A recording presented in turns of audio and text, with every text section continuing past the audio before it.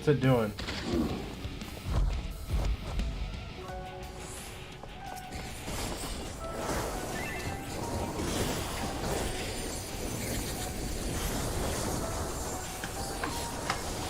Wait, Ruby glow?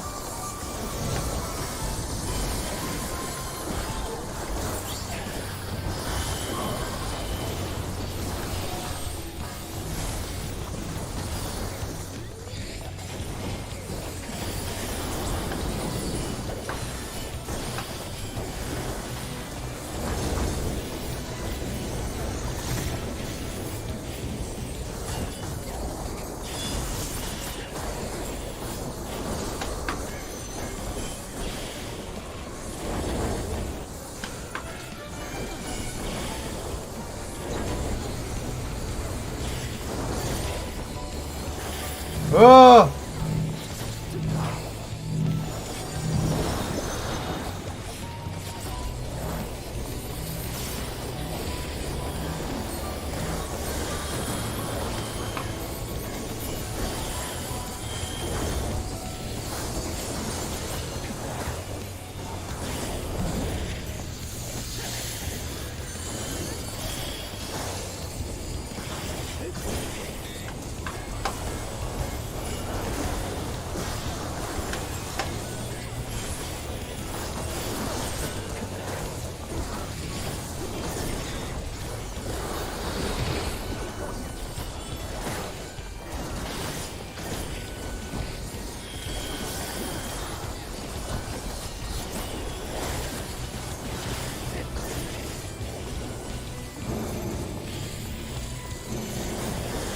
What do these markers mean? I don't want to be near that moving thing.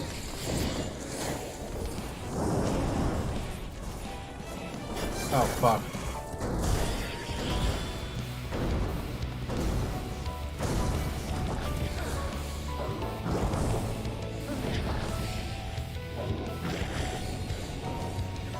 I can't move. I'm dead.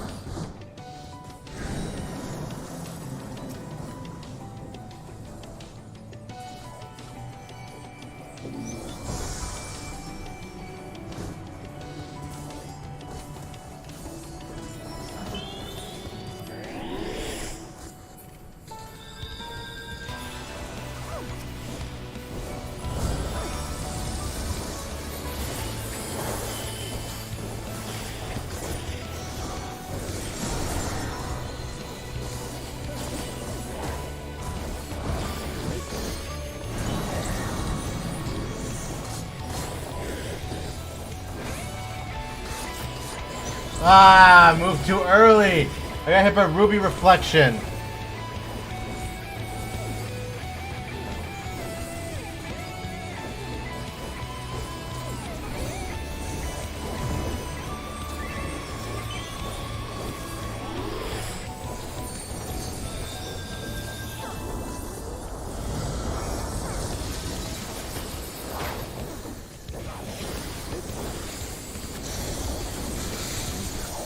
This one.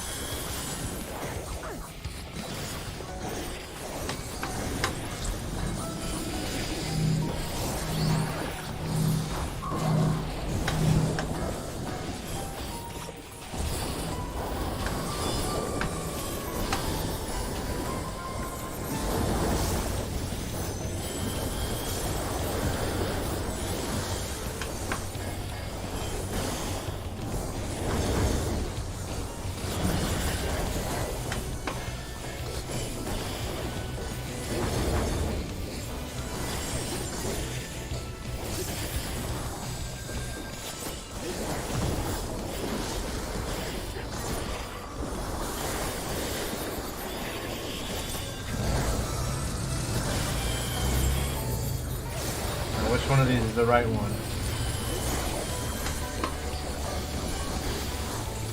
Not that one. Not that one. It's the one we're on. The one he's on is last.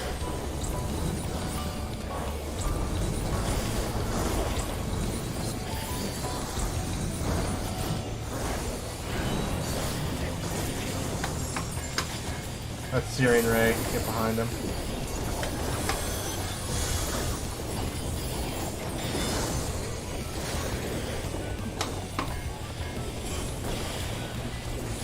Brink of Death is gone. I'm good. That's Ruby Glow. I'm Emily. Shimetsuri.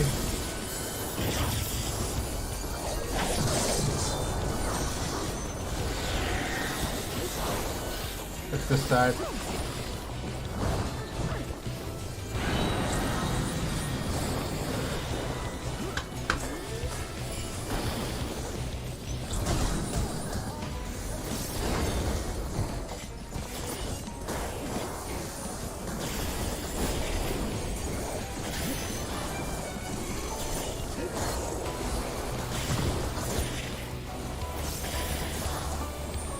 Ruby Glow.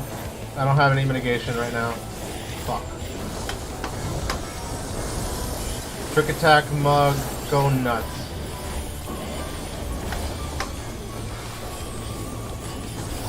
I'm on a bad spot! I'm good.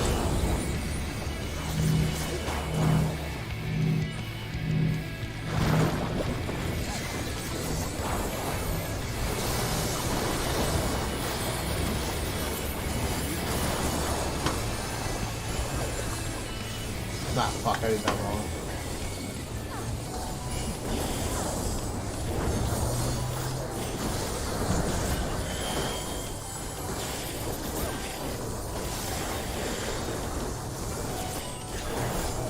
Toxic Crunch again.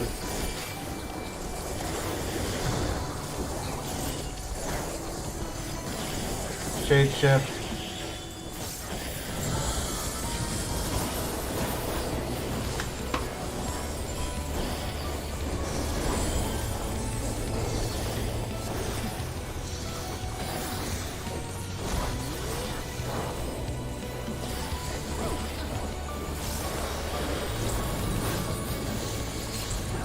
Got it. He's dead. First shot.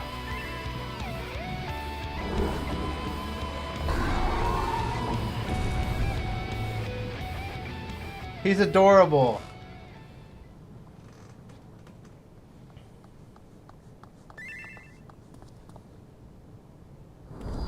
Do your thing.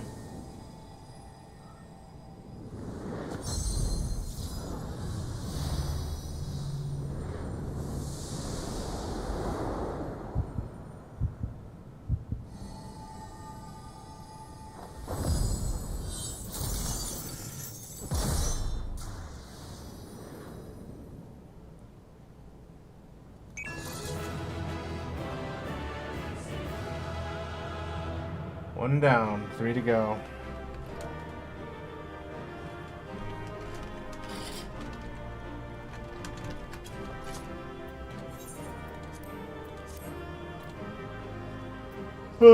Give me something.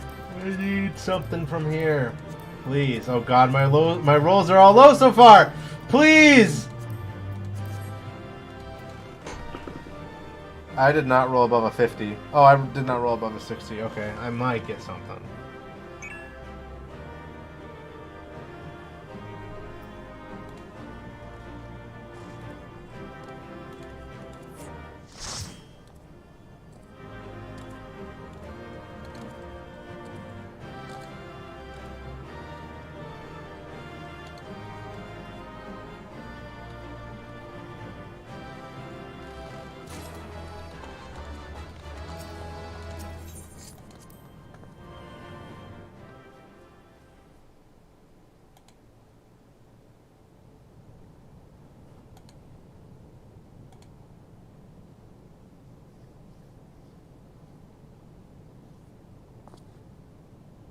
So this is where the research is conducted on creations imbued with poisons and venom. Eric Donios and I conveyed not far from here. It seems our foe is finding it more difficult to surprise us. Fortunately for you, since they appear particularly keen to see you dispatched as quickly as possible. Even alone, you are a force to be reckoned with. Part of me is glad you emerged victorious, that I might observe you further.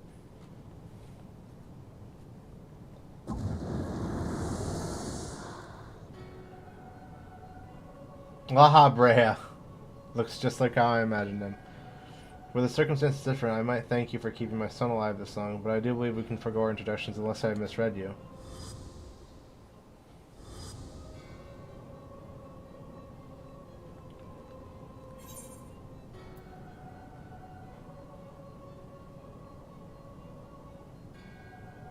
I'm all too familiar, Paragon. A charming appellation, but I'm afraid I hold no such position. No, I am La Brea, Convocation of the 14th. Answer me this question, then.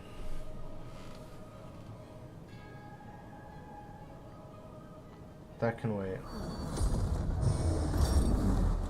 Themis, what the fuck?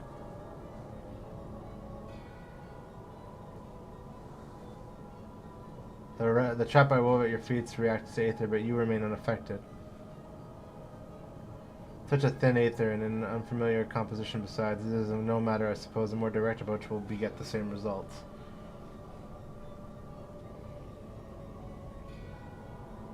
I would advise you to think carefully before deciding your next action. Strike me down here, and Ericthoniel's wish shall remain unfulfilled. Never again shall we meet Athena. You would dare hide behind her name? Listen to her, Ericthonius. We have the same mind concerning your mother. You have your allies for protection, so what harm is there in hearing me out?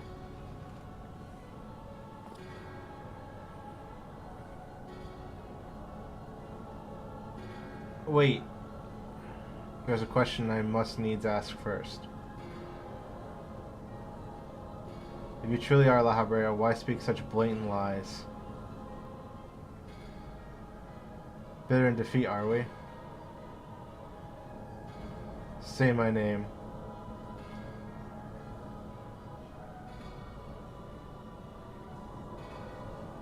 A simple request.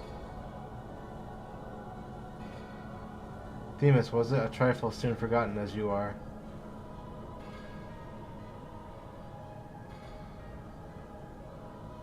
I have my answer. The La Brea that I knew took pride in the convocation would never suffer in its degradation.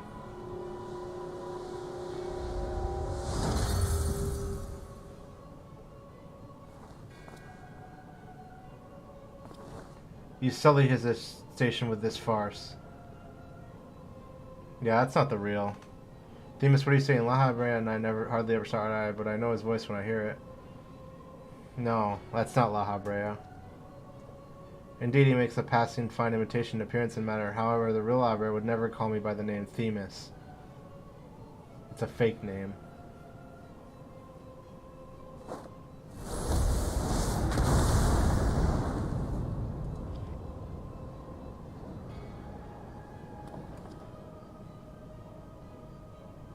What trouble have you gotten yourself into, Elidibus? I knew it!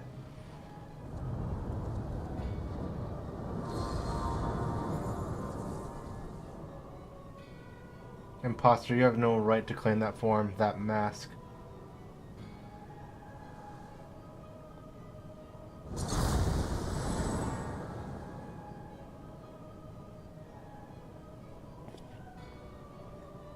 Who's this?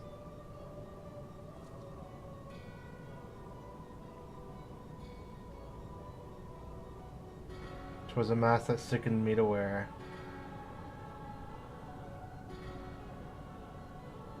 The mask of La Brea, a man who values his position above all, who would murder his own wife in the pursuit of duty. Yet you would assume my name and wield powers that are mine by right. Any worth you may have hinges on that which you so despise. Such trite provocations, I will not be goaded into finishing this ere my work is done. Ericthonios, listen well, I am Hephaestos. It is I who you should call father.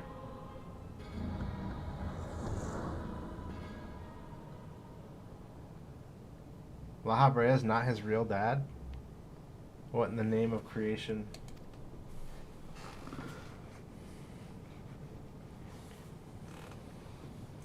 We would do well not to stand idle while our enemy is about. I believe an explanation is in order, Elidibus. Let us return to safety so you may provide it. That sounds more like the La Habrea I know.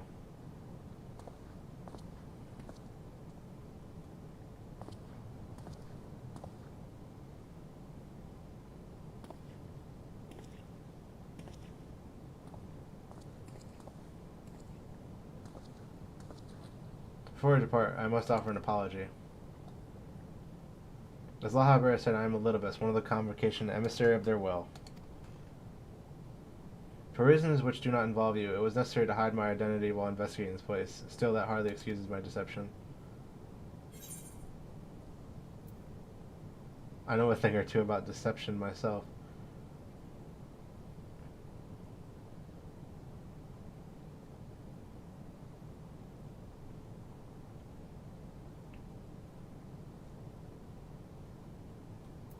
Whatever your name is, you're still Themis to me.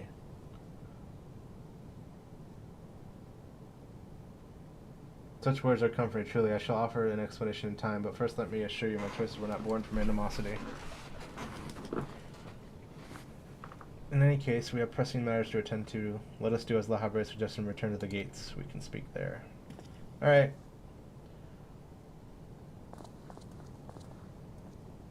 Please help him, save him. What the hell is this?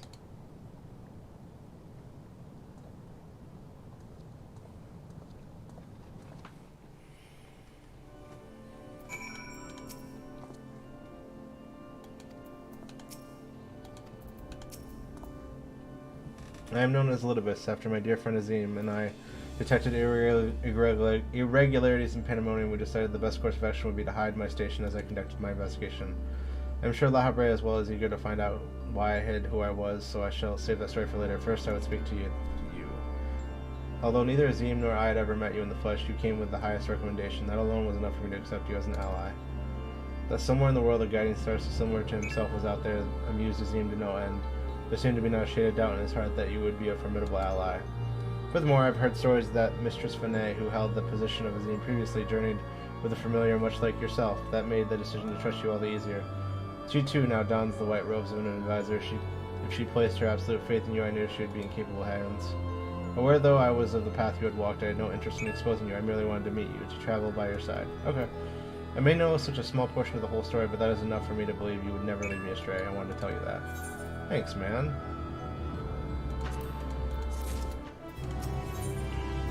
Ericthonios is resolutely avoiding his father. Okay. Sounds like a normal person to me. I don't know how long it's been since we last spoke, and truth be told, I had hoped we'd never would again. Holy shit. But I see now I was fool to think I could ever escape your meddling. Just what is that thing calling himself La Habrea, and why is he a spitting image of your younger self? I find it hard to believe you only just now found out he was such a being was wreaking havoc in Pandemonium. Did you think matters were simply not sort themselves out? I suppose you deserve at least a cursory explanation. I was aware of the anomalies occurring within Pandemonium, including the fact that Azim and Elidibus had taken it upon themselves to investigate. I saw no reason to insert myself into the situation for a time. Imagine my surprise when I sent a formal report from you and yours. I received communication from one of the keyboards stating that research and operation was proceeding as usual.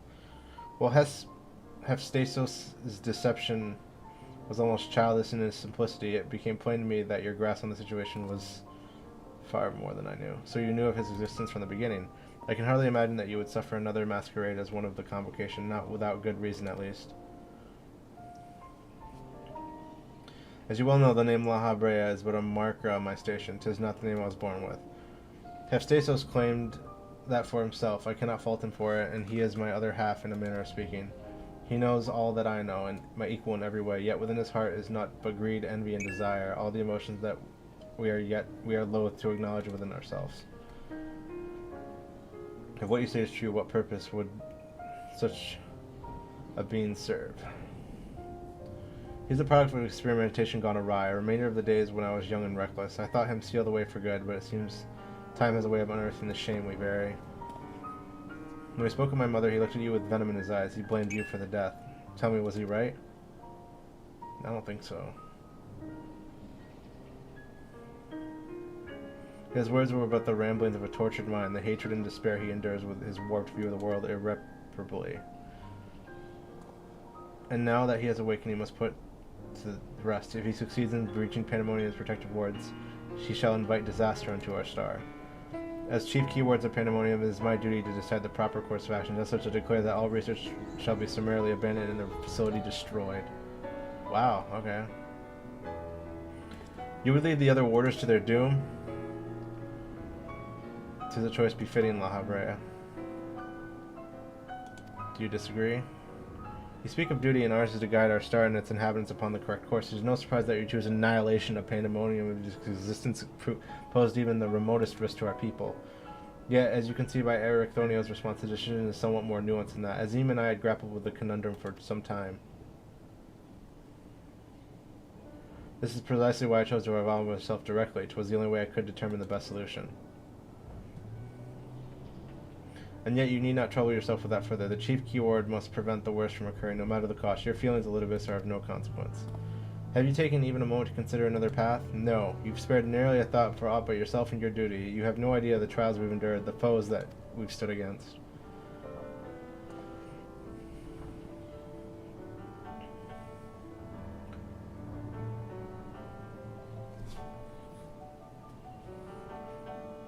A being of such aether I have never seen. What are you? He is the guiding star that shall lead us safely through this. Thanks to his stout arm and steadfast courage, we have subdued the mythic creations and returned them to their cells. Speaking of which, I would hear your opinion. As outsiders, we are in a unique position to look upon circumstances with our visions unclouded by attachment.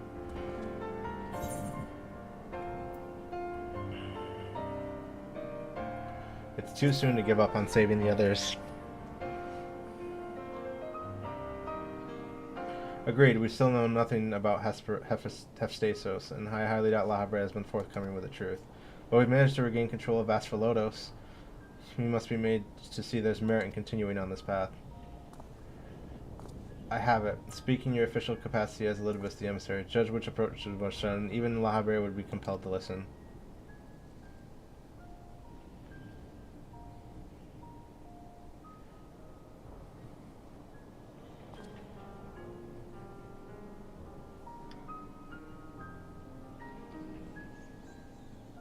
As Elidibus, I am duty bound to assess the matter of a position of impartiality. My opinion as Themis can carry no weight. You understand what that means, yes? Even so, you walked with us all this time, seen what we've seen. Based on that alone, I trust you'll find the best way forward.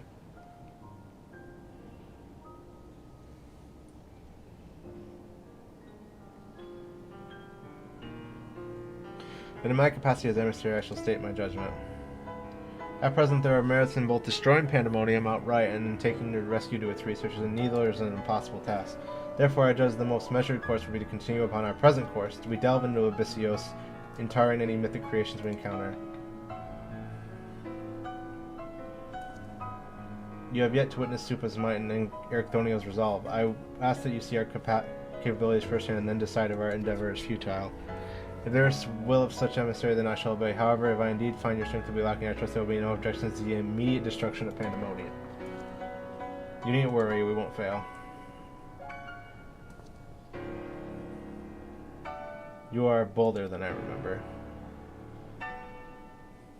And you're far more tedious than I remember. Come find me when you're finished.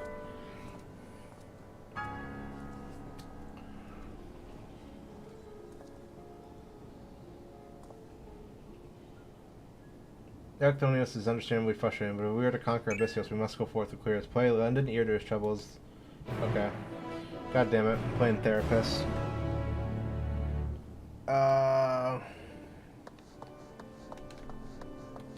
Where'd he go? He went to the south.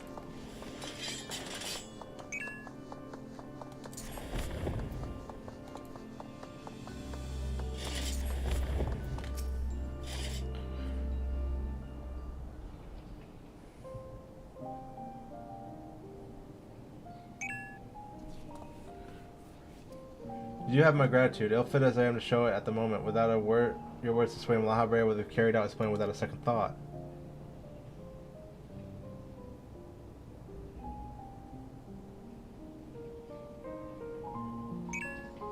When we first realized the creations that slipped from around, the other keywords did all in their power to restore. Even though they could have chosen to escape, they remained to aid their allies. I'm certain not a soul among them would wish to see this facility erased from the world, and that they don't deserve to be abandoned simply for carrying out their duty. And besides, Hephaestus has secrets yet untold, secrets that would be buried in pandemonium or reduced to rubble. I mean to uncover the truth behind his words and the truth of my mother. While Laha Brea was quick to dismiss his claims, I failed to see what Hephaestus would gain by fabricating such a story.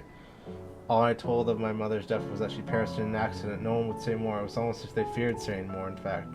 Even if it was not Laha Brea that dealt the fatal blow, we've seen our own eyes how quickly he can condemn others to die. I wish only to know what last befell her. Okay. What do you think? Does the Laha Brea you know have any regard for the lives of her, or does he carry out the will of another's blood on his hands?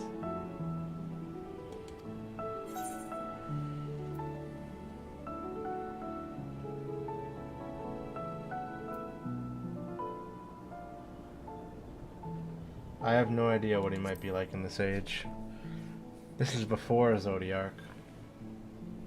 This age, just how long has it been since you met? Regardless, I'd like you to view him as he is now. Another opinion would be much appreciated. Okay, much appreciated. But it is but plain to consider. Thank you. It's easy for me to get carried away by emotion. We should focus on the task at hand, proving to Laha Brea that we are capable of saving Pandemonium and its keepers. The most convincing way of that is regaining control of Abyssios.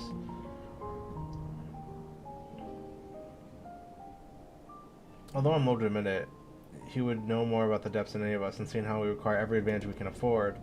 Would you speak to him? He seems to have a special interest in your capabilities, and may deign to help you. Okay.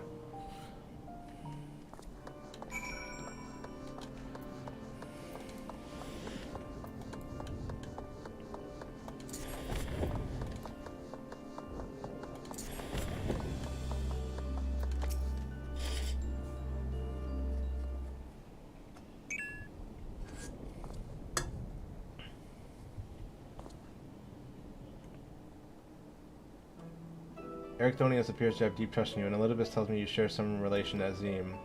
Your unusual ether does not mark you as a familiar. It's unlike anything I've seen, even among countless concepts I've observed.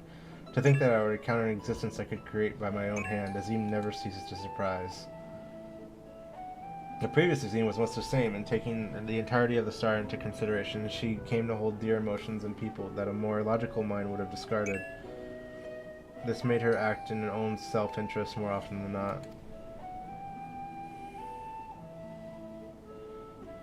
Just as you as Elizabeth have conducted yourselves in this matter, the true danger of Azim's nature is his tendency to infect all that he comes into contact with. Emixox said very much the same. Trust that I do not do aught that would violate my duty. And yet you so frivolously invoked your authority as emissary to justify this little excursion. It matters little, however. Only your deeds can speak for you now. You wish to know more about Abyssios, I take it. Although I no longer have control, I can yet sense what creations lie within. Chief Keywords research is far indeed. Well then, what do we have to look forward to? I sense no creations of note. Perhaps they have made it into fodder for experimentation, or perhaps they've been transferred into deeper circles. Yet Hephaestus would never allow you safe patches. He has left a trial for you to overcome. I speak of Hegemon, keyword of Abyssios. Although her presence is stained with the marks of corruption, it is unmistakable.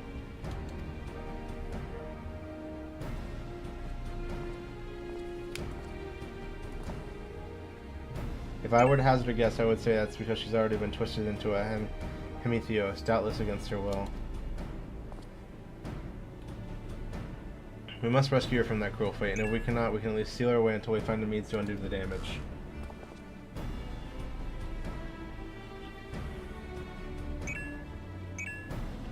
Your allies make you bold, Ericthonius. I very much look forward to seeing how far they carry you.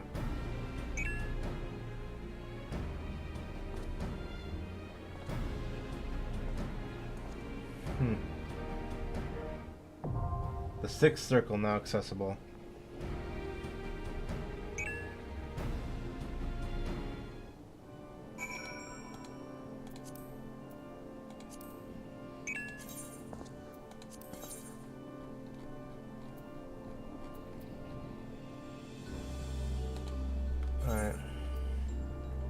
The 6th circle.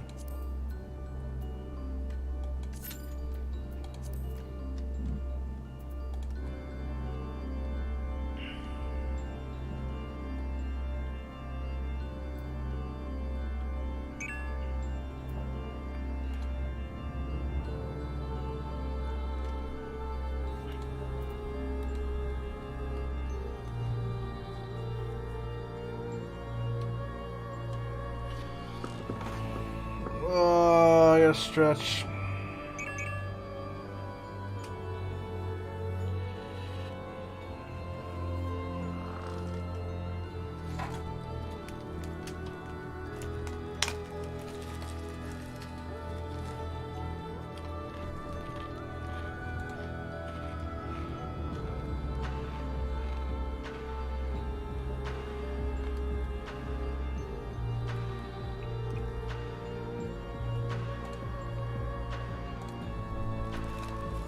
So far, pretty good.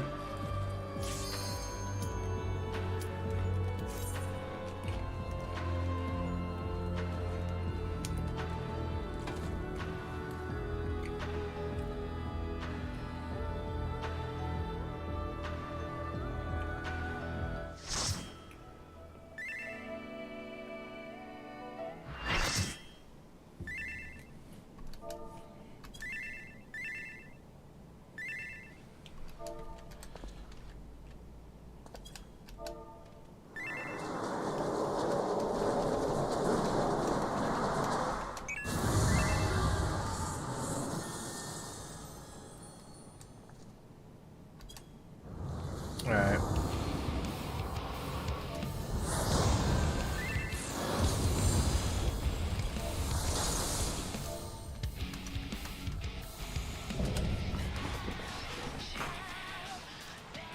Hegemon, Prometheus.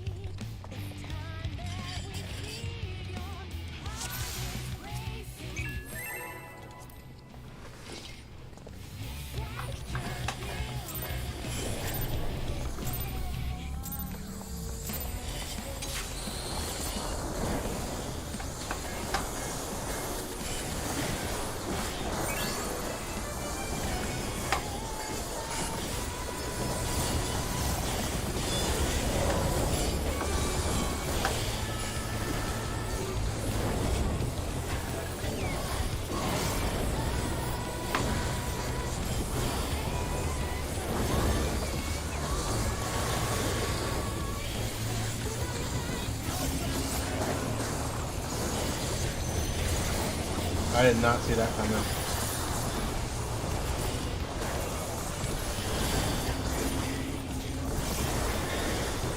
Ah, I see now.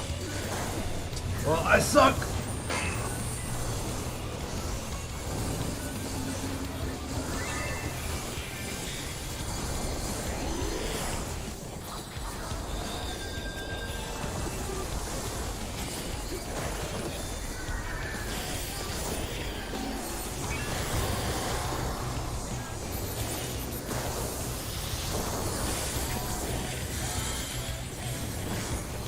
Transmission rot from the inside out.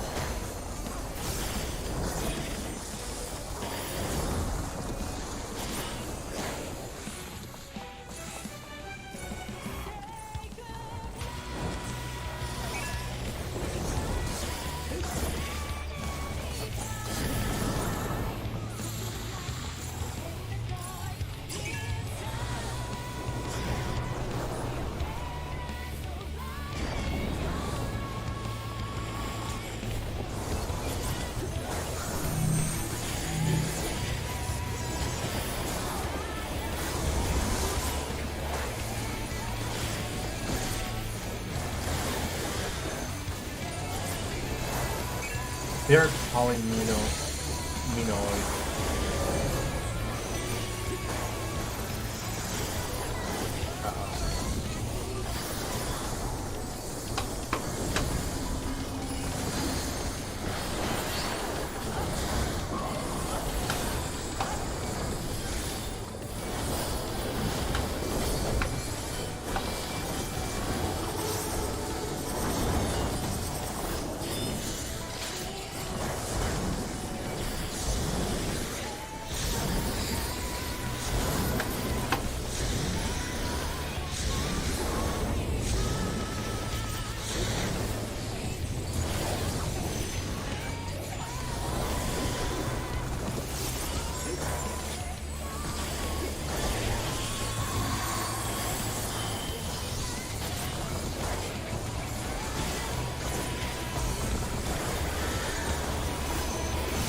Ah, fuck this again.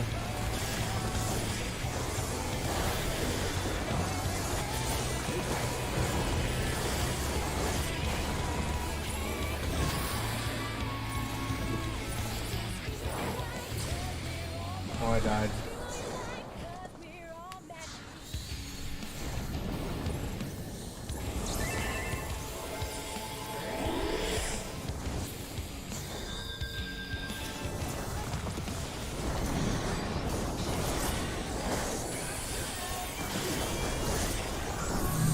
I didn't want to do my rotation anyway. I'm trying to get carried here.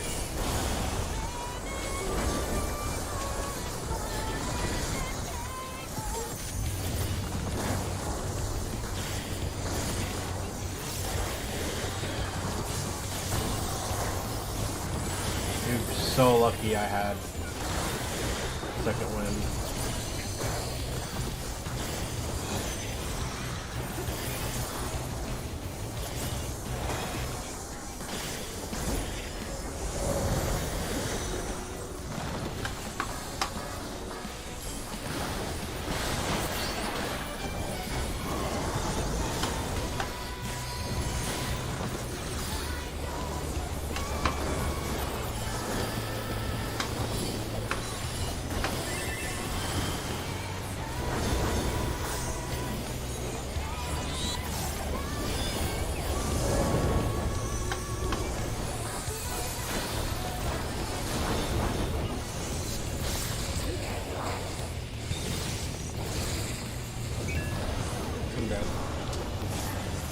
Well, I'm useless the rest of the match.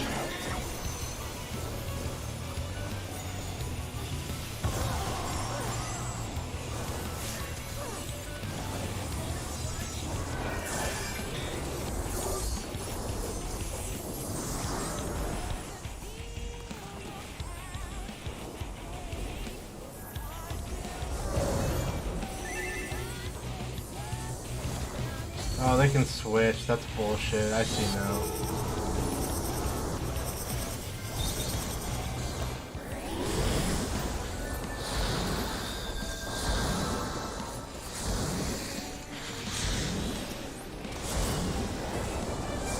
That's all the healers. Oh, Red Mage is alive. Nope.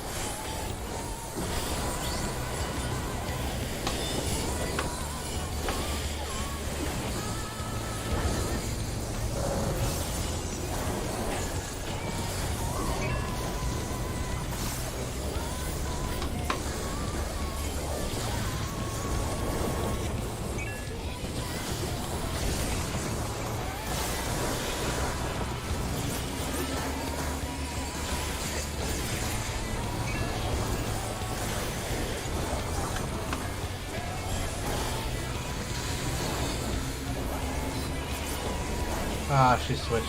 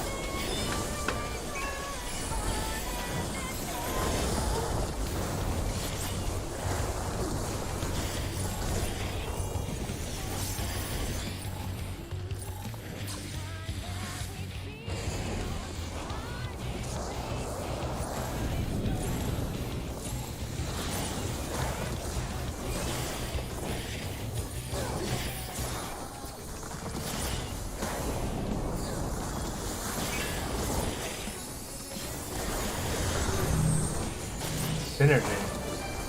That's Stink Master.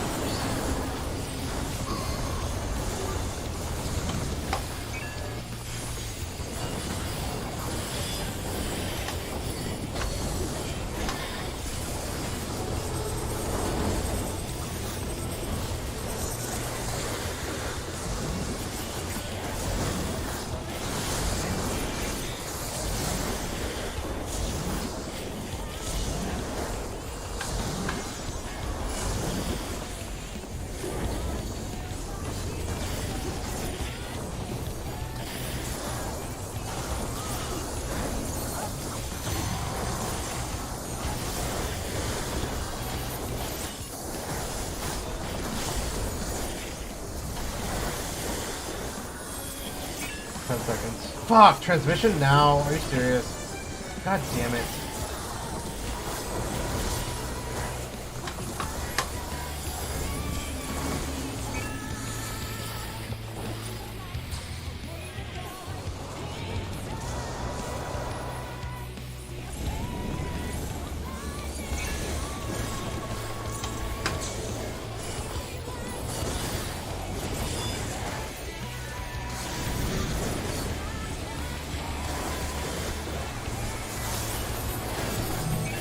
Synergies!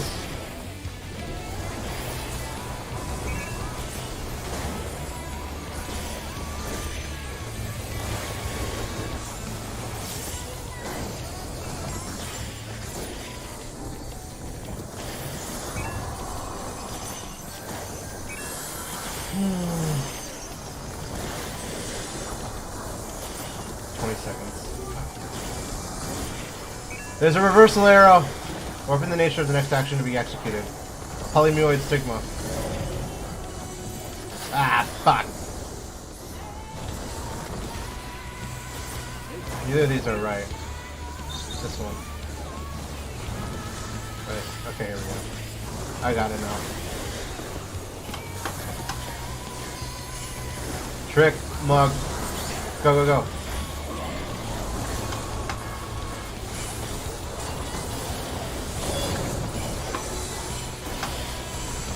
We're gonna swap.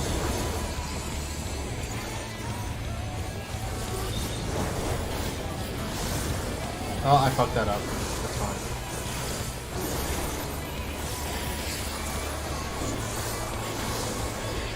Can I get some heals, please?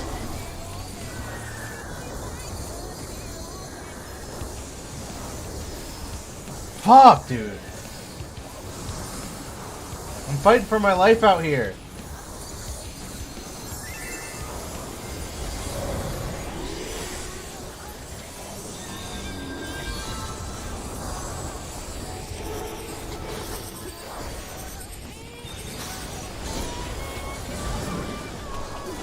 Oh, I'm useless. There goes my... I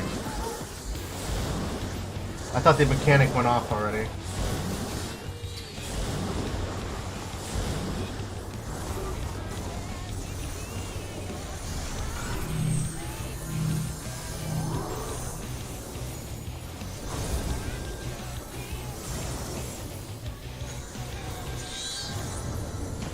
Tempted to switch back to Sage.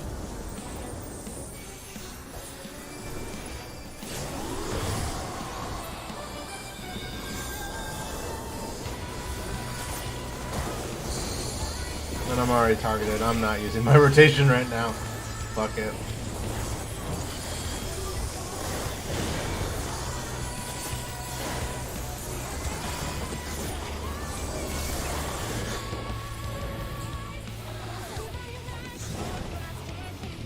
Well, I'm getting hit by those.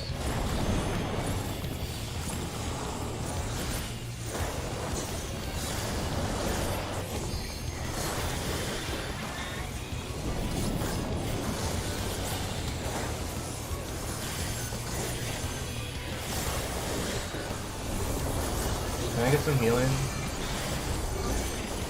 Thank you.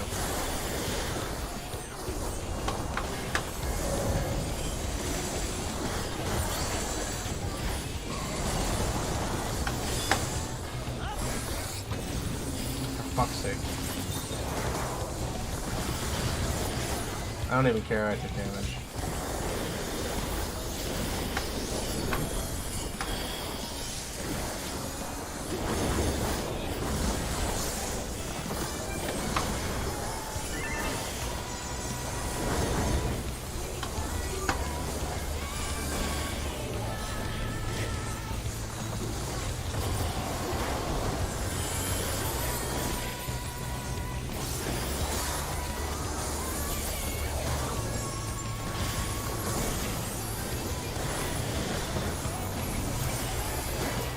Polyneoid stigma. God damn it.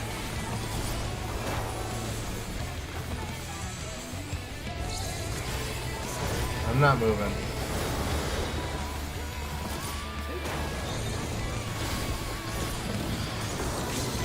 Chimitzuri.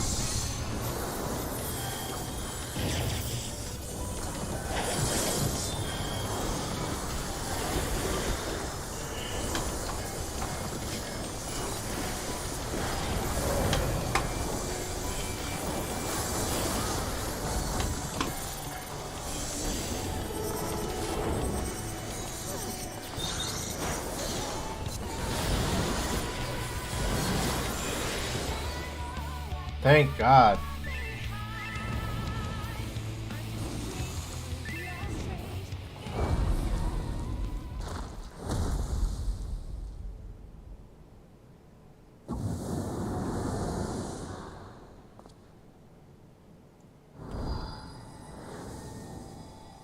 Do the thing again.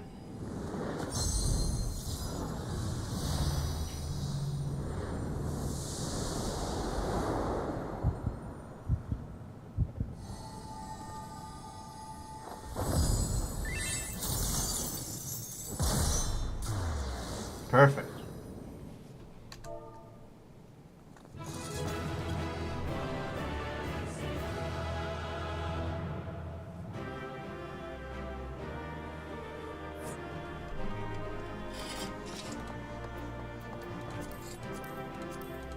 Give me something from the loot drop. Let's go.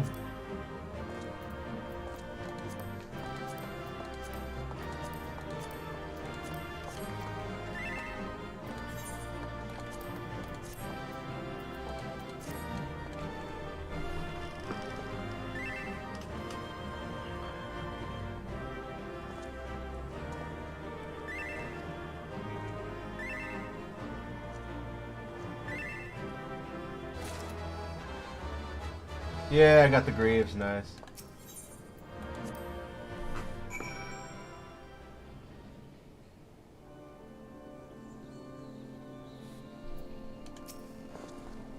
We won. The keyword is steal the way. We're alive this time. Library can't deny us now.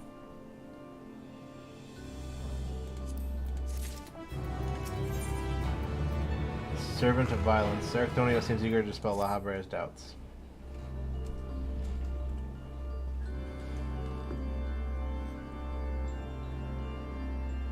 Our plan was a success, although I hardly need to tell you that. Hegemon has been sealed away, and now you have no choice but to admit the merit in our methods. You have the right of it. I am not so petty as to deny the achievements of which those I've squabbled with, no matter how strongly we disagree.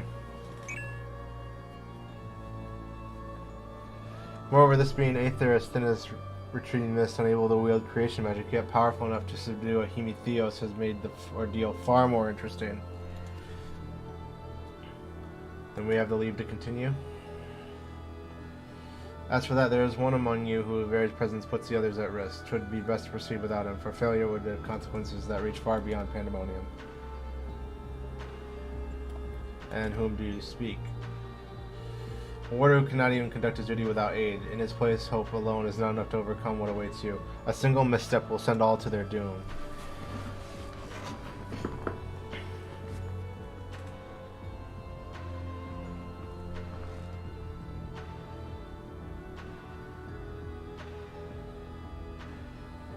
So long as we each do our part and look into our allies at our side, even a neophyte can upraise his companions. There's something that Supa and Themis taught me.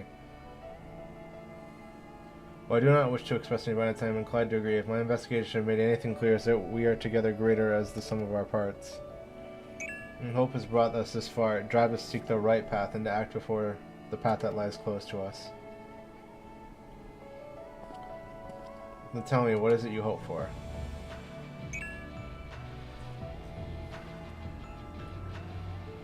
To see Hephaestus in chains. That's the surest way to prevent further sacrifices. I'm aware that destroying Pandemonium would rid us of him, but the cost is far too great.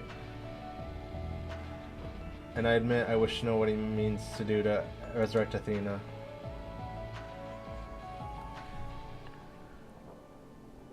And there we have it. You must leave this place at once and do not think to set foot in Pandemonium again.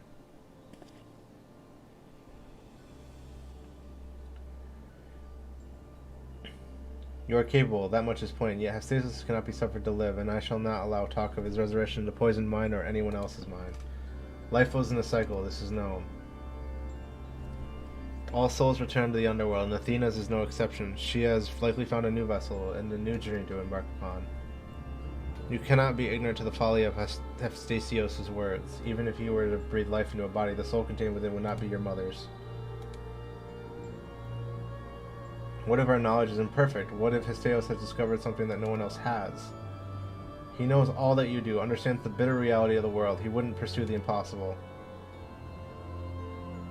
Think, Erechthonios. I have already explained that he is merely my twisted reflection. Is it worth bringing back your mother if it means others are used like discarded tools? Is it worth it to see her once more? No. Now you measure the worth of our colleagues' lives. What is that foolish brain about saving them? Merely a performance to hide your childish devotion to your mother? Please, such bars will get us nowhere. We should first discuss. You would call me fool. You who murdered your wife in service of ambition. For the sake of the star, no doubt.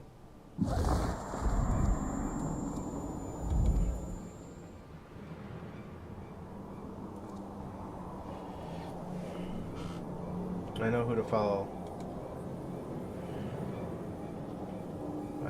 Oh, what the fuck is happening?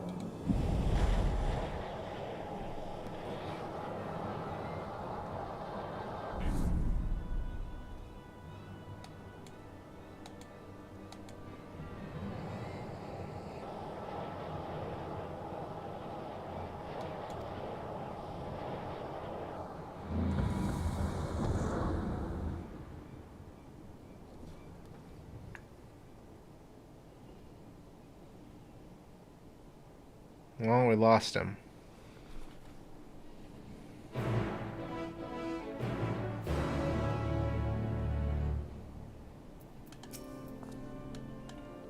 That was Hephaestus' work, there's no doubt, as soon as he learned from his previous failure.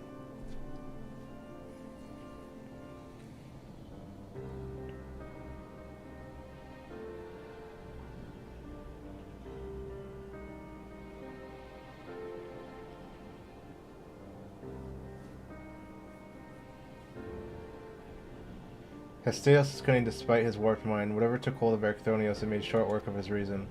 From the moment he laid eyes upon me, I could sense his hatred and rage simmering below the surface. 'Twas but a matter of time until it spilled forth, and it was when he fell into the spell's embrace. A magic woven with such skill that Erechthonios himself failed to notice until it was too late. If this is a measure of Hephaestus' power, then what? The other keywords had little chance to resist it. We saw his work during our encounter with Hespharos. Doubtless Hephaestus' work, magics felled his admiration and envy until there was no room for naught else in his heart. And there was something else besides. Did you not feel the presence of another?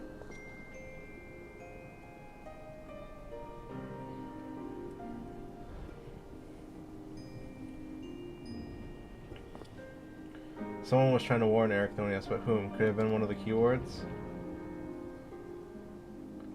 The warning arrived too late. I already provoked Erechthonios past the point of no return. I bear the burden for this failure. In my stubbornness I could not but scorn the boy, and Hephaestus knew that. And now I dread to think of the ordeal that awaits him due to my rashness.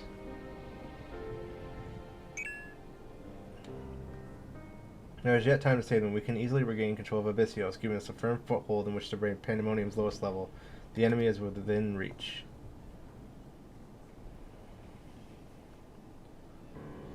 Just as with Hephaestus, Erechthonios is in danger of being consumed by Hephaestus' spell. However, I have faith we will not easily lose sight of himself. The way forward is clear, La Habra. Pray tell us all you know we shall find beyond Abyssios. I can only assume one more keyword lies in wait.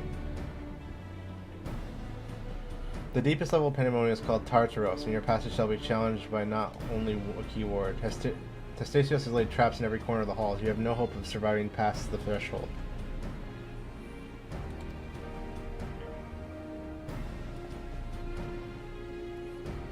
His dissolute aether shall allow him to slip through the traps unimpeded. We saw it with Hephaestus had no effect, and doubtless even he has yet to devise a countermeasure. Alright, let's go. And time is of the essence. Hephaestus is already well aware that you can match a keyword in battle. He would not stand idle while you stroll past his other defenses at your leisure. Agreed. However, clarity will be indispensable to our students, and I'm afraid I must insist upon it ere we depart. Yeah, asshole, you're hiding something. You've been hiding something the whole time. We've yet to discern to what Anastasios would use Erechthonios. If you would know, I ask you that you enlighten us. And then there is the matter of Athena. Why do you so fiercely rebuke Erechthonios' feelings toward his mother? While I understand the very thought of resurrecting the dead is anathema, you act as if grief over her passing should be equally so. How are we to grapple with the plagues our friend and drives our foe if you refuse to acknowledge it?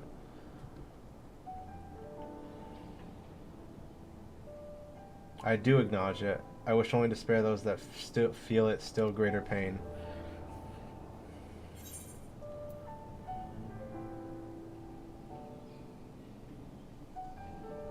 So instead of being honest, you bicker like a child.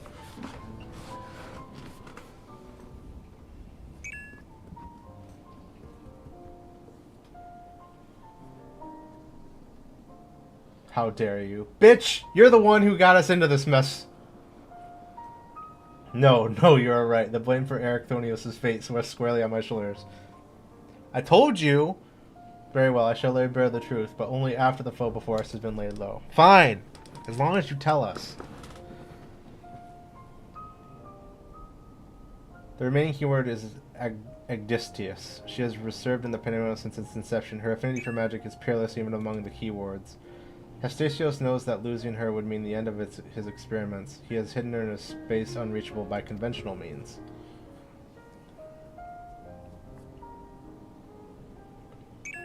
But your presence makes mockery of such barriers. The scarcity of your aether would be trivial to send you directly to Agdistius. We shall approach closely with caution as we allow. We know where the battle will commence, so I do not anticipate difficulty in detecting your presence. For far, I shall do my best to provide you with ground on which to fight and phantom allies to send you. As for the internment, I have yet to think of a foolproof method. Just use La Habrea.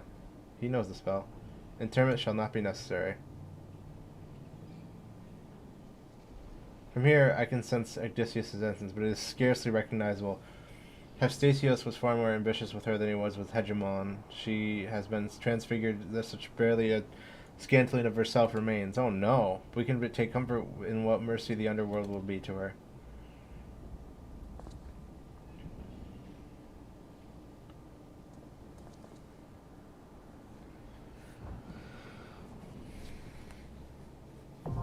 Abyssios, the seventh circle, now accessible.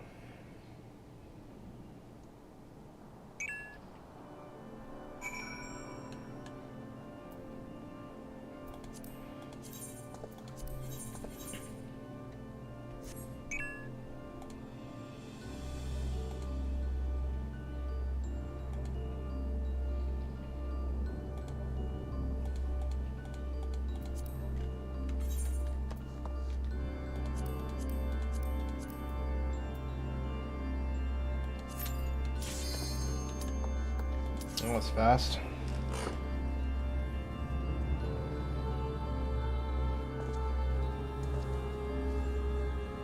Oh.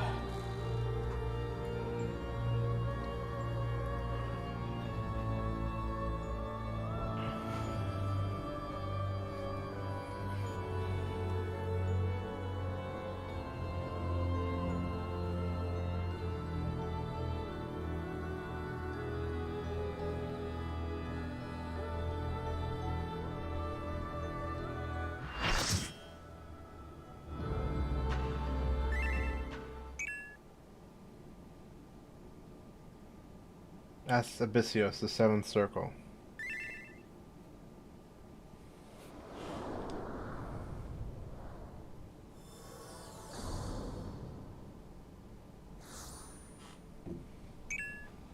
Oh hell, we can fall off here, can't we? What the fuck is that thing?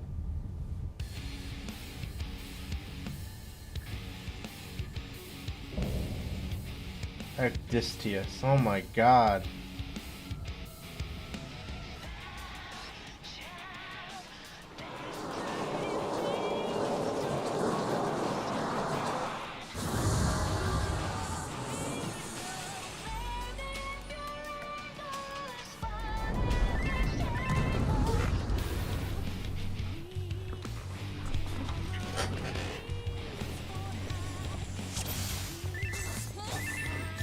Whoa!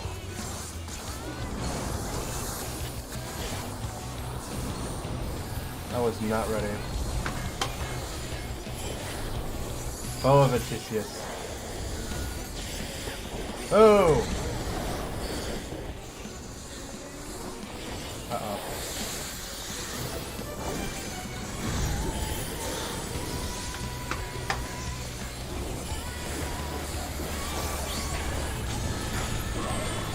I'm not moving. I got a rotation to do. Alright, I gotta move.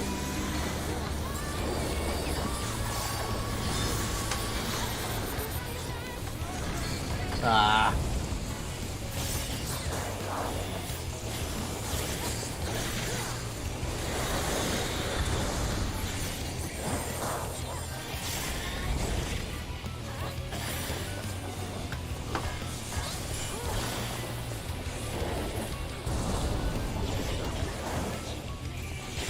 Ugh.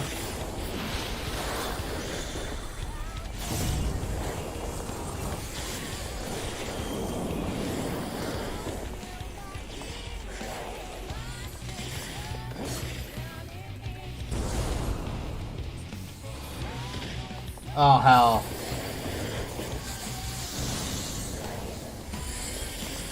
Hey, La Habre helped us here. Nice. Bovaticius. Ugh! Someone just got fucked.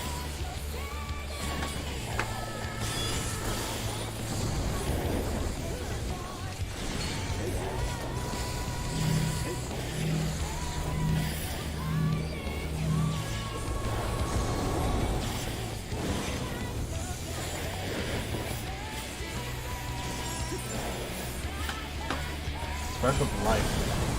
Ow! I'm bleeding! It's not removable.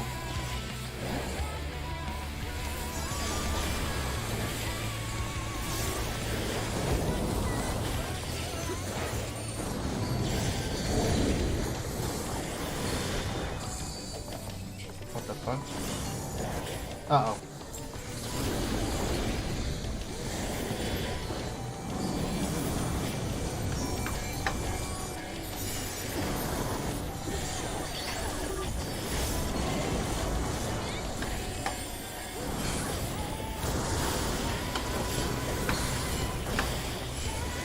Ah, I called it right! Ha ha! Can't stop the God Gamer. Oh hell, what's this? That's a different monster. I see.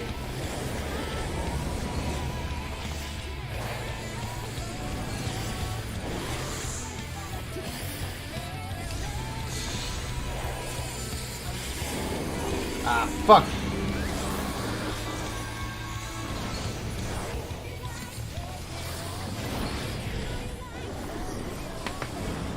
I died to bullshit!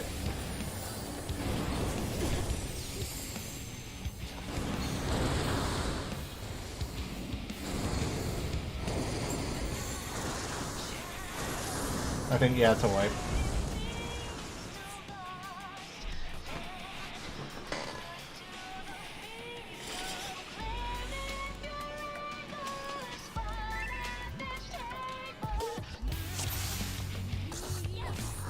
Whoever keeps pulling without asking me, cool!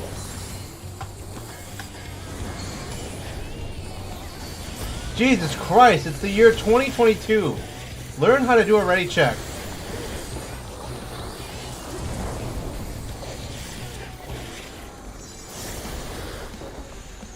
I have to waste all my resources trying to get back in my rotation now.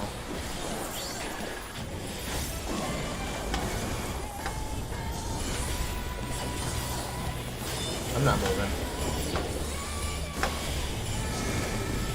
Alright, I'll move now.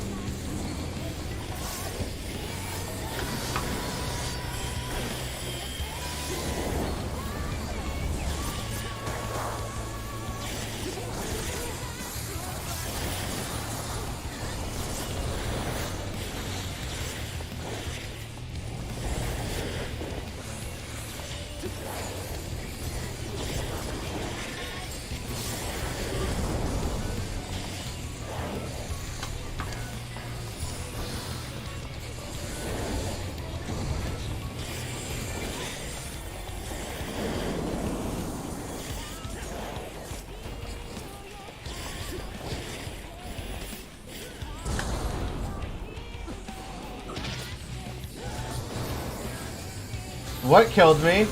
Did I get hit by the fist and I died? Is that what happened? Okay. Whatever. I didn't want my damage anyway.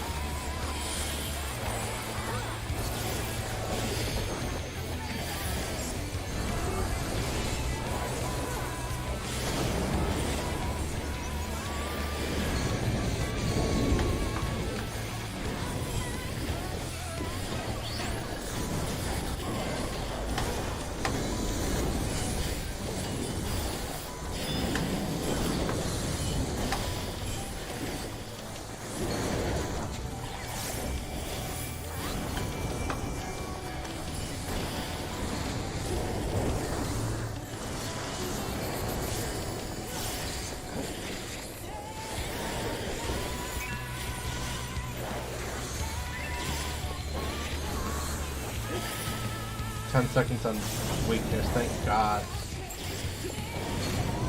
Are these the linear AoEs? Yes.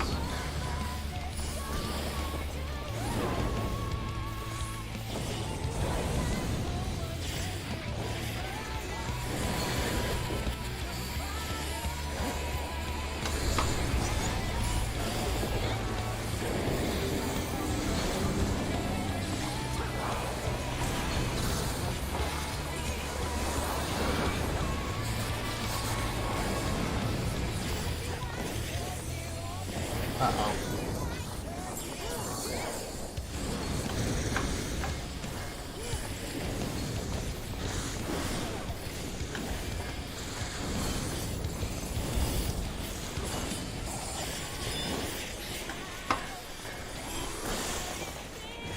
I'm getting hit by this, yeah.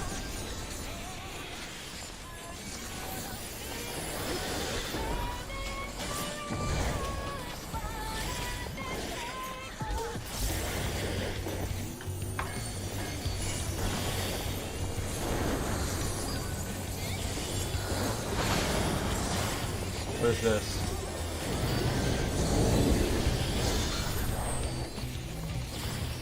Get away from them.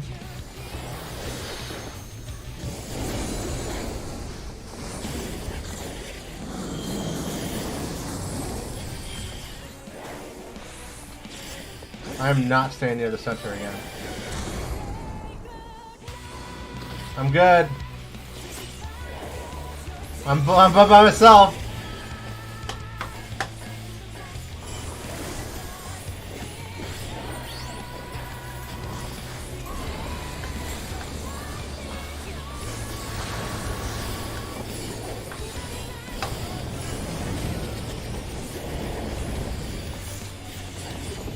These are line AoEs. Aha! I knew the fists were gonna fall sooner or later.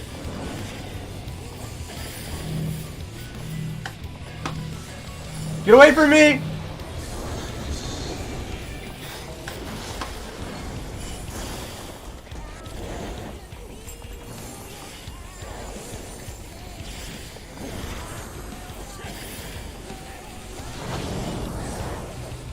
Are these the area effect ones, or are these the line AoEs? Area effect. Meteors on top of them? Watch the 6 Sakuchi.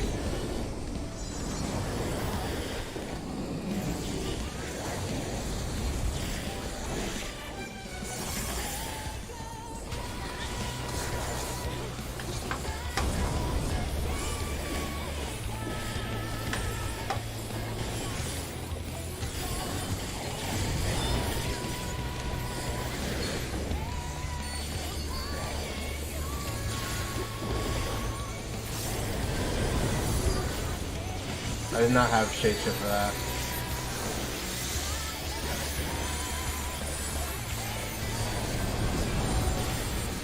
It's a heal check.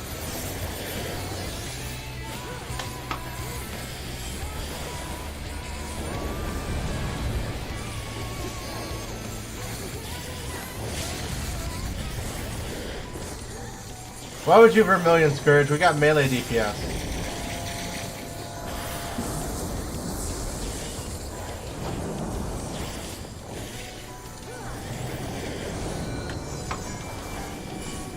Uh-oh. Wait, time for the test. Arms length, do you work here? Arms length works! Ooh, that was slick. I didn't think I was gonna survive that. Oh no!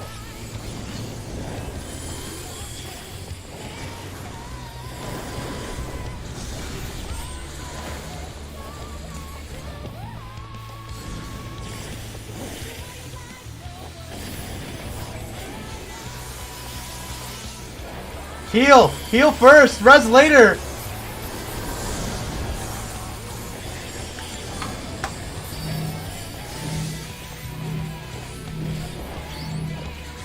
I'm dead. Yeah. Stark Knights 2, reactive. I could have ended it. Damn, that sucks.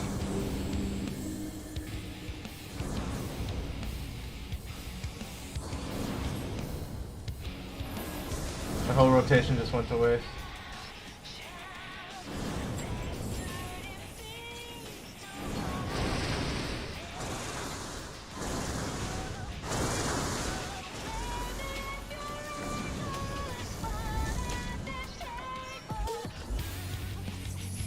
I'm gonna be dead for this clear. That sucks.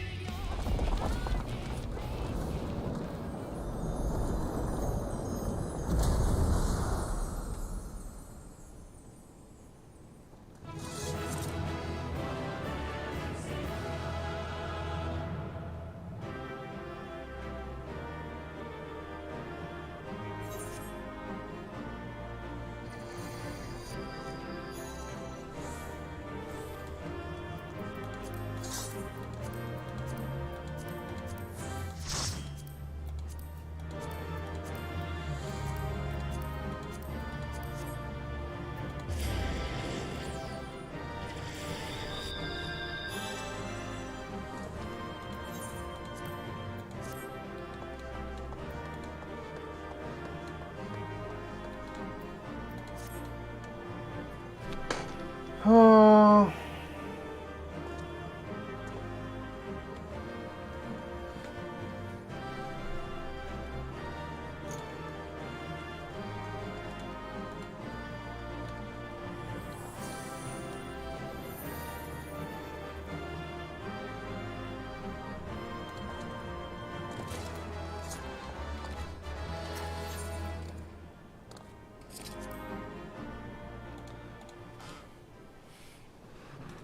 Alright, let's see what this is.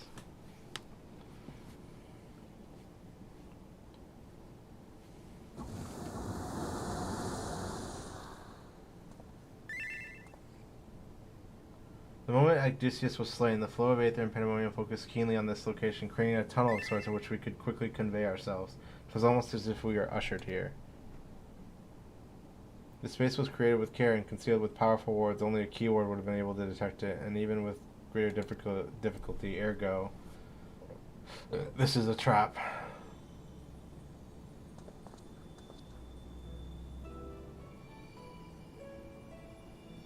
Well, could restore Tartaros to order, but I'm afraid this is the most I can manage with such power as remains to me.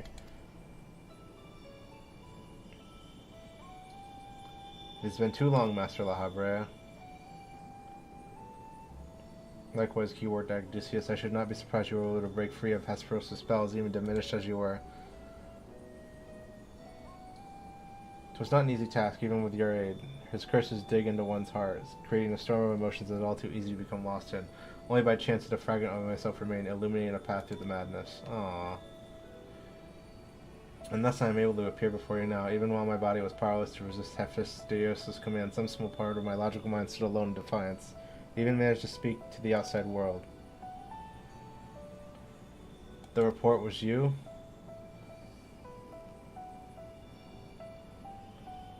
Doubtless you recognize my voice from the many times I have called out to you. The hope that those pleas would not fall on deaf ears was all that kept me from succumbing to hopelessness.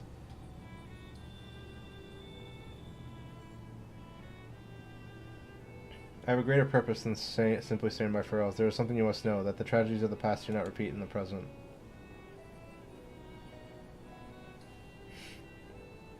Forgive me for what I'm about to be Master Lahabrea, but the story must be told. 'Tis the only way to understand Hephaestus' fixation on Ecthronios. No longer can you hide your heart away.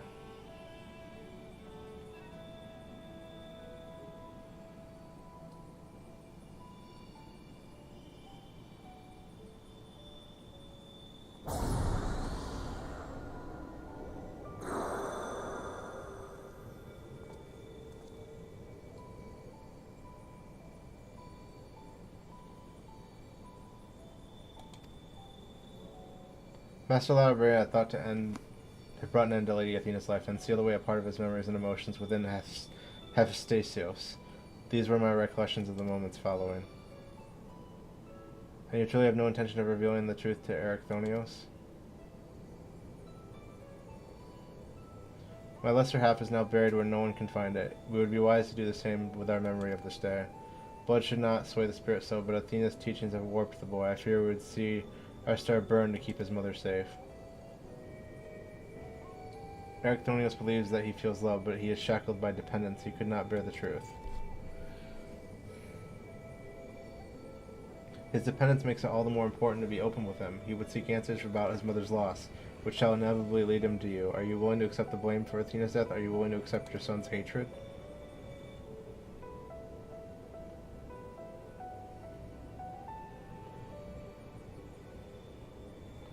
If that is what comes to pass, then so be it. Better to be burdened with hatred than the knowledge that Athena thought his body and soul mere tools to be used and discarded.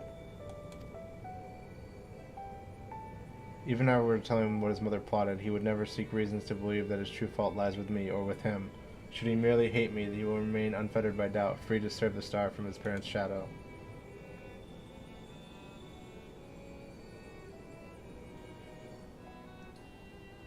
Aww.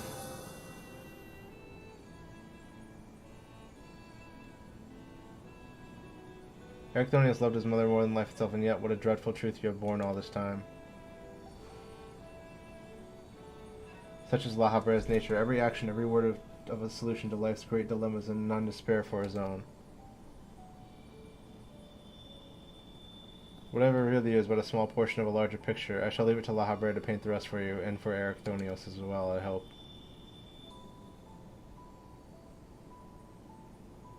Thank you, Odysseus. Aww. I always admired you, you know. What choice did I have when you sacrificed so much to guide our star to the heavens?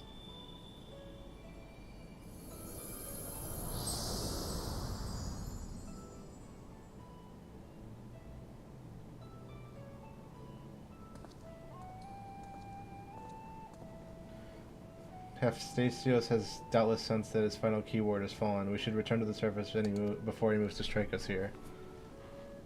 If we are to face him, we must be prepared to bring our full strength to bear.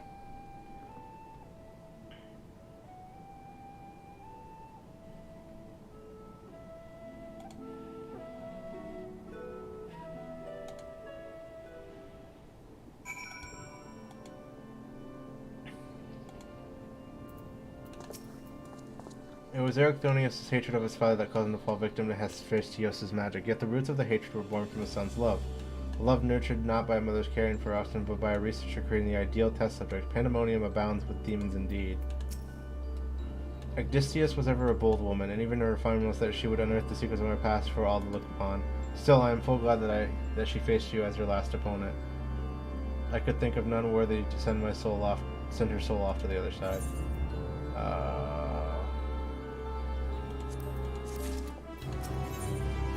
Mahabharata would speak further of Athena's fate. One final wish. The vision you saw told the story far more eloquently than I ever could. Athena was consumed by her research and was willing to sacrifice her own child if it hastened her processes. She did not offer him a position here out of sense of lower pride. 'Twas merely because she knew it would be a most pliable test subject. I see now why you hid the truth from him. I cannot say with certainty that Ericthonius could handle the weight of such betrayal after holding his mother on a pedestal for so long. Unfortunately, it seems not even her death has ensured his safety. Hephaestus has taken up Athena's research and succeeded in creating Hemitheoi. Oh, I skipped one by accident. That knowledge alone is sufficient to direct our next course of action. As for the rest of your story, we shall hear after we have returned Ericthonius to safety in accordance with Agdistius' last wish. I can at last assure you that finding him shall prove relatively simple now that Hephaestus can no longer bend Pandemonium to his will. There is one place left for him to find refuge, the Black Heart of Tartaros, where Athena built her testing compound. We can assume that Hephaestus will offer fierce resistance. I must focus my every effort on securing a safe means of approach.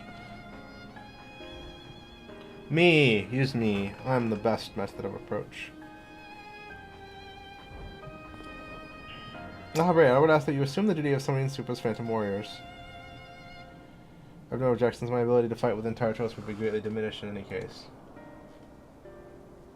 However, I wish to deal the final blow to Hephaestus myself. There is no need to dirty your hands with such a deed. I take it then you have no intent to seal him away. The presence I felt when I encountered Hephaestus bore little resemblance to the entity I created. By his own hand he has become something far more wicked, and the same magics that once shackled him may very well shatter before the power he wields. On my pride as a researcher, I am loath to repeat the same mistake twice. I would not see the same events play out again today, and he must be extinguished.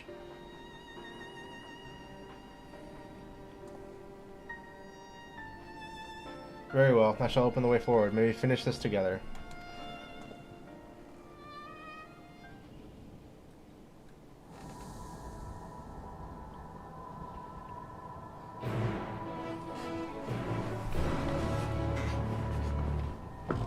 Abyssios, the 8th circle now accessible.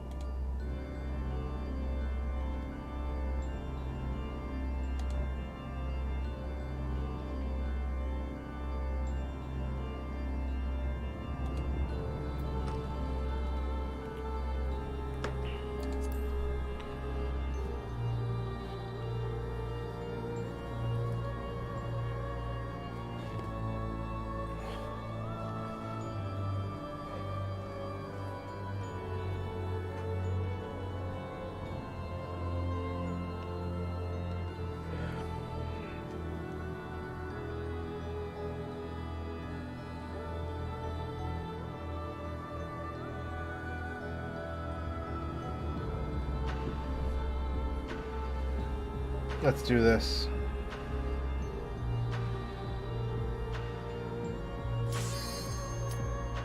the 8th circle.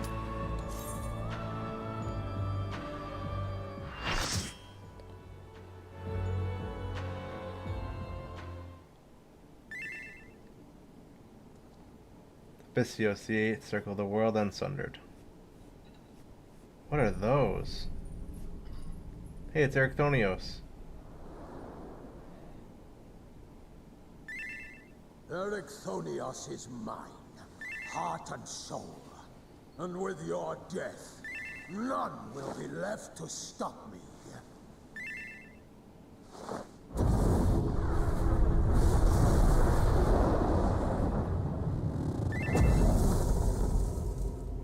What the fuck?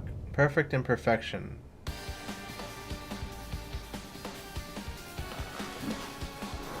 Right.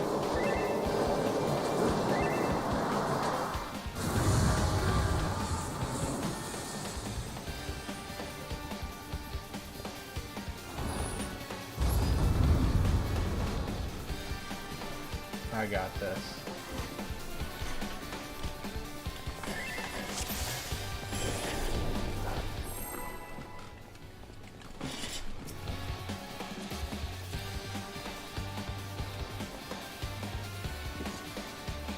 The floor is all fucked up. Rest eternal, dark depths of prison.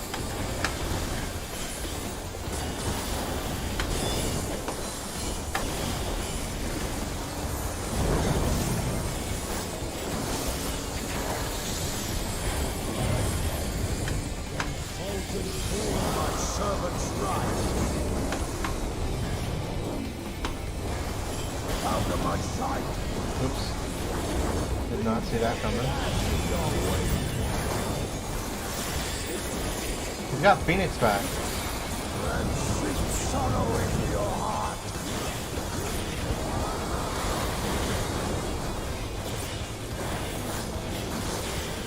Of pity.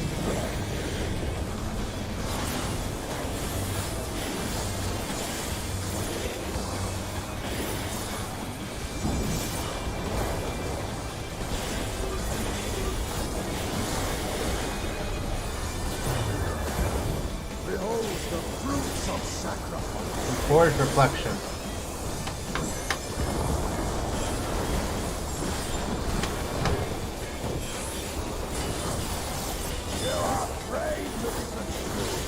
Into the shadows. Uh-oh. What the fuck are those? Why are there traveling games mechanics all of a sudden? Okay. They spawned ads!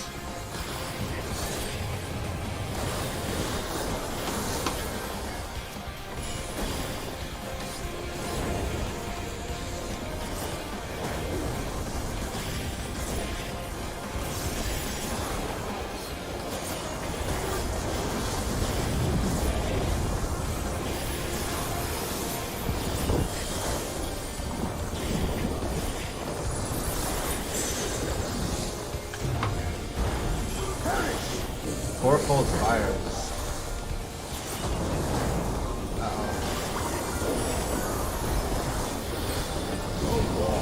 And shake your bound. I have no clue what that is.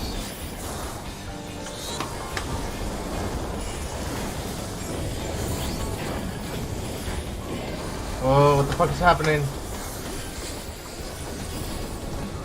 Okay, I think I get it.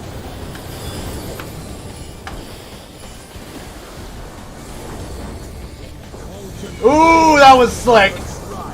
I'm proud of myself on that one. Oh, I got hit by that, okay.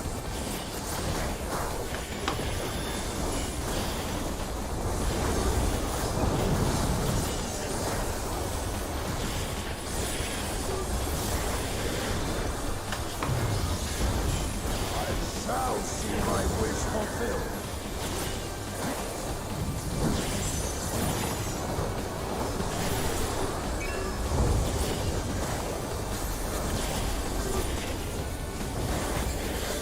No clue what this is. You will know my way. Uh-oh. Uh-oh. Can I arms like this? No.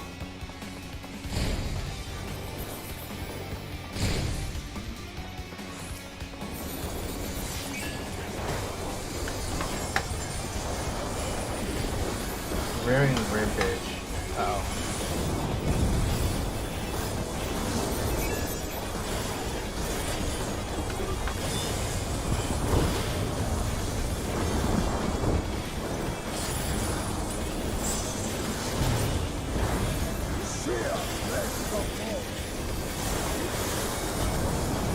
Volcanic Fortress.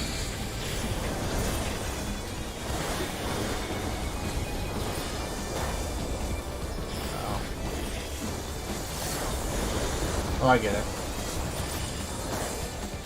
I'm gonna do it again.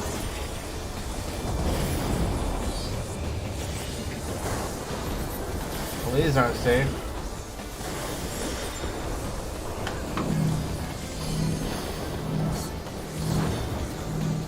Leave naught but ash in your way.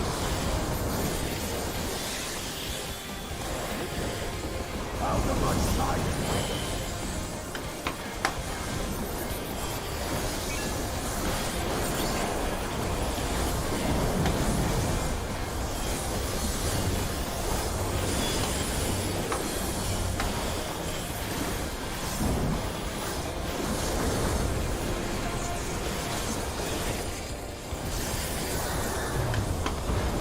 Behold the fruits of sacrifice.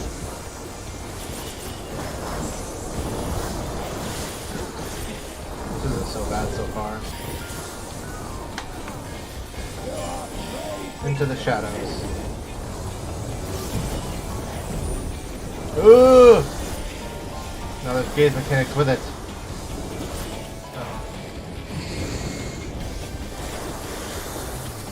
Ooh! He used the torch again.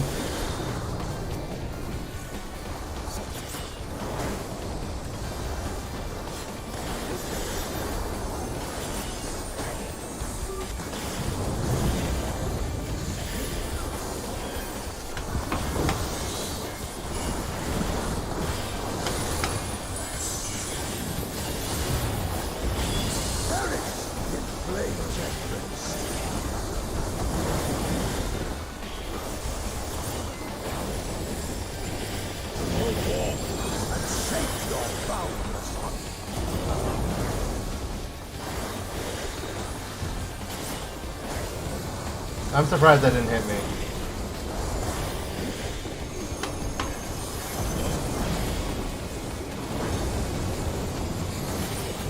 Uh-oh.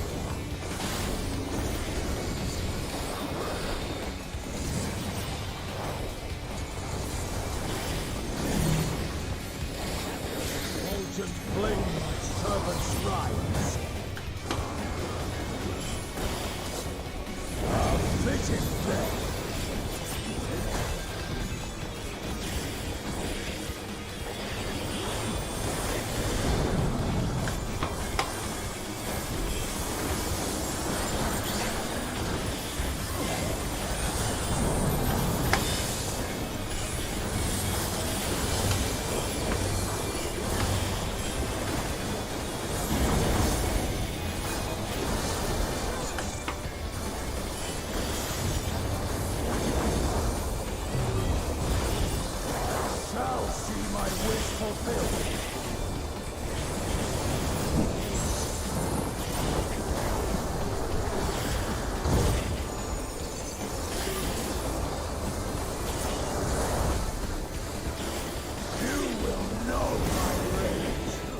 Can't unblink this.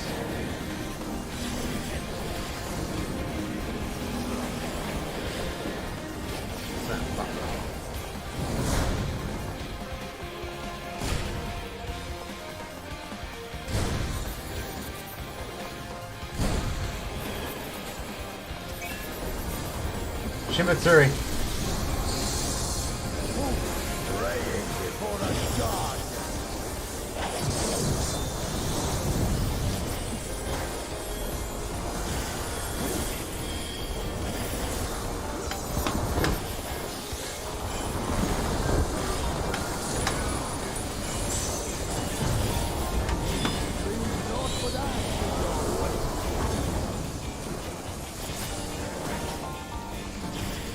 of my sight!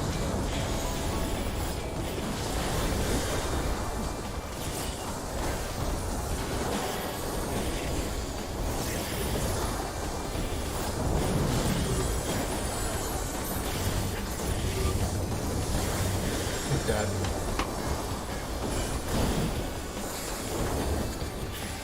Yeah.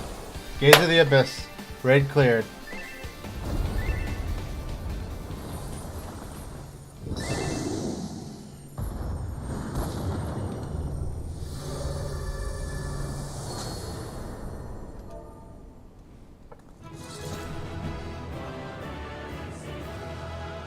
That was perfect.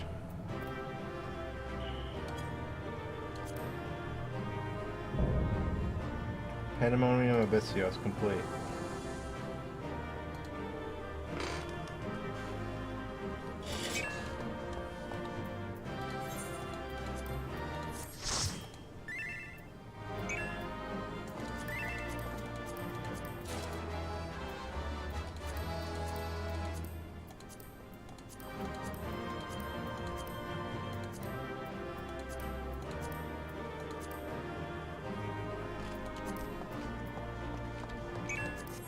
I rolled a 90. Oh, someone got a 93. Are you serious? Fuck.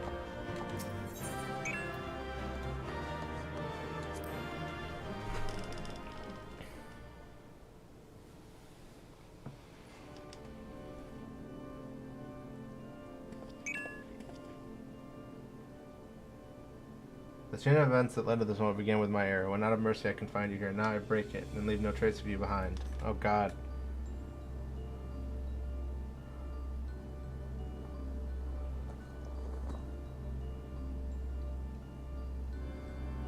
This is not over. I see you will not go peacefully.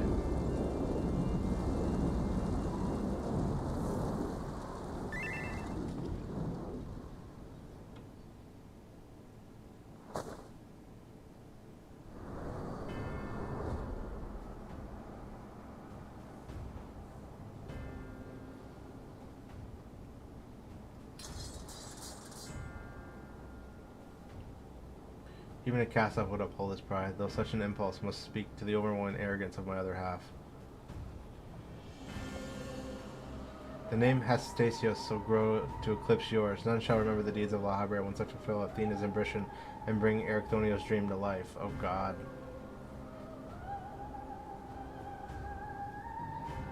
You speak as if you care for a whit about the boy, then why do you cower behind him? There are some desires which must not be realized. Athena would see the world destroyed if it meant she could find hers in the ruins. As for Ericthonios,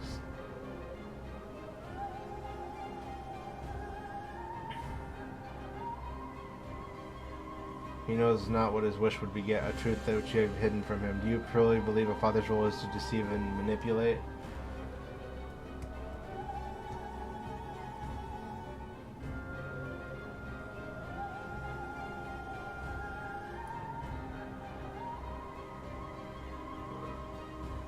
My wish? You would claim the name Hastasios and call himself his father, yet you blind his mind and darken body in chains. Your words and your pride ring hollow. Athena wanted her son by her side, and his desires to return there. What wickedness is there in mending a broken family? Athena cared not for Ericthonios beyond how she could serve her ends. You claim to be acting in his interest, but 'tis plain you are no different.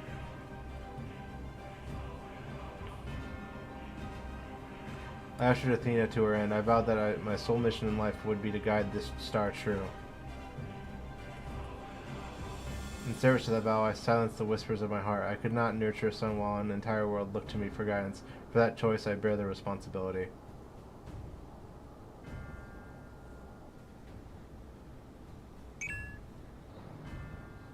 Yet he is still my son. I'll not suffer you to seduce him with false hope, you who are not but bitter dregs of Athena and I, the very worst of us.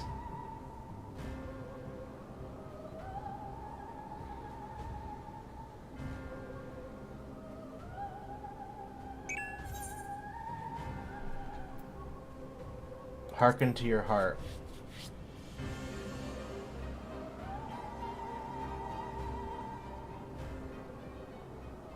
I hear you. I owe you and Themis an apology. Athena, did you ever? And La Habrea, I will have my say.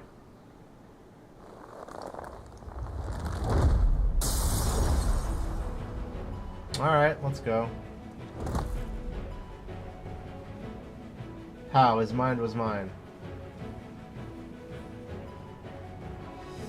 I can't explain. Tupa's words reached me through the haze.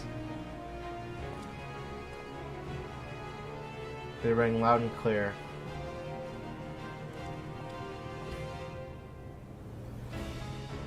And did the voice of another, a voice much like yours, but resounding with truth. Oh, sweet.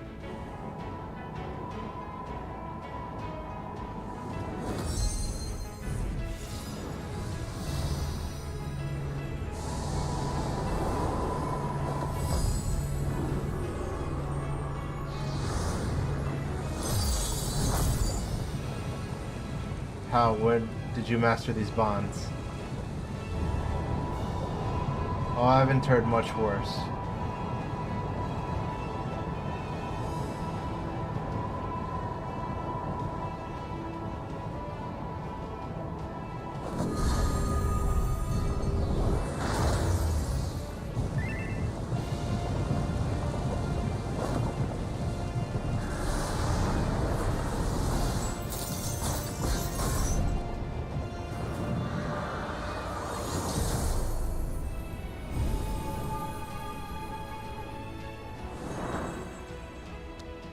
Crystal. Oh no!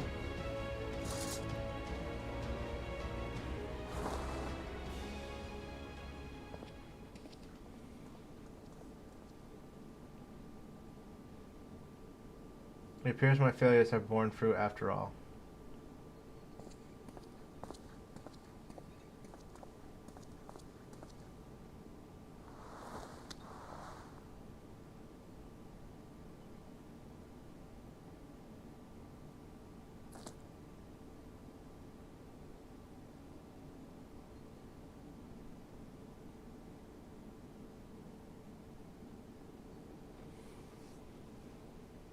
You did well, son. Oh my god! He called him his son.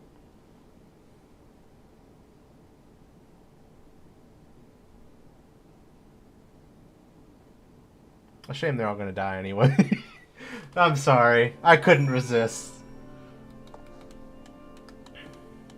Hey, you cool, dude? Where are we? We're at the bottom of Pandemonium. This place looks fucked. With Hephaestus' essence containing the crystal, we may safely return to Ericthonius above. He would bind Hephaestus with only half his senses intact. You quite understand his adeptness in the art of attunement. It was hardly what I had in mind, but a feat and deserving of praise nonetheless.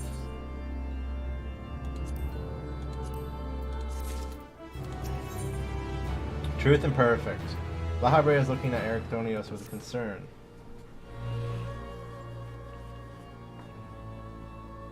Bro, you okay? You look like shit.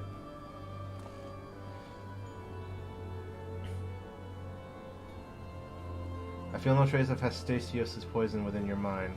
For a blessing, it appears your body is none worse for the wear.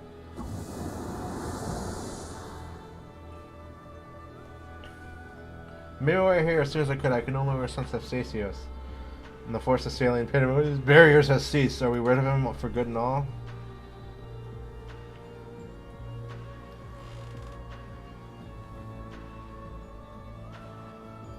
I see, despite his muddled senses, Ericthonius felt that to seal Hephaestus away was the proper course.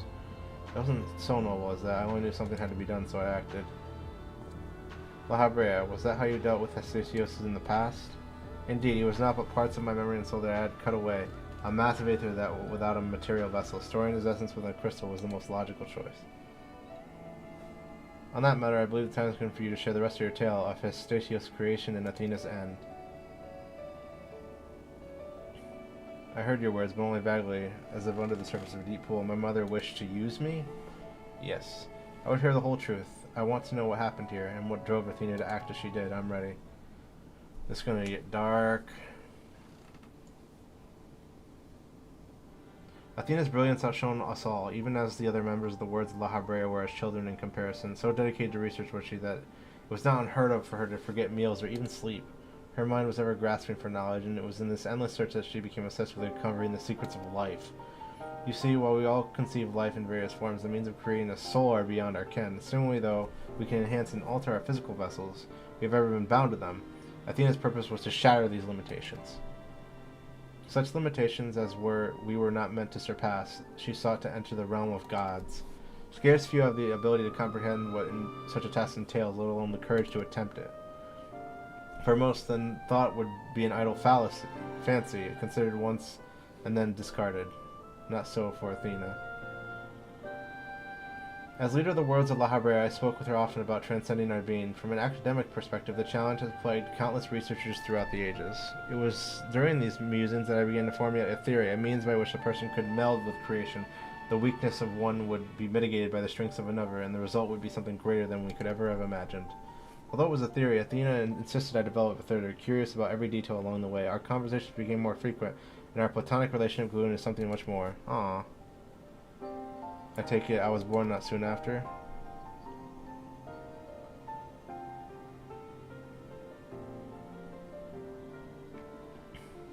Just so, I believe she bore true affection for me and was blind to her hidden intentions.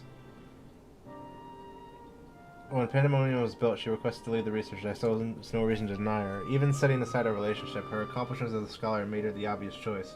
However, in giving Pandemonium, I also gave her free rein to conduct whatever experiments she could devise. And when you found out she was doing, you killed her.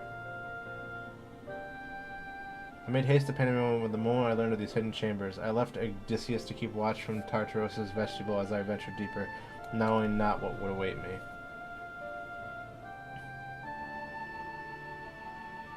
As for what occurred next, 'tis best to see with your own eyes.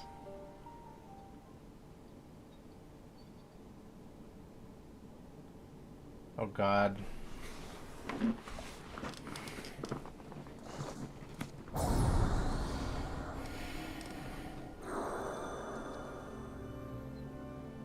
Hey, it's tiny Erichthonios.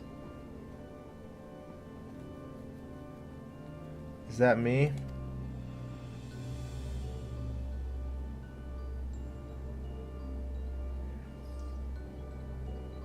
You are aware of the respect for our neighbors in Elpis. The researchers of Pandemonium are not to be masked. Yet you stand before me with your face covered. What petty defiance is this? What indeed? So quick you are to rebuke me, even though yourself have not set foot in these halls since their inception. You must have known you could not conceal this from myself and Aegistius forever, as you know I cannot allow it to continue. I shall say this once, release Erichthonios, else I have no choice but to strike you down.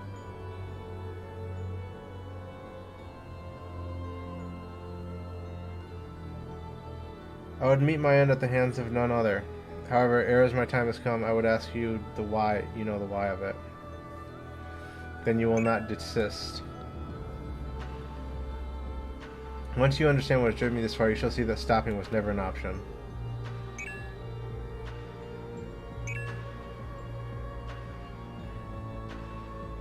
The feelings of one weighs against the needs of the entire star, weigh little against the needs of the entire star. Of course, of that I am well aware, but you did not deign to descend from your lofty heights simply to just lecture me as you would a child. You have interest in my motivation. What possessed Athena, peerless researcher and mother to the son of the great La Habrea, to embark upon the path to her downfall? History will demand an answer, but it is you who deserves one. Give me your hand, La Habrea, and we shall know one another more deeply than ever before. I'm scared! Kill her!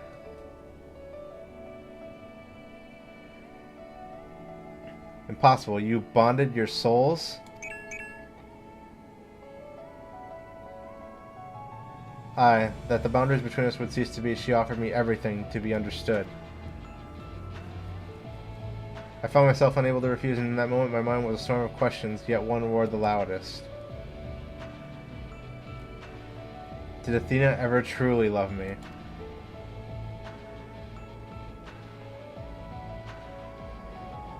I am become thee, memory and mind.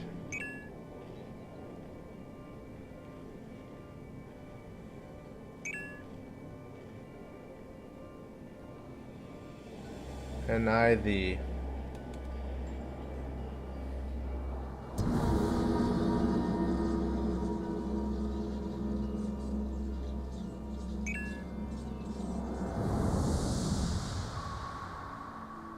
I'm glad I'm wearing these glasses. I'd be blind as shit right now. Can you feel it? Are you feeling it, Mr. Krabs? My heart, all that I am.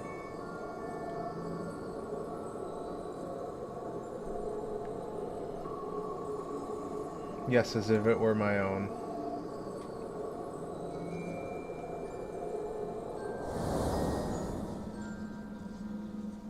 A fathomless desire to dissect the mysteries of life, to strengthen their mortal flesh and bleed into a higher plane of existence. An unquenchable thirst for knowledge, not a single thought spared for another, for the star.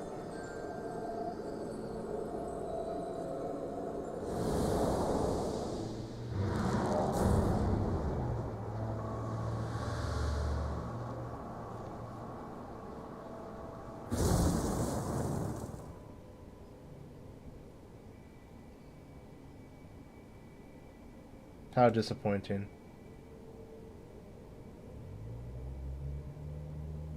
Yet what is known cannot be unknown. You have beheld my life's work.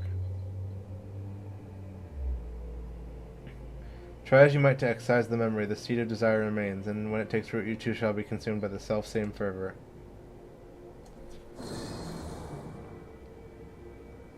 I will dig it out. I will dispense with the corruption in my soul ere your rotten insight spreads. 'Twas my weakness that let this wickedness fester, but never again. Today I shall cast aside fickle emotion and abide in duty alone. Today I renounce all that I was, and live only as La Habrea.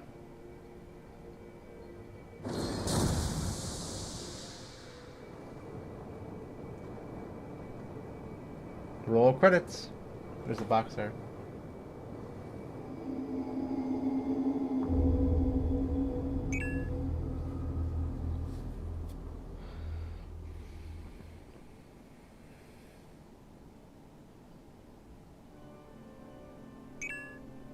Thus did I forsake the part of myself that had been polluted by Athena, sealing it within a crystal. Never did I think I would one day face those memories made flesh. Forgive my bluntness, but your actions bordered on insanity. To go such lengths to escape your memories, you nearly rewrote your very existence. Rest assured, the change did not go unnoticed by our colleagues in the convocation. Ignorium and Emexcelt in particular made plain the suspicions they harbored. As well they should have. That you escaped with your life was nothing short of a miracle. Why didn't you destroy the crystal then and there? Did you think to one day make use of the knowledge it contained? I will not deny such considerations played into my decision, but my main motivation was fear. I had never attempted such a feat. The crystal was my sole recourse should something go awry with the remainder of my soul. In hindsight, to cling to it was a mistake born of doubt. Athena must have anticipated that I was resort to such measures and prepared a vessel beforehand that would accept the dregs of my soul.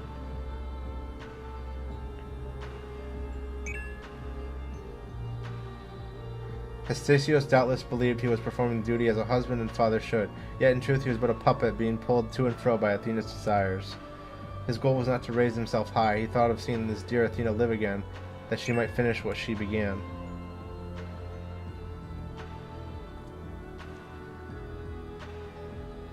Yet for all that, he and I were alike. We shared a fatal flaw, you see. Our need of control binded us to others' perspectives.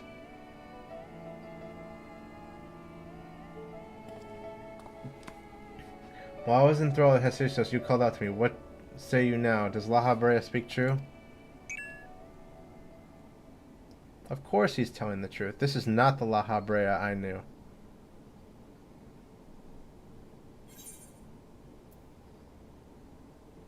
It's your turn to do the same.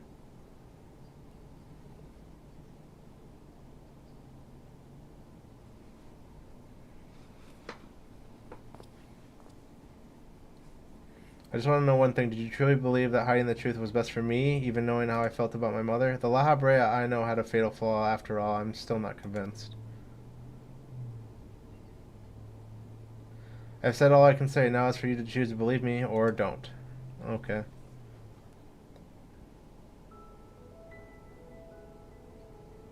The La Habrea I know holds duty above all else. I would sooner prostrate myself before erupting a volcano than place my fickle emotions in his path. When you came to the surface, you'll doubtly don that mask once more. So before we climb out of this forsaken pit, I just suppose I should say,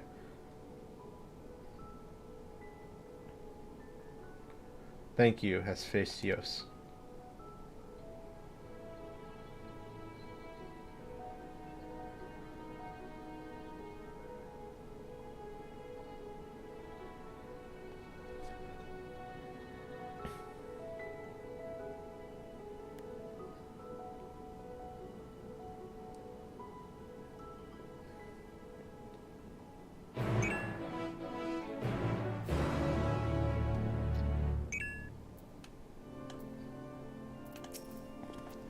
I've heard enough. There is more I would discuss, but we should first return to Pandemonium's gates. I'll gather my thoughts on the way.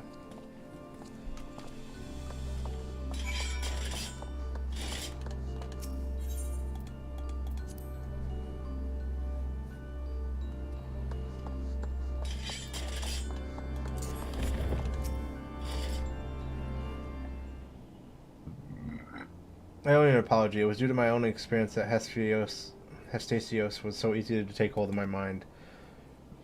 I owe you my thanks. If you and Themis hadn't chosen to brave the chaos occurring in Pandemonium, I would never have known La Habrea's story, my father's story. No problem.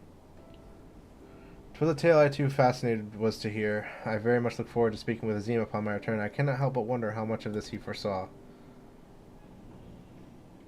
I'm afraid I cannot allow that, Elizabeth. So long as you retain control of Pandemonium, there is work to be done. But of course, I shall first see to the remaining warriors and restore this place to its former glory. Using the facilities in Tartaros, we should be able to reverse the changes made to their bodies and minds. I shall stay behind to oversee the process. As well, but I yet must learn why I was considered key to Hephaestus' experiments and how he intended to revive Athena.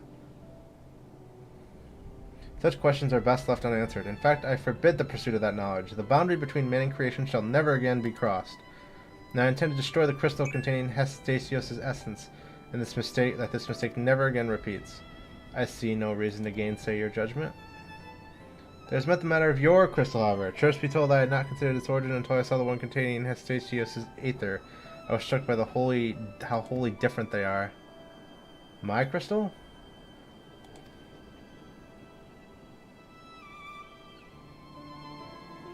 Oh, the one I picked up in fucking Anemisius Cyander?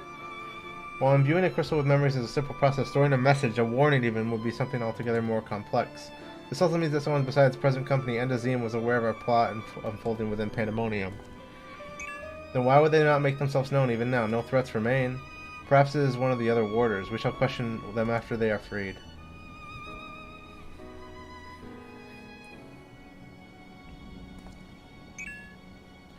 That task may take some time. A resource I'd rather not steal more of from you. Return at your leisure, and I will share the results then. You've done more than enough for the time being. I'm of the same mind. Leave loose ends to us and continue upon your journey. Or if you're so inclined, take how much reading to repose. This talk of journeys smacks of Azim. As well as it should, he has pledged to keep moving until he's seen every corner of the world. If you do find yourself with a spare moment that you might bring that crystal of yours to La Habrea, he may be able to offer further insight. Until then, my friend. I'm affecting the timeline. Speak with Rosinol at Euphoria. Fuck! All the way back to fucking Agoria.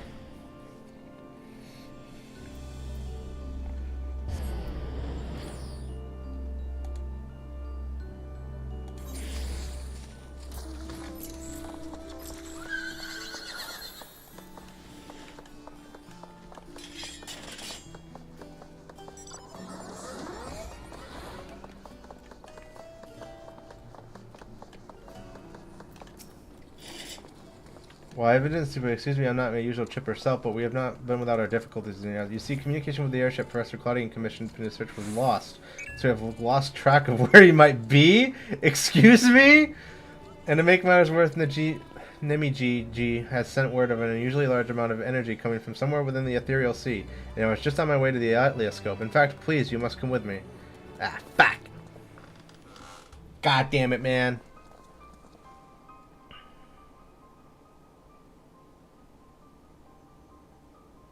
No! Why is that here? Did someone throw pandemonium into the ethereal sea? What is that? Is that real?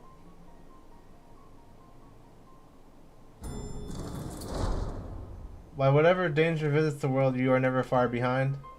Why is it? Sorry. Oh, hi. How's it going? It's been a whole patch and I've managed to make a mess of things again. Hi, Fortuno. And you too, Professor Claudian's assistants. And so you've arrived before me. I take it you are involved in this. I would thank you to furnish me with an explanation.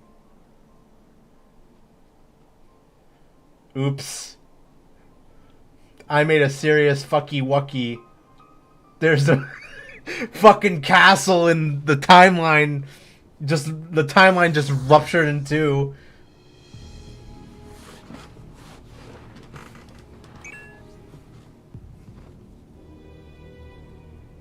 I fucked up. This is a direct result of whatever I just did. While the research summary you submitted to the forums gave us no cause for concerns, the details are alarming. The professor's last message indicated he was on his way to Azislav, but we know not whether he ever reached his destination. A rash endeavor, even for Claudian, but he has ever allowed the thrill of discovery to cloud his donut. We have no recourse but to entreat Ishgard's aid for searching for him. As for that unsightly fortress was materialized in the ethereal sea, pandemonium was it? This cannot be left alone. For the time being, information regarding this matter must be strictly controlled so as to minimize panic. We will gather those with knowledge of the ethereal sea and continue monitoring it. You two submit a detailed report to the forum at once. Okay. At present, we have far more questions than answers. Nevertheless, I would ask for your assistance at such a time where our investigation has concluded. Sure. Very good. Now, if you excuse me, I must appraise the forms of what has occurred here.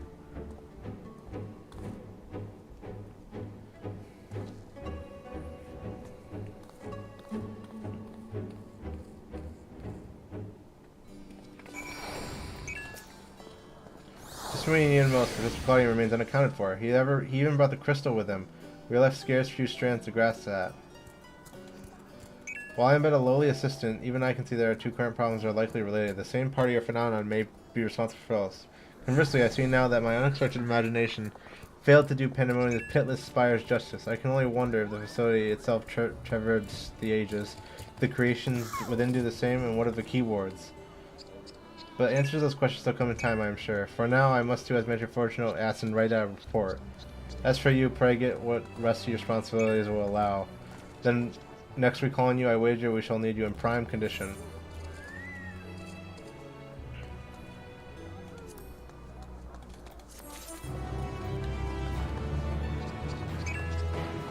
We fucked up. Why is the...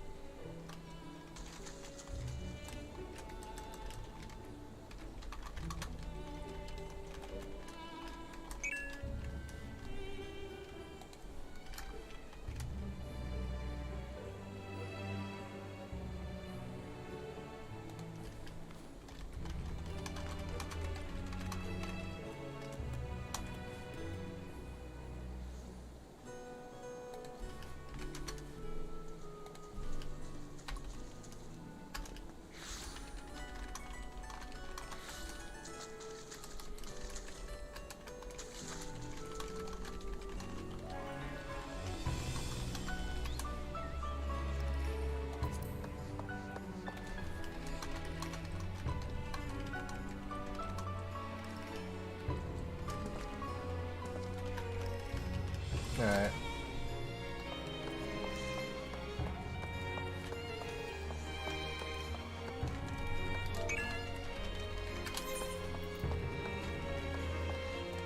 Oh god.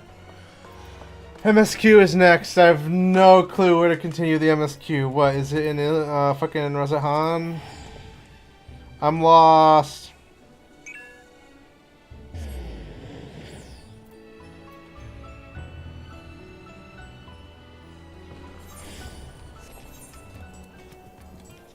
Yeah, it is. In search of Adagia. Wait, I want to go to Island Sanctuary. Where do I do that? I'm gonna do Island Sanctuary first. I have a feeling I'm gonna wanna fuck around in Island Sanctuary. Is it Old Charlian? I saw a new quest there. Hey Luffy, thanks for hanging out in chat.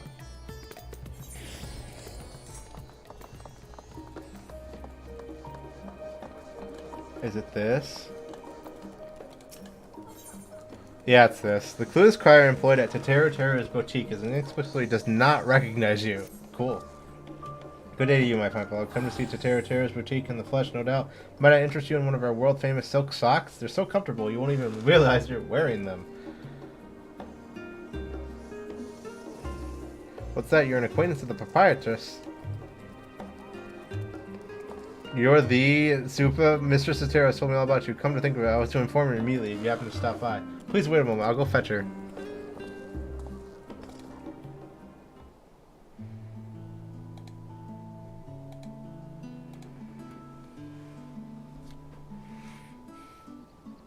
There you are. What's up, Teteru? Long time no see. It's been a whole patch and a half. Sorry to keep you waiting. Business is booming. I can hardly keep up. I'm glad that's going well. With that, not that I'm complaining. Our connections across the star have already paid dividends. But I'm sure you're wondering why I wish to speak with you. I have a surprise for you. A gift, in fact. A gorgeous exclusive above all properly registered island. What? I mean, I know Island Sanctuary. You heard that right. I, Teteru, am presenting you with your very own island. I know you'll be tempted with the Jimmy, or are you certain, or you're far too kind? Why, quite certain, and yes, I know, but I hope you can accept this gift in the spirit of friendship. I have seen the weight of the burdens you carry firsthand, after all. You rose to become champion of Eorzea, and now a hero known across the star and beyond, which leaves very few places where you might be free of duty and expectation. And I considered where you might find such an oasis. An idea washed over me of an oncoming time. The sea, an island paradise with naught but the sanctuary of nature for moms. Even you should be free to relax. So what do you say? Yes? 1,000 times yes?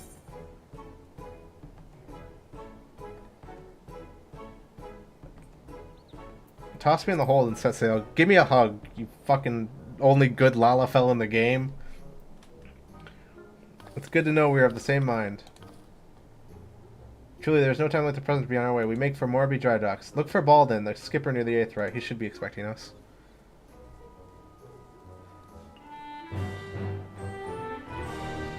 That scared the shit out of me. I was like, what's that tone? What's the noise? I've never heard that tone before.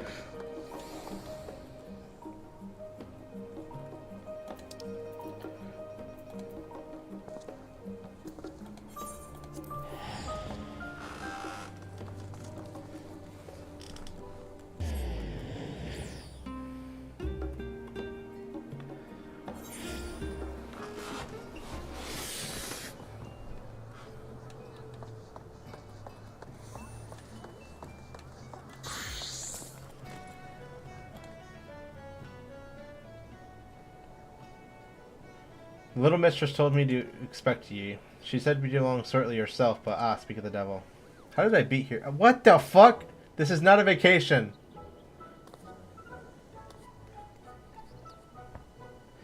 I thought I'd just light for a voyage, given the notorious humidity of the Southern Isles. I trust everything is in order? Just give me a holler when you're ready to set sail. Nothing to fear where we're going. Not since any marauder with us. Since hung up their axe. This old island sanctuary business came about from the Admiral reckoning we ought to do something about now that piracy's off the table. Matter of fact, just look at me, a bloody stand-up citizen ferrying folks around. Any road, you're packed rather light with a venture of this sort. You do realize you're responsible for bringing your own tools and supplies. Not to worry, we'll procure everything there. Yo, what now? How in the hell do you plan to do that? Well, I have a little something in mind. Let us say the idea was good enough to land us a permit. Is that so? Best of luck. I'm sure you're just itching to see your new domain, so I'll fill you in on the juicy details when we arrive. Make your preparations. We'll report as soon as you give the word. I'll be waiting for you on the ferry. $5 billion. It's congested and I can't go in right now. Island Sanctuary now accessible.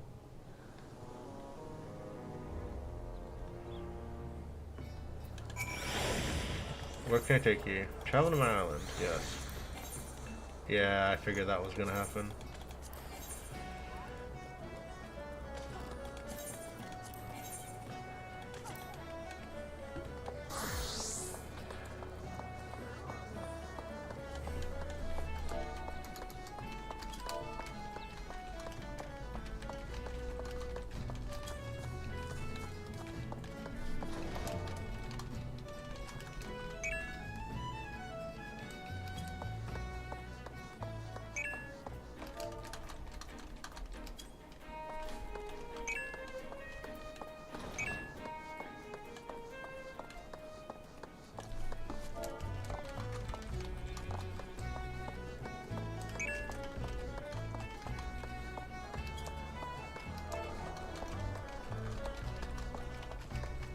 Alright, game's dead. I can't enter Island Sanctuary, so stream's over. I'm just kidding.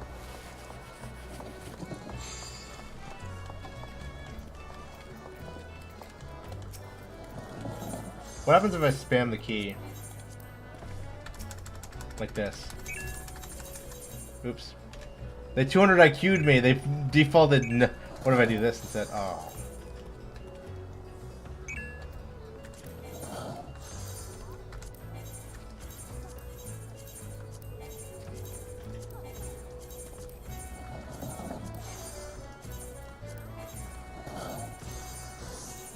I'll get in eventually, boys.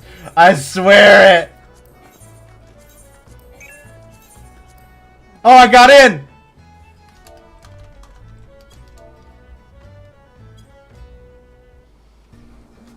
Never underestimate my exploits. They've worked for 5 expansions and they'll always work.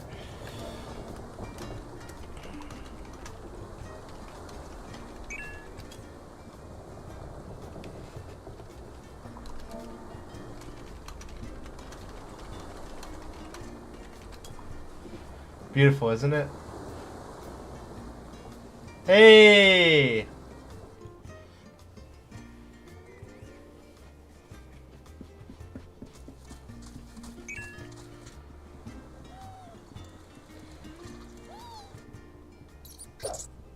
Get those things off the island.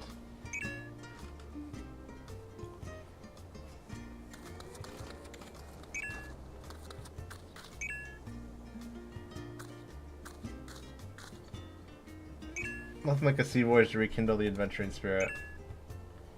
What do you think? This untamed island is yours to cultivate as you see fit, or not. If nothing else, think of it as your personal hideaway, a not-so-secret one.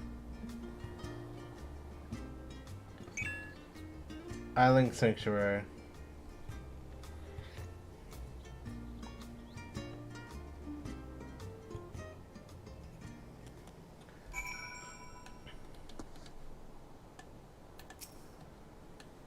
The refreshing caress of the wind, the soothing whisper of the waves, how liberating. I admit, I've been looking forward to joining you here. Now, this may come as a bit of a surprise, but the island was once commandeered by a band of pirates used as a supply base. Fortunately for us, the group disbanded years ago, and the island has since largely returned to its natural state. As you know all too well, Merow's never been one to sit around idly. She's had her eyes on the Sealdanis, formulating plans for the island settlements for years. Now that a sense of peace has settled throughout the realm, she finally decided to put those plans into motion. A chosen few have been permitted to become keepers of private islands in the vast archipelago, and you're one of them. My industrious idea of procuring all materials needed to settle here locally struck a chord with the Admiral when she read my proposal so much that she was happy to grant me a deed. This is not exactly a one-man job.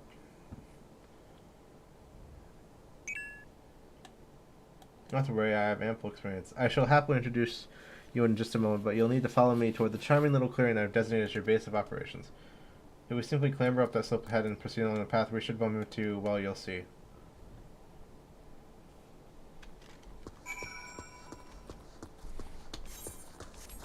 Oh, God! Ah! This map is huge! Felicious Furball. Should you have any questions regarding the development of the Isle, please keep them to yourself until Pleasantry requirements are fulfilled. That's creepy. Got a devout hood on.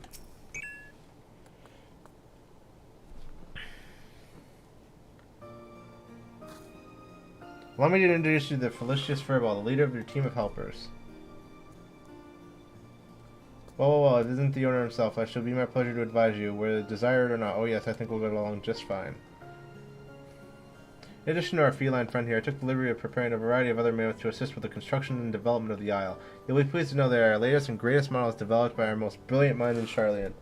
I heard a professor of the studium was searching for means to make some of his advanced automata. To make a long story short, I made him an offer he couldn't refuse, to manage to acquire all of them for the unbeatable price of free! How? As I understand, the mammoths were procured in secret whilst the forum forming the plans for the mass exodus. Intended to be used as laborers on distant stars to help in constructing new homes for people and a theorist, it seems all reason for their existence vanished when the threat to our star was erased.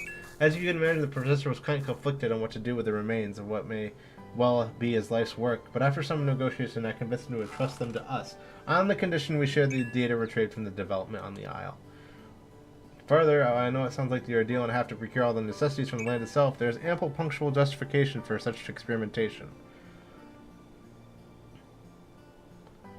As you see, the Admiral's vision is for people from all walks of life to have access to these island sanctuaries, and my idea might just be the most effective way to accomplish that.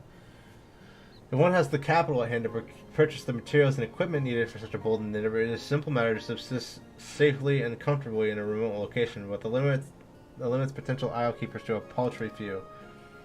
What of those without such funds, who simply wish to enjoy nature and live off the land? We must prove that such a feat is possible, and assist in providing ways that these would-be Isle keepers with the knowledge they need to succeed. Only then will the islands truly be sanctuaries.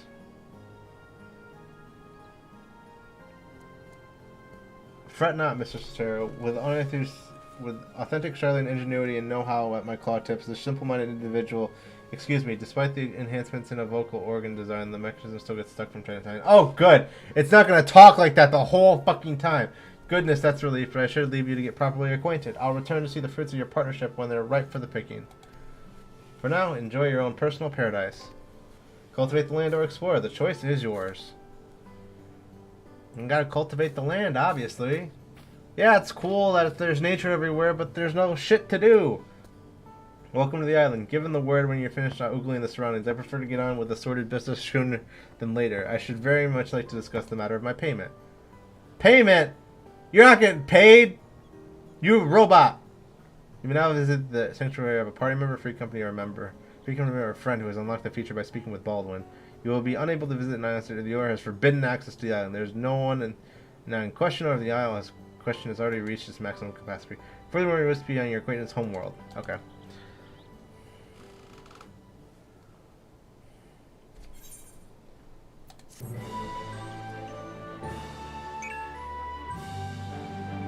Welcome to your new home in the southern seas or your own personal island sanctuary. Explore the wilds, build landmarks, grow crops, tend to animals, and enjoy everything this slice of paradise has to offer. Okay. Accumulate island experience by engaging in activities on your island to increase your sanctuary rank. As your sanctuary rank increases, so too will the facets of your island life. Realize visions of your newfound sanctuary by following a series of simple steps. And life on your island will be nothing short of perfect before you know it. I understand what I must do.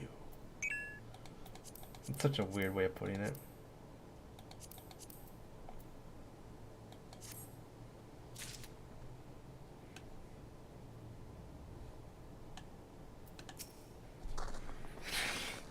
Now listen, Supa. Can I call you Supa? Well, I will anyway. Before we get started, I want to make it very clear that while you may be the owner, I command the mammoths. As such, I must demand a considerable sum. I would hate us to get off on the wrong foot.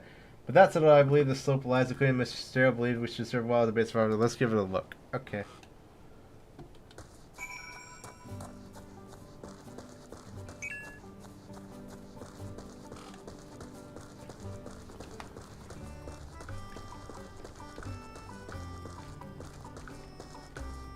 Well, that's pretty.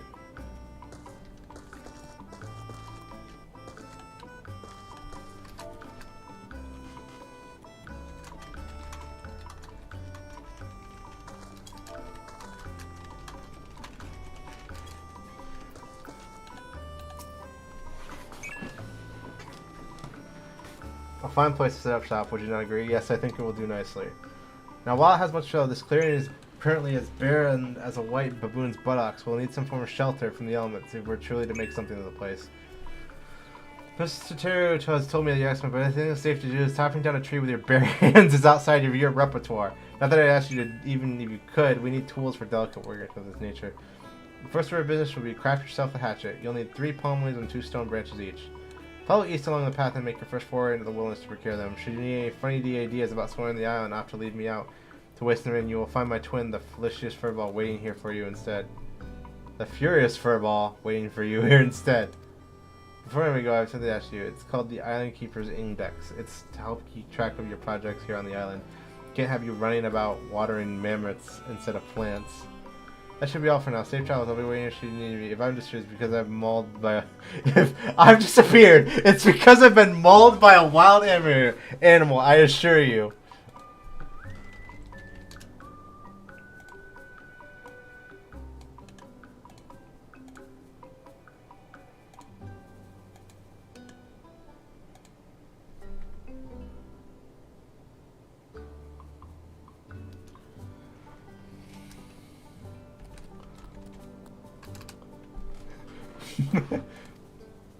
The house does not avail access to the interface for crucial information.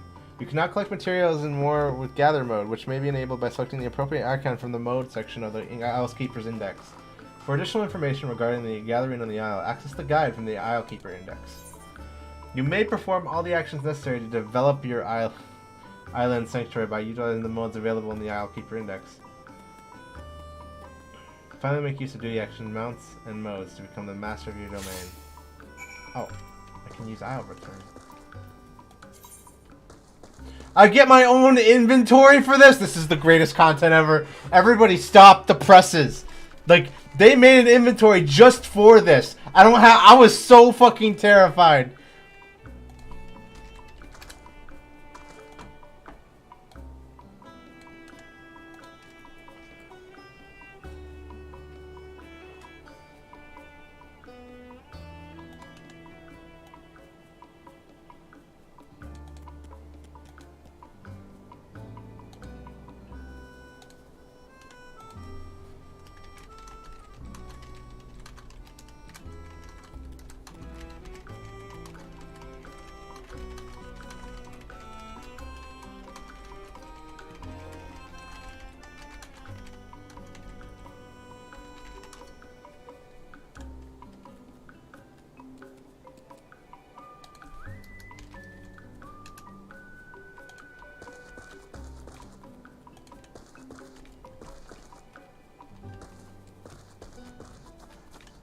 Alright. Gather mode.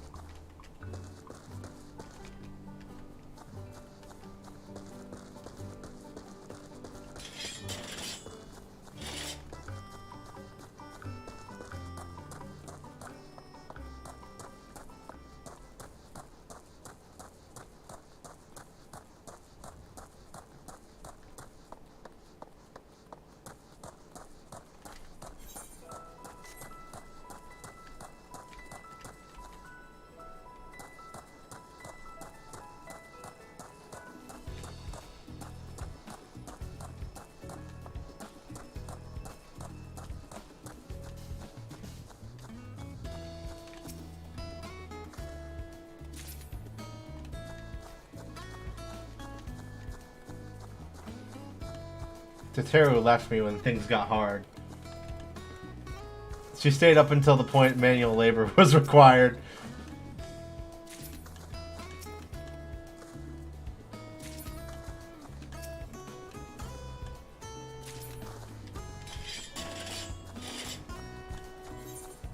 Do I even really need my weapons here? Not really. Take them off.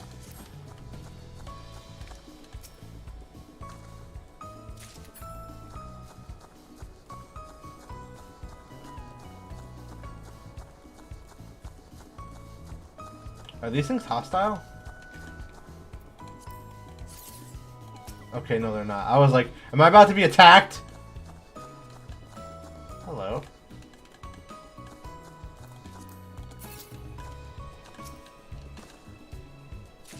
I have so many pumpkin seeds. I need wood from the trees. Where the fuck are the trees? Oh.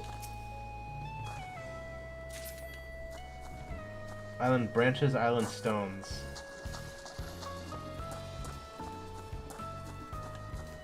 What's this? Island vine. I'm gonna need those at some point, I'm sure. I'm just gonna Minecraft this. I'm gonna start gathering everything in sight.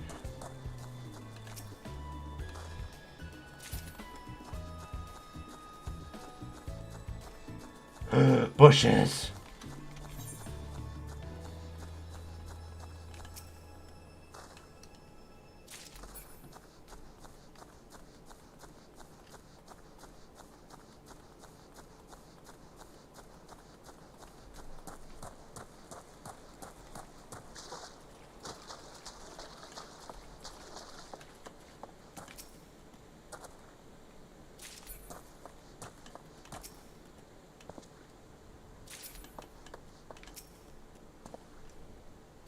Rocks. I'm gonna need these at some point, I'm sure.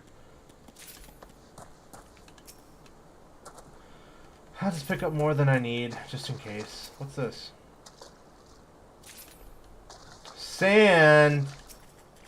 Sand! I needed that sand.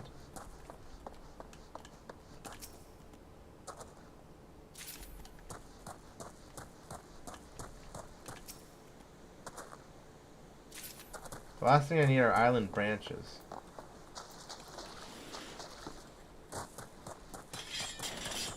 Can I Sakuchi in here? Oh, hell yeah, I can. My ninja skills are paying off. Increased mobility. Alright, where am I going to find branches from? This is sap. I don't need sap. I need branches.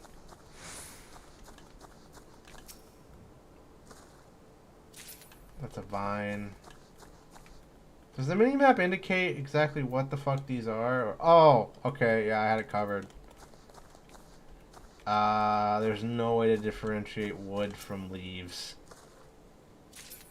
Oh, here we go. Nope, there is no way to differentiate vines from wood. That's the problem. Fuck. Or sap. Sap is also a problem, apparently. Oh no, there's multiple things in the tables here. Oh god. 911.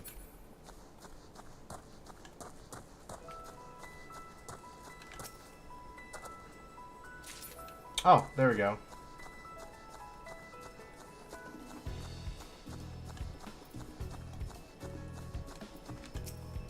Can I fly here?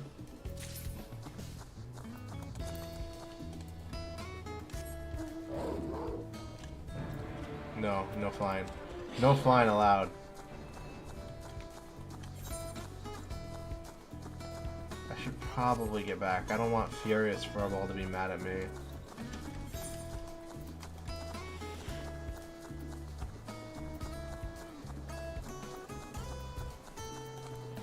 Oh, Island Sprint and regular Sprint are not on the same timers. Different timers entirely.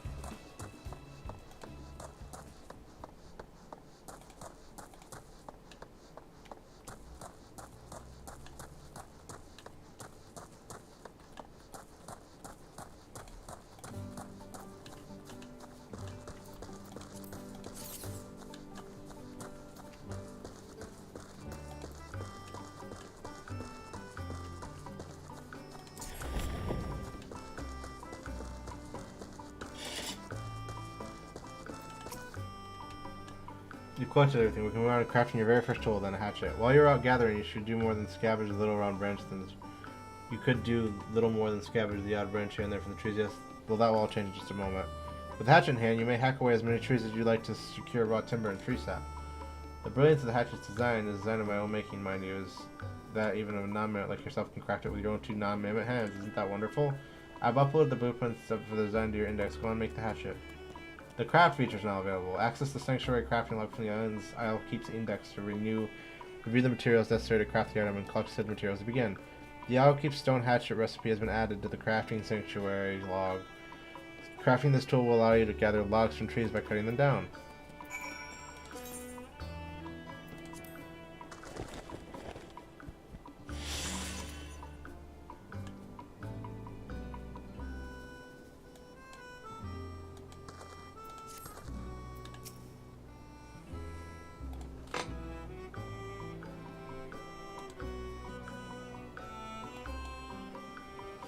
That is indeed a hatchet, whether you can now collect all the logs you could ever want or need.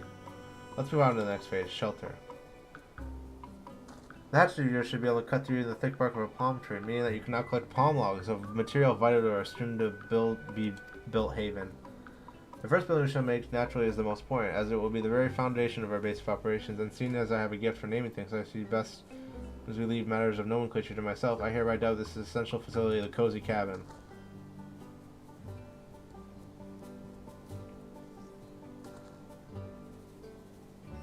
Oh, my poor back.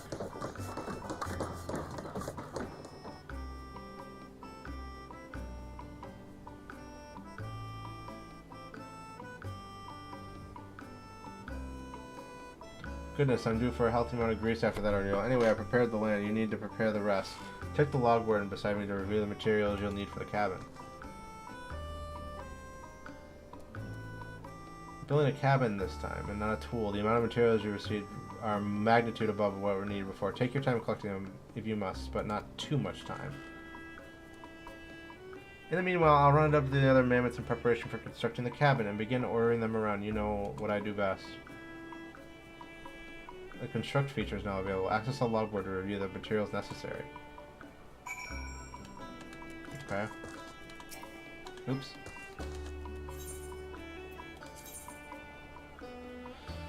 I see. Okay. I have most of these already. I was running around picking them up like an idiot, so I believe I can get my hands on them.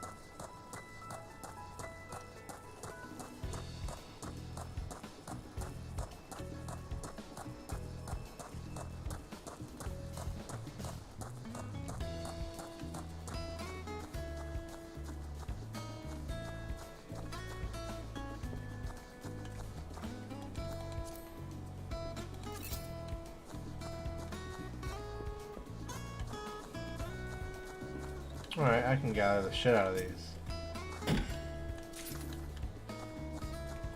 Oh no, I cut the tree down! What, grow back? I don't want to destroy this place.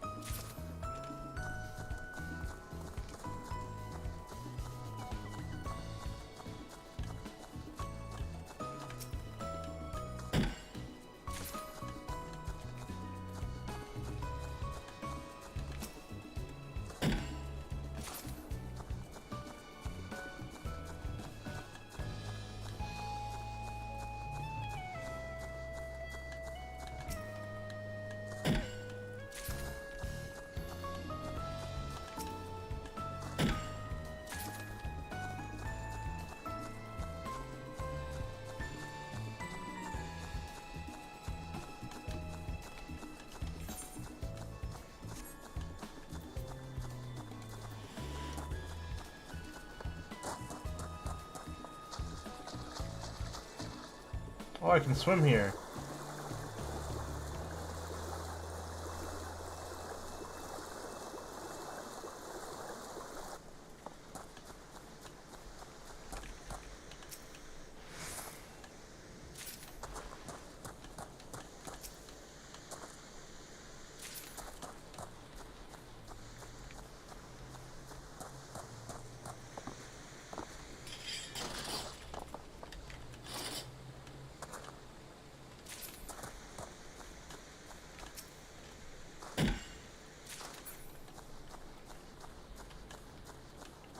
I need island sand and logs still. Well, I guess palm leaves too.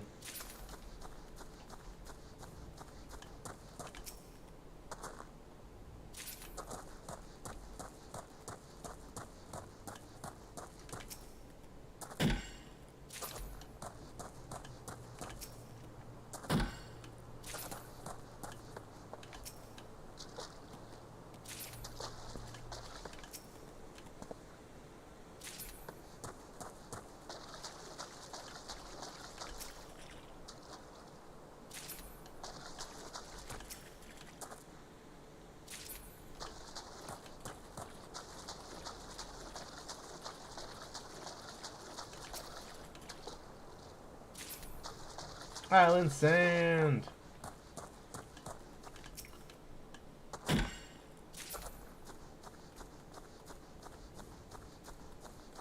I still need the palm logs and palm leaves. And I need one more thing of sand.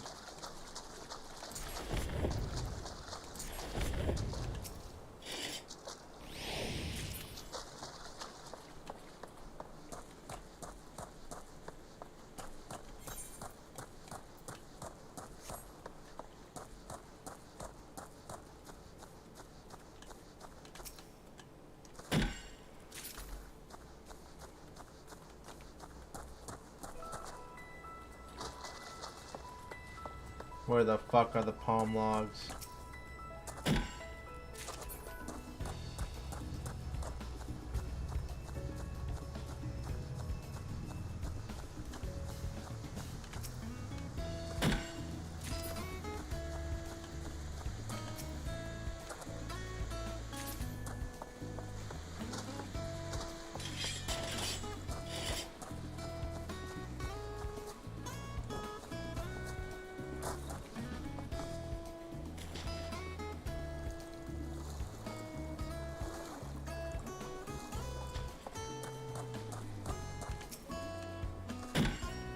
I will cut down all these goddamn trees if I need to.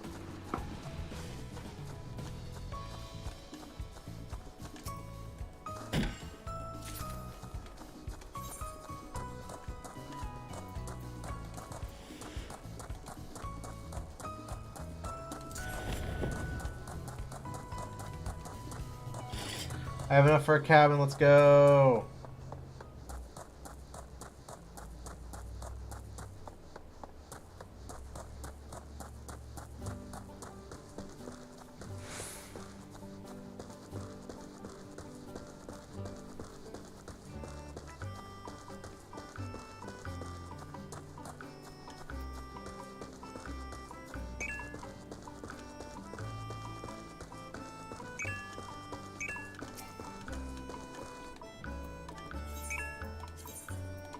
Construct it, let's do it.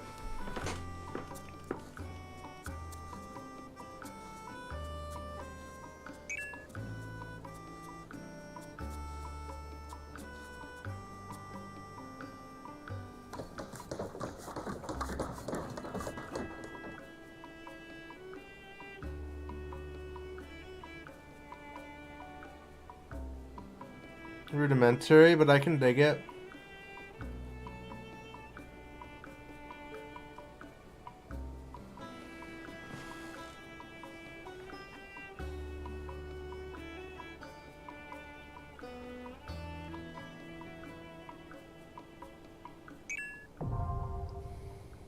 Construction complete.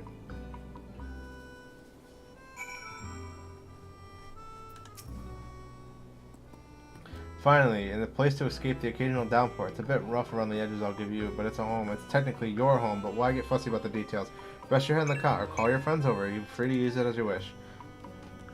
I've taken the liberty of calling a few of my friends over. In fact, I think you'll find that most times they can provide services you will undoubtedly come to find valuable.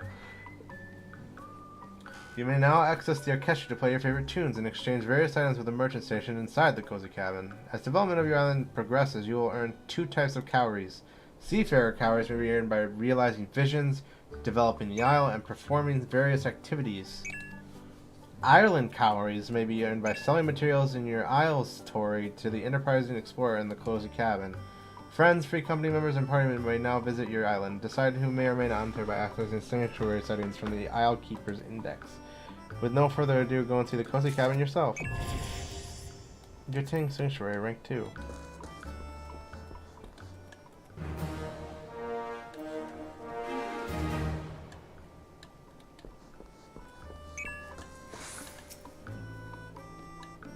I have the proud duty of handling communications on your isle, particularly those from Mr. Shitaru.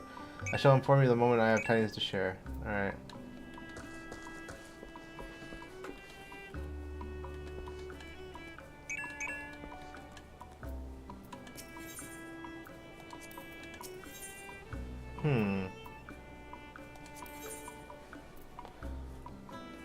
Isle Explorer shirt. I already don't like it. Oh, it comes with a full backpack, I guess, but it looks like it's dwarfed on me. Oh god, it's expensive. Oh god!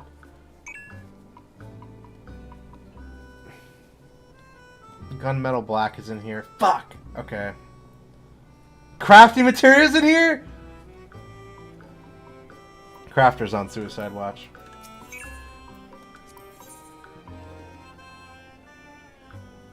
I can export them. I see. What can I build next? As you may have noticed for yourself already, this island receives a dreadful amount of sunlight. I expect that's desirable for growing crops. If cultivation is your sort of thing, then I suggest you speak with my subordinate, the produce producer. You'll find the indolent oaf no doubt loitering about north of here, finding some excuse not to do any sort of work. A produce reserved solely for myself. The cropland may now be unlocked. Okay.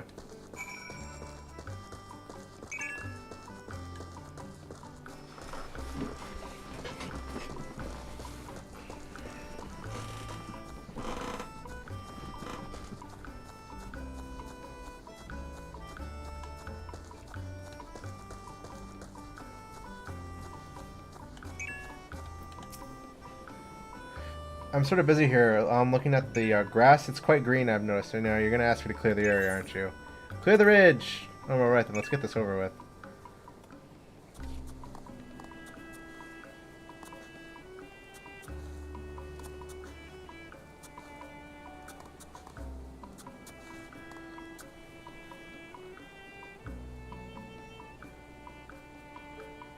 Little fields!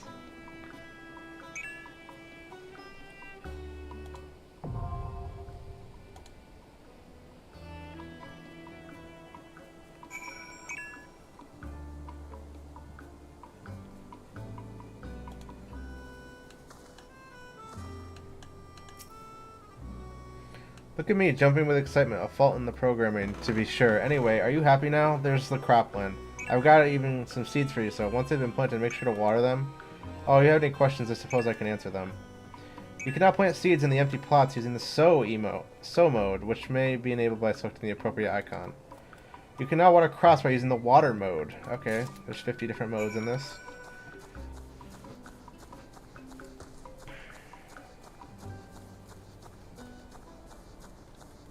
Oh, it's up here. I was like, where the fuck is the field? There's just trees everywhere.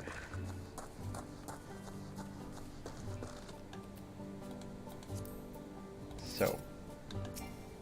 Uh-oh. I must select an item first. Oh.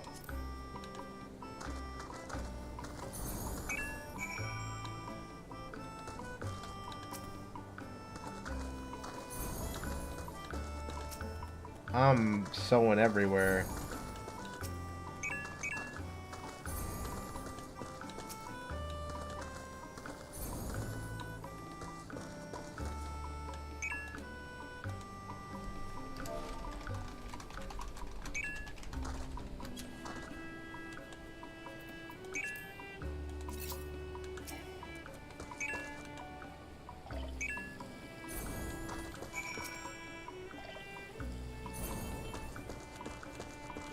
Oops, I missed one.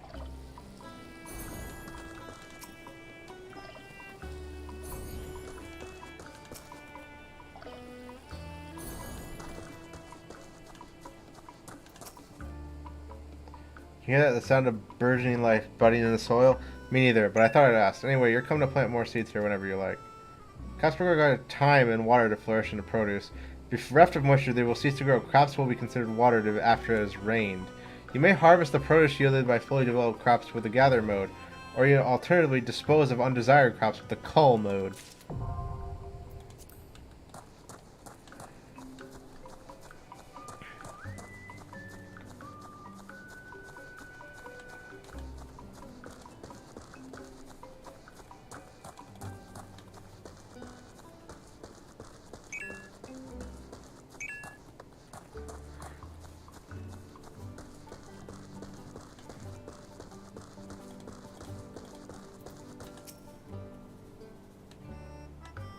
It's been all 5 minutes and you've already had your fill of tilling the land.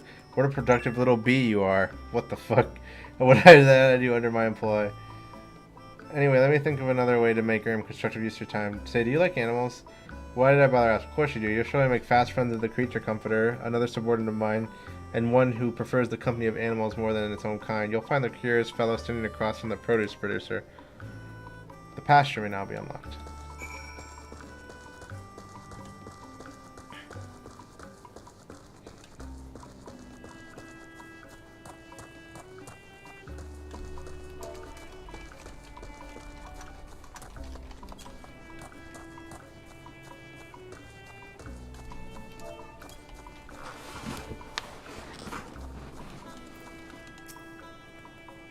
Hey there, friend. Are you ready to build a little home for some adorable animals? Sure. I'll take care of the pasture nice and ready. You just breathe in the fresh air and relax, okay?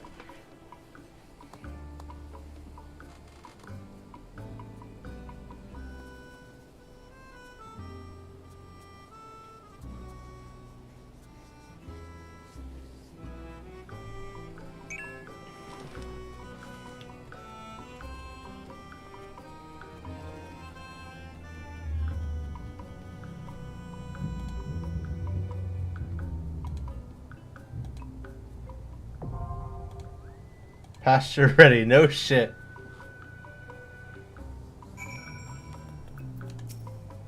Good to see you, friend. Good to see you. We've built a nice little pasture here, and you've undoubtedly noticed we've got no animals in it. That is why I've prepared some small nets for you, which will let you catch smaller critters. And word of advice, be gentle with the animals out there, and they'll treat you the same in return. Before you go, if you have any questions concerning the pasture, I'm always here to answer them. If I've learned one thing during my brief time in this world, it's that you should never be embarrassed to ask questions, friend. Never. You can now capture animals with using the capture mode, which may be enabled by selecting the appropriate icon from the mode section. This makeshift nest recipe has been added to the sanctuary crafting log. Use the restraint to capture small animals. 3 makeshift nets. Okay. I should catch an Opo for sure, but what else can I catch?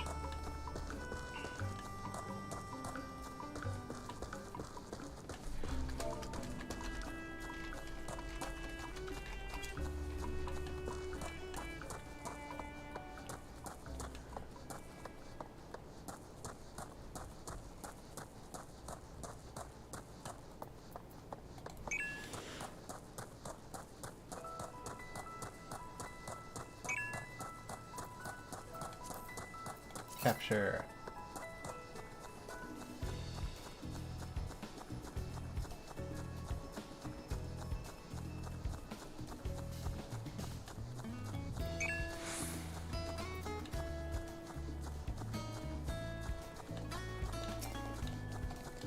Oh.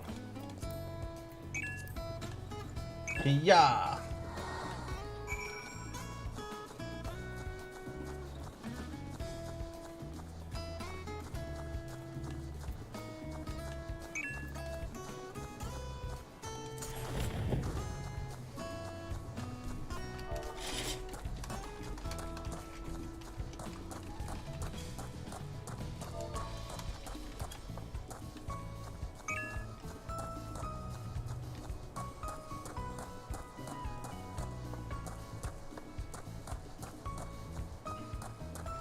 Let's see what else I can capture.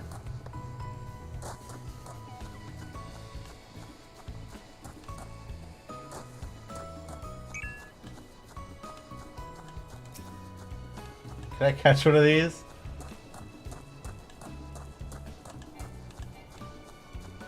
Ineffective.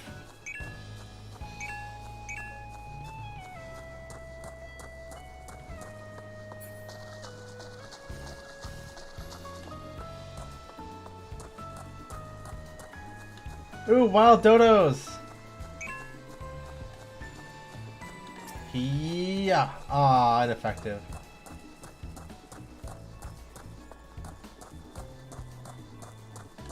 There's gotta be something else. They wouldn't make just it. They wouldn't make it just for the Opos. There's no way.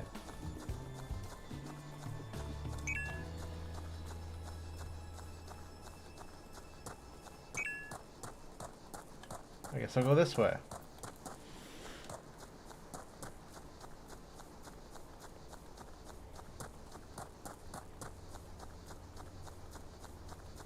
Glyptodon pup. I got this one. Whoa! Ineffective. Fuck.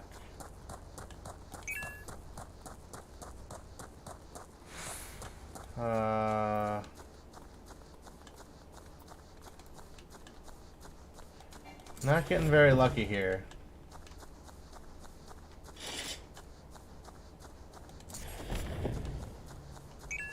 What's over here?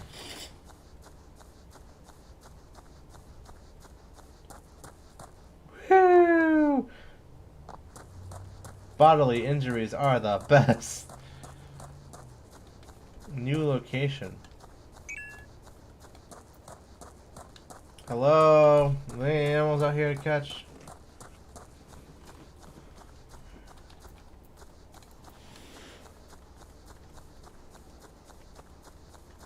This place is barren. There's nothing out here.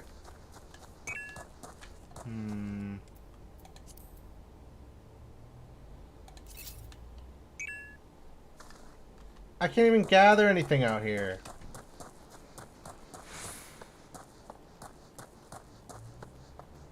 I guess there's rocks. There's rocks out here I guess I could pick up.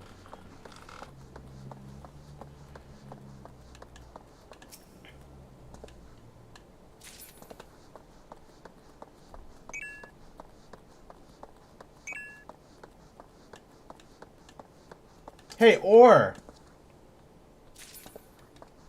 Aww. I can't mine it. I guess I'll head up to the upper ridge and see if there's anything up there. Kind of striking out here.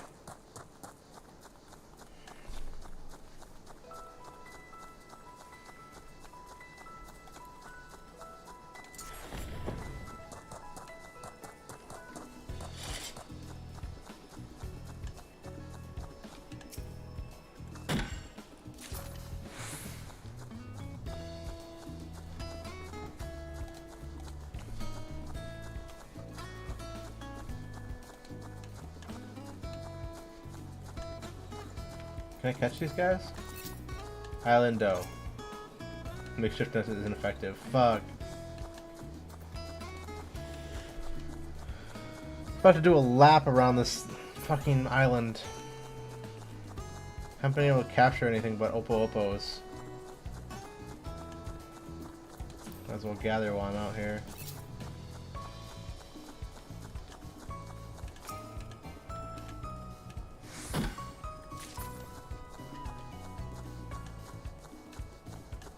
Can I bind these to like keys? Is that possible? No. Missed opportunity there. In my opinion, Chief. Stay in gather mode.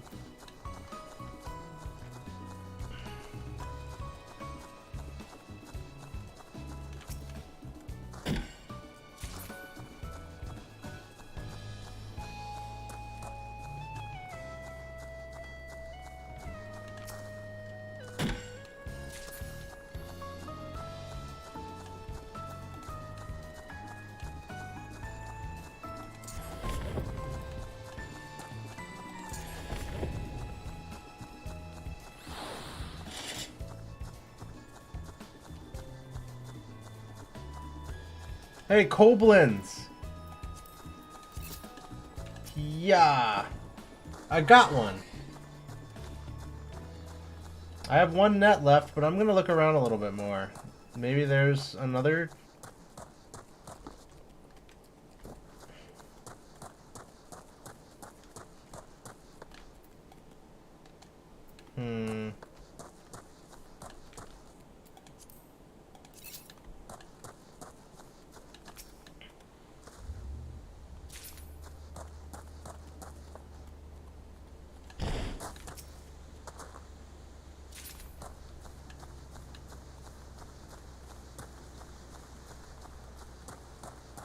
Maybe this way?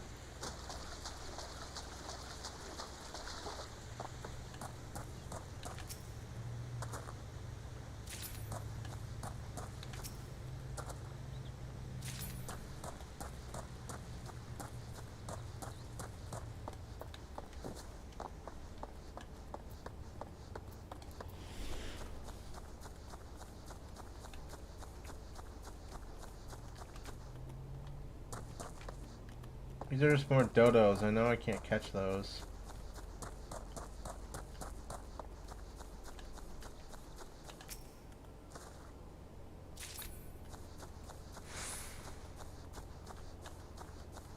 A chocobo! Yeah. Nope. I knew that wasn't gonna work. Worth the shot.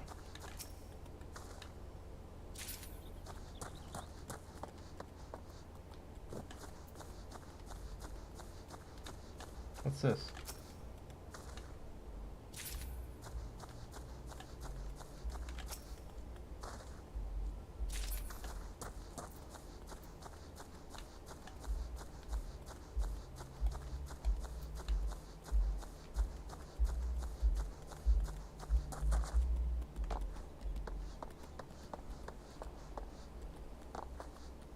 Wait, is that a Plaku? Can I catch one of these? Yeah! I got 3!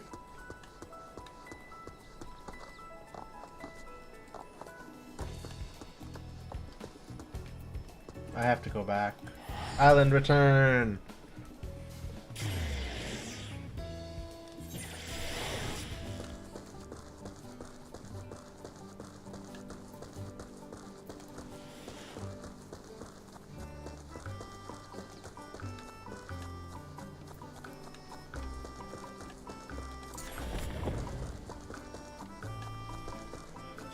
Here you go, creature comforter.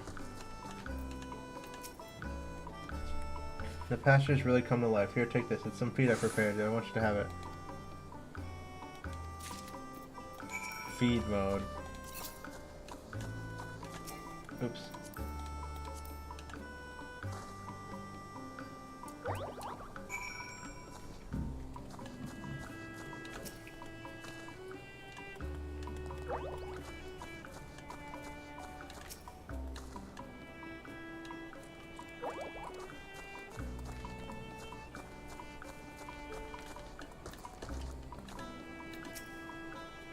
I'm so proud of you. When an animal has been looked after by its sensory, it will feel loved. When an animal feels loved, it leaves a little something born from pure happiness. Leavings, I call it.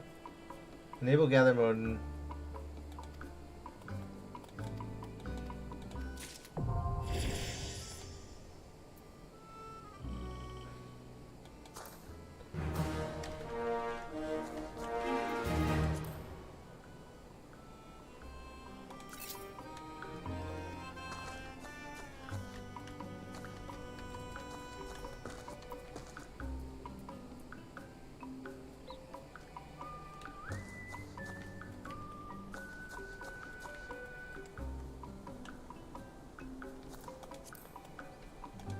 I can pet them?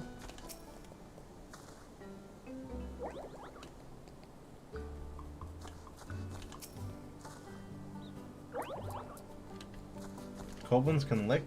Nah, I'm not gonna think too hard on that one. Okay.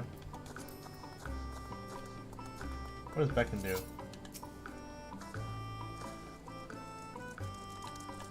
Aw, it works.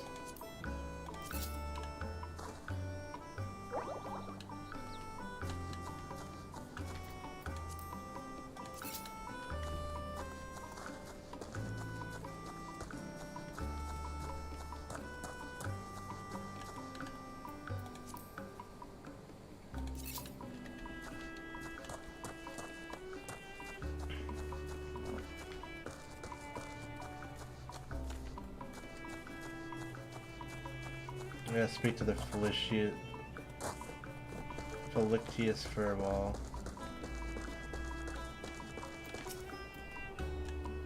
Finished with the pasture area. Very good, very good. Let's see. Perhaps you can find use for the materials you've been gathering from the animals in the cropland. And craft them. I'll work handicrafts. That's a fine name as any. Lest you worry, you need to consider yourself with the crafting. I'll make my sports. I enjoy watching them suffer. Jesus Christ.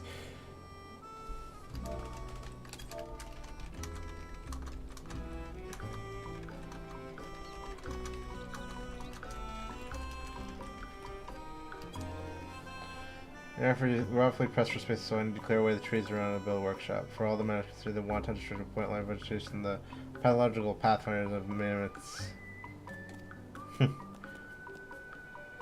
The hideaway may now be expanded. Speak with the pathological pathfinder MK Mach 1 to get started.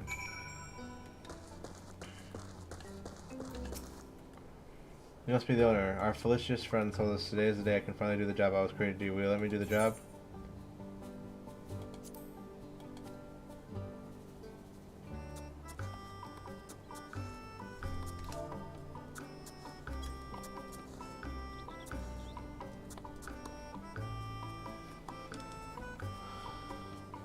Yeah, cut it all away.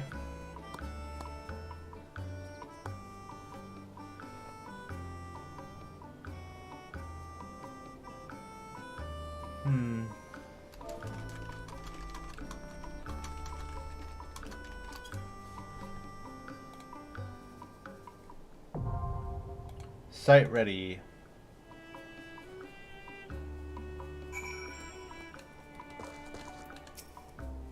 And that's how you do it. Goodbye, irksome trees and plants. Hello, vegetative land. If you like what you saw today, I'm happy to do more. I'll just need the shells to get the necessary help. You can use these 2 plots to build a workshop, or at least that's what the furball told me to say. You can leave it as a playground to play around in for all I care. If you do decide to build a workshop, you'll be needing plenty of limestone, and you'll break your hatchet if you try to chop it with a rock, so you should probably make a hammer. This seems better than a hammer for smashing things. As for the materials you'll need to build a workshop, beats me. The Felicious Furball said something about writing them on the logboards, though. Oh, I suppose there's enough space for you to release your minions now, but I can't see why you'd want to do that. Are we, your loyal, hard-working men, not enough for you? Because by releasing them, you're saying we're not enough for you. I'm upset.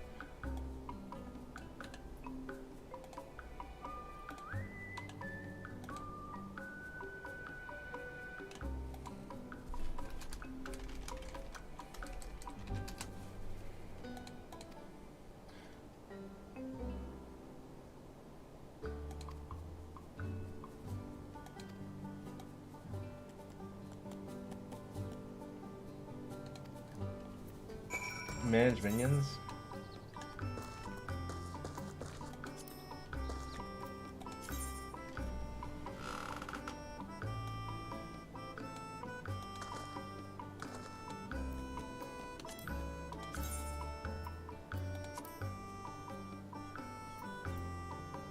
I have to carefully choose who wants to be where.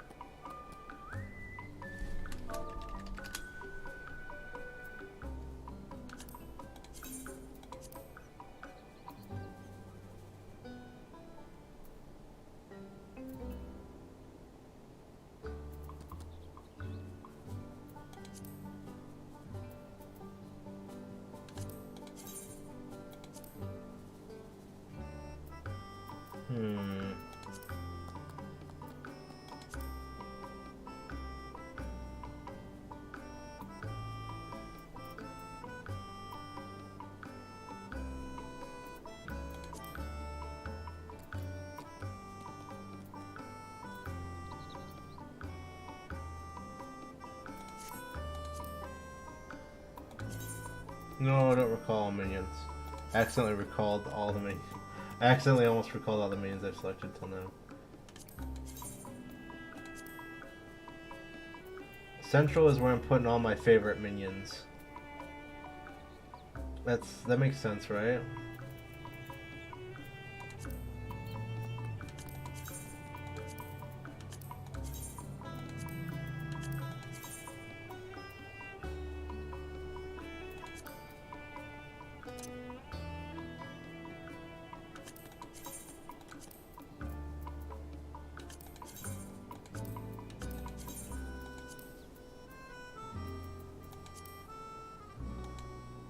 I'll pick one more from my random list.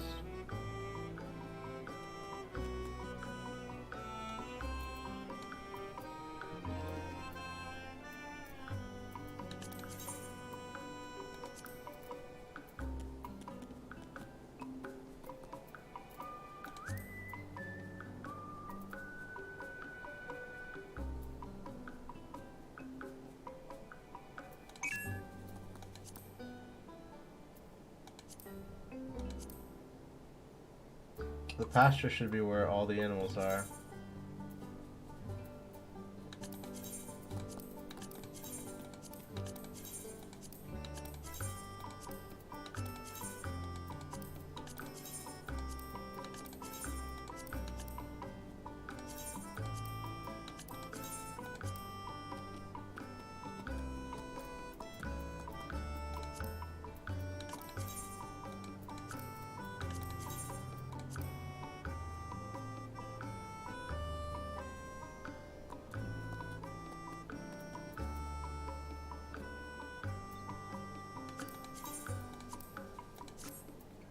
Cropland. I'll put the Numazu there. They can be my slaves.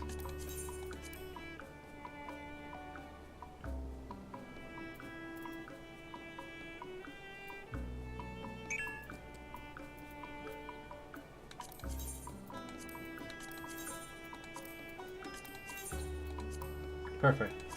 Done.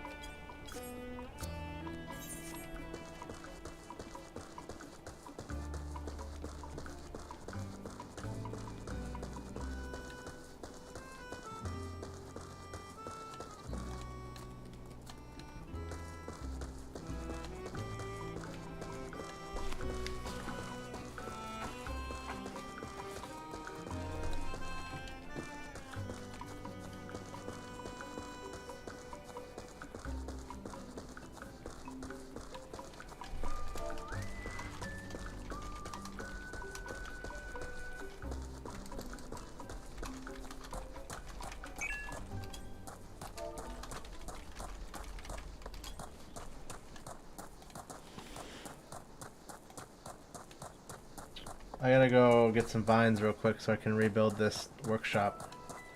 I want to get to Sanctuary rank 4. Let me have it.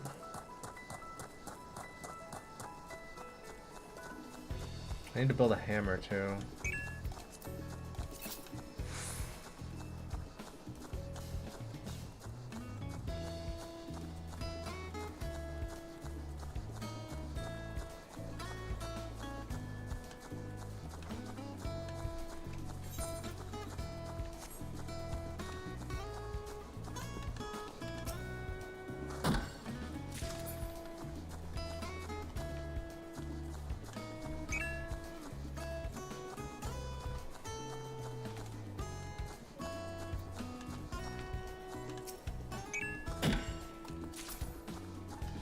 Oh, I got the vine. Good. Crafting log. Craft it. This'll work.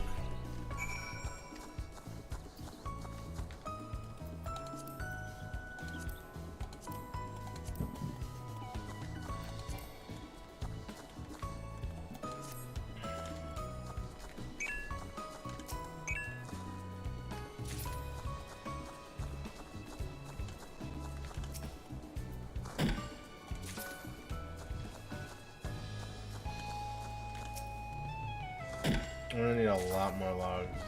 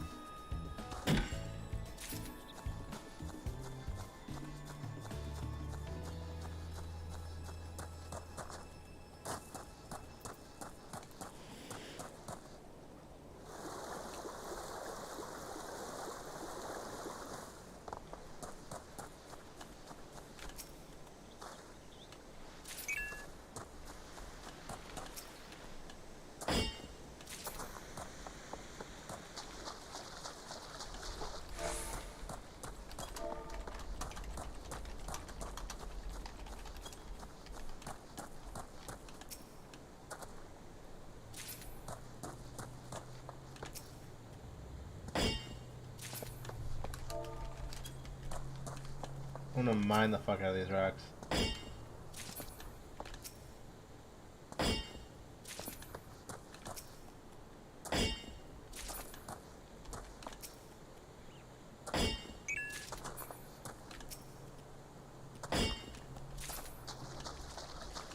I need sand too? God damn it. I'm gonna gather the fuck out of this place.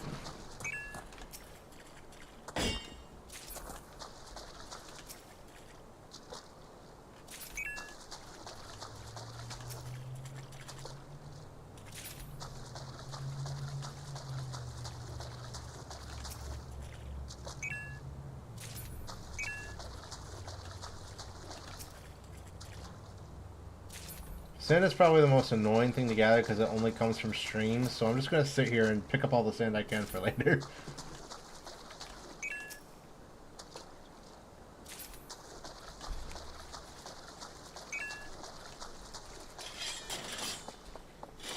Oops. What the hell is this? These cabbage seeds? Oh hey. I'll take some of these. Hell yeah, I will.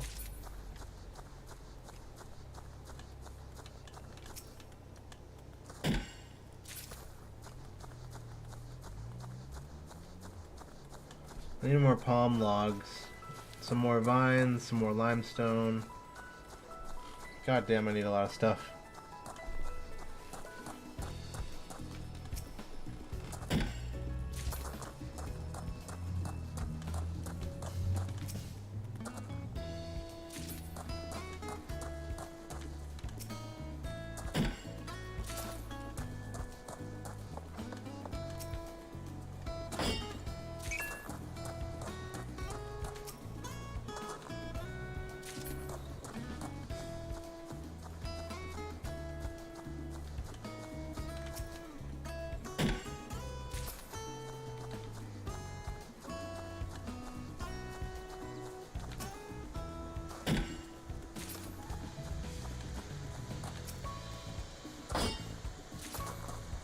I need vines, some more leaves, and some more logs, and I'm good to go. There's one. Oh, I can't go up that cliff.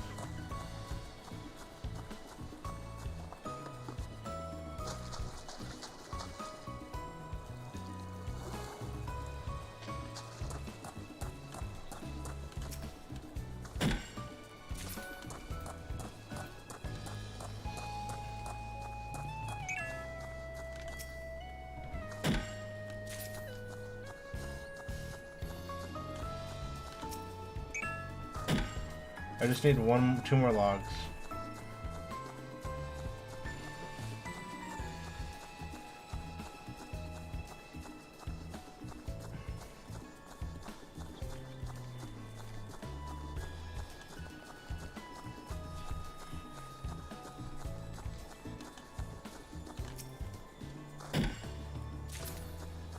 One more. There it is.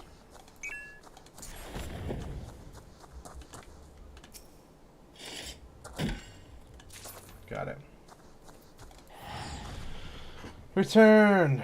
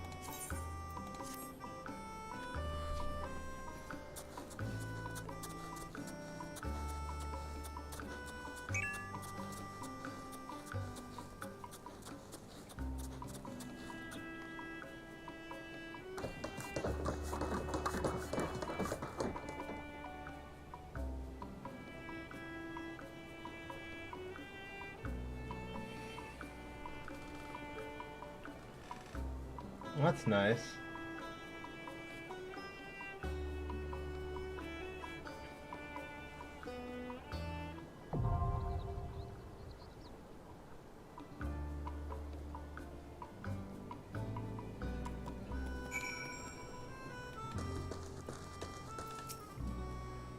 I see you built the workshop. Shame, I liked how the place looked before. Anyway, I suppose you have a team of mammoths craft stuff now.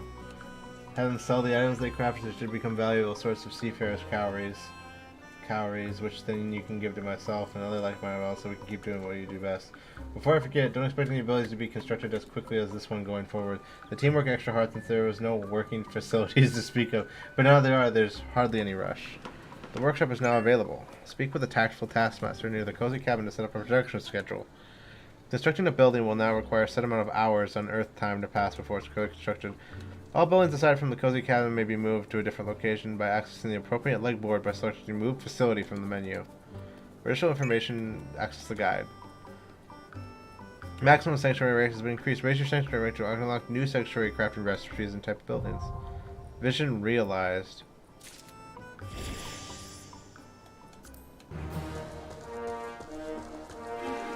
New crafting recipe. Mimic size builder's tools.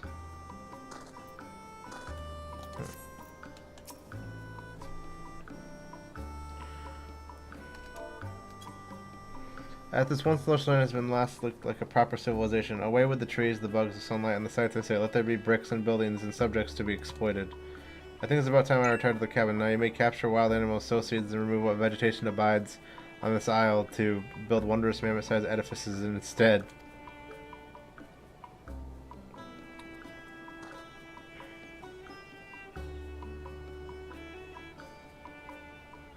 Since I trust each one of these Pathfinder units just about as far as I can throw them, I will tell you this myself in case. Should you wish to begin a production of craftwork, speak with a tactful taskmaster. If you have any further questions or experience trouble, I encourage you to review the Owl Keeper's Index. I made it precisely for such occasions after all.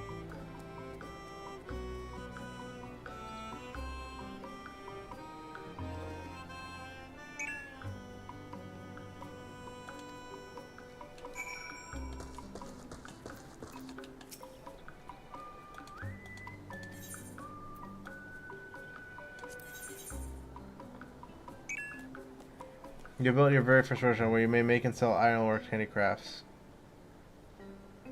Traders and Limsa will be happy to pay a sum of seafarers' calories in exchange for these goods, allowing you to live your dreams. In case breaking a sweat is your cup of tea, fear not. A team of mammoths will create and ship all the handicrafts for you. You only need to speak to the tactful tester to design the production schedule. Then sit back, relax, and watch the calories pour in.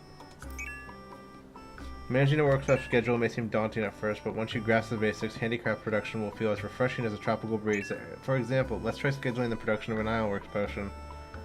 Press schedule, okay. Choose your handicraft. With an agenda in hand and a team of eager mammoths at your disposal, you are free to make any use of handicrafts your heart desires. However, a very special bonus awaits those who choose their schedules cleverly.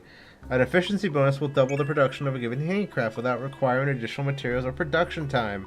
Doubling the production of a handicraft means you'll have 2 handicrafts to export, and basic mathematics tells us that 2 handicrafts will sell for twice as much as 1.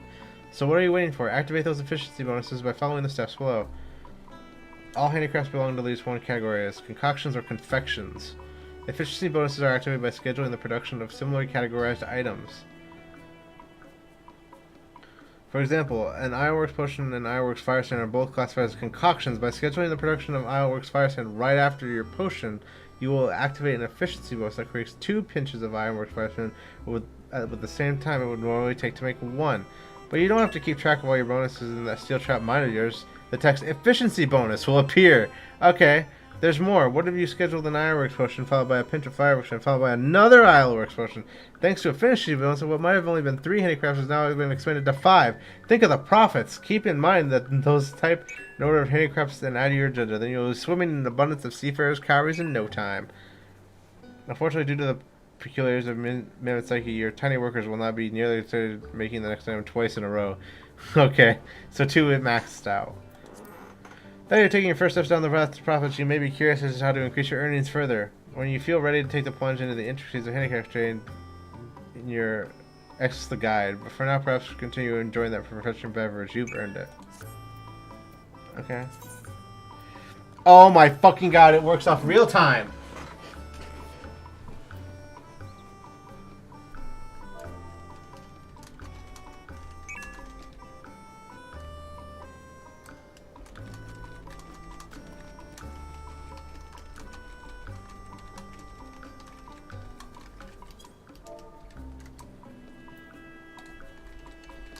I can't escape planning, it seems.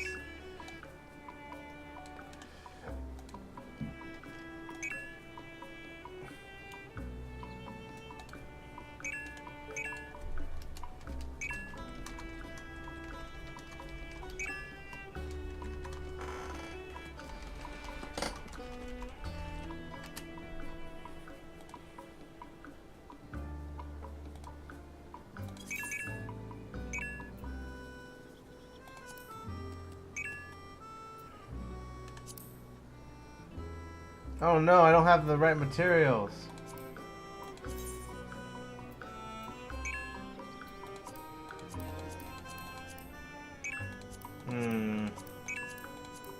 Seems I have to gather them myself first for this to work.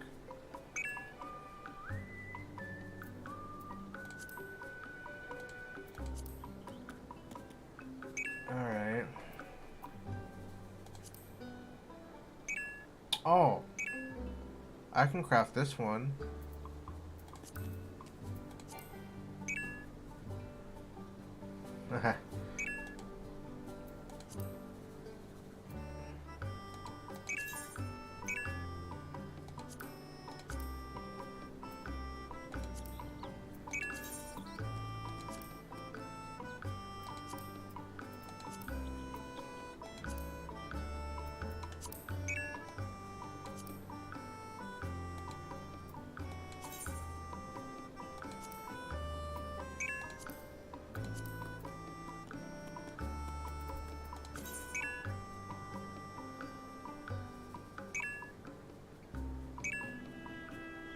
Oh god, I have to actually track the markets. Alright.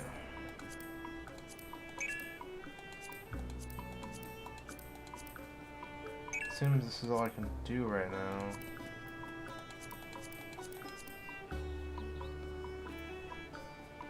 Aha, this'll work.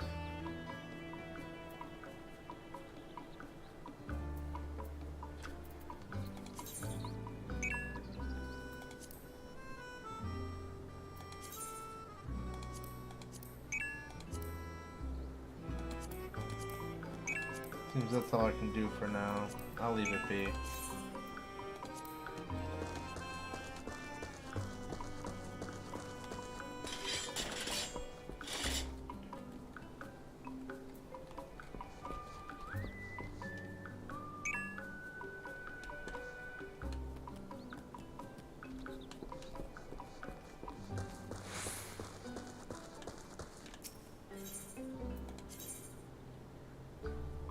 Oh, this is just for another workshop, I see. I should get enough for this and then head out to do MSQ.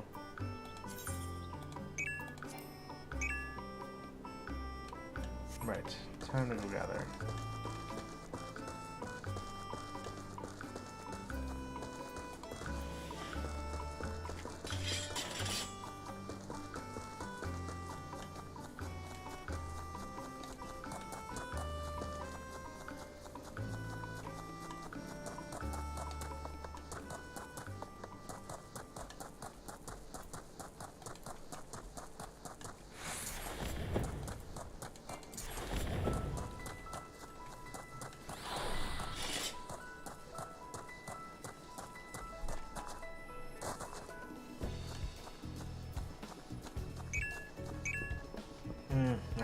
I cut down a lot of the trees here. Oops.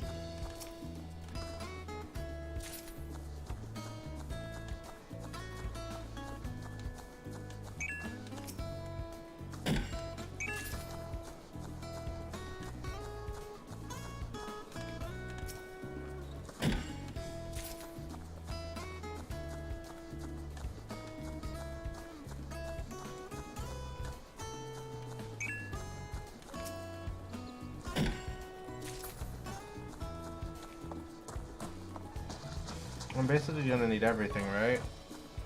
I should probably just pick everything up I see. Especially now that I have the hammer.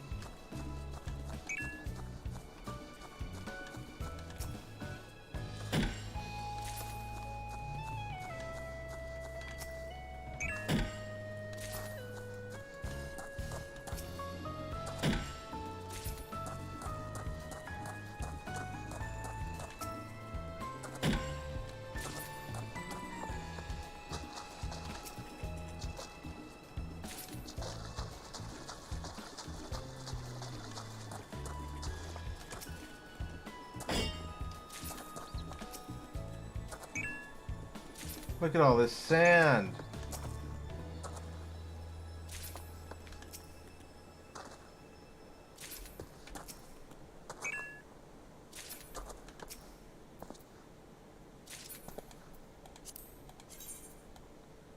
Oh god, it looks terrible on me.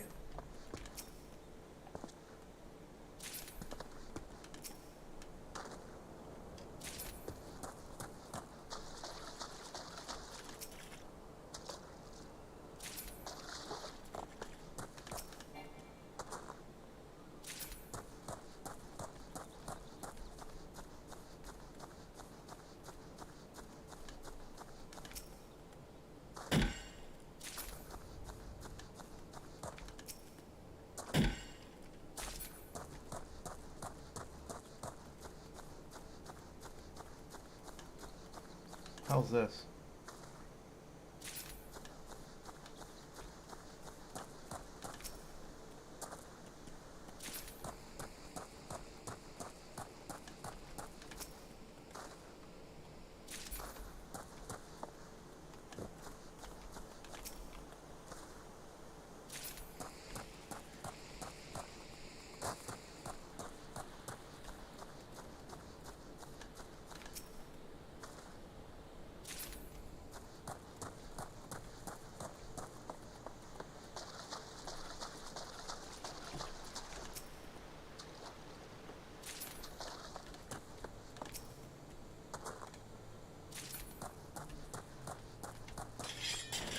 Oops.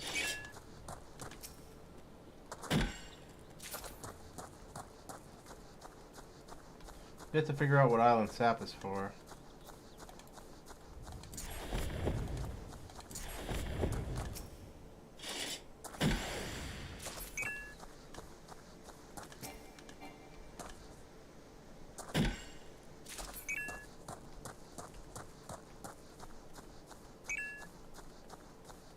What the hell was all this?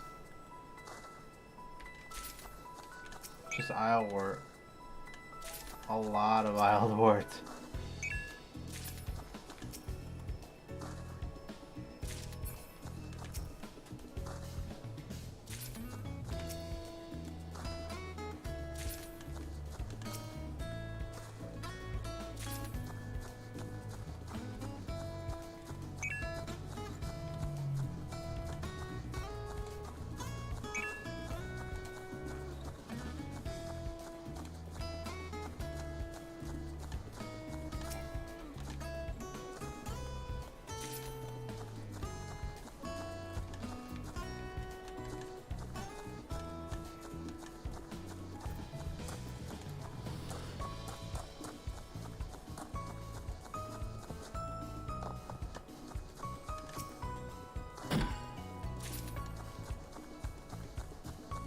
What's this?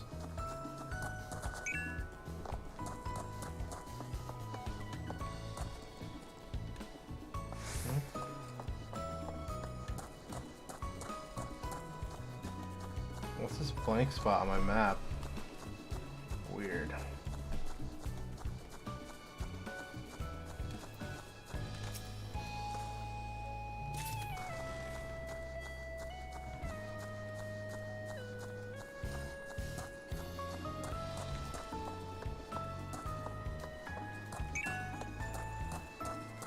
Gotta roam too far.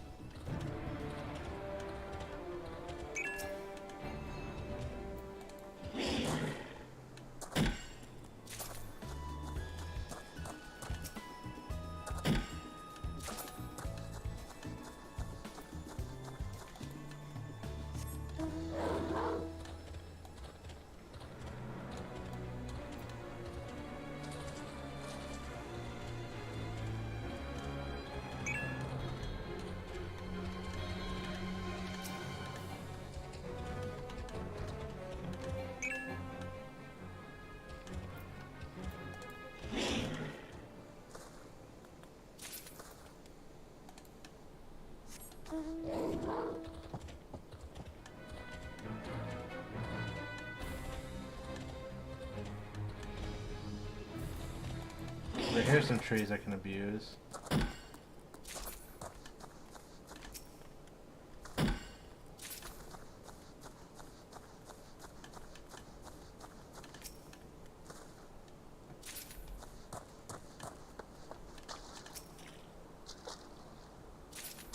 Oh good, all the sand came back.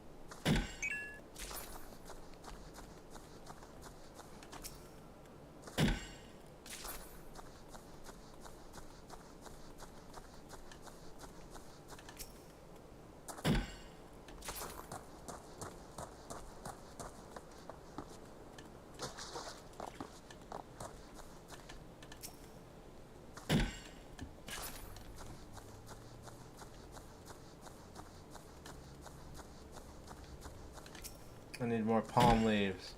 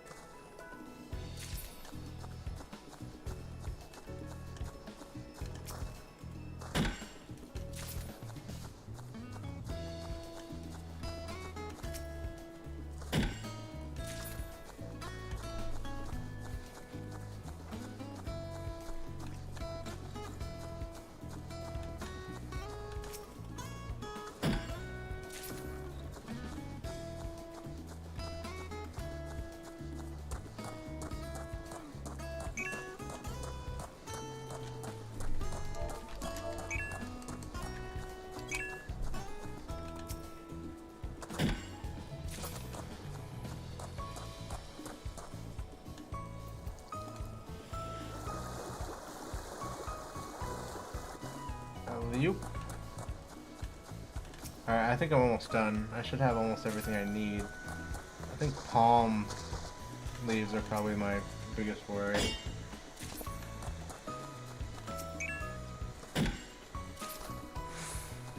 I'll just cut down a few more trees. It's all good.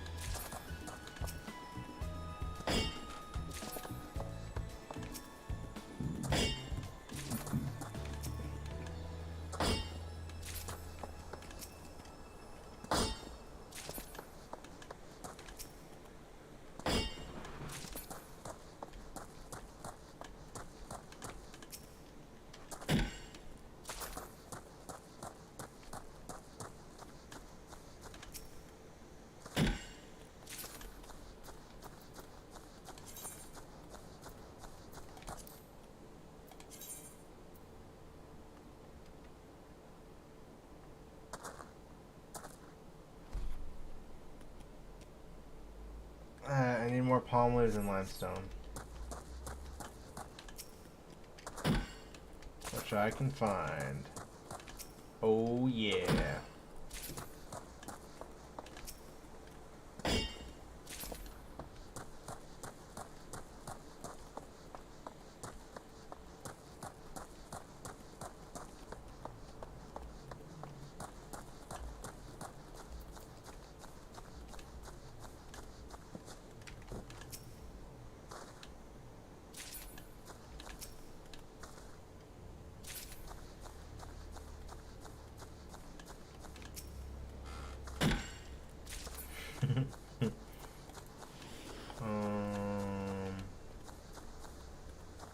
Those rocks? What the fuck are those?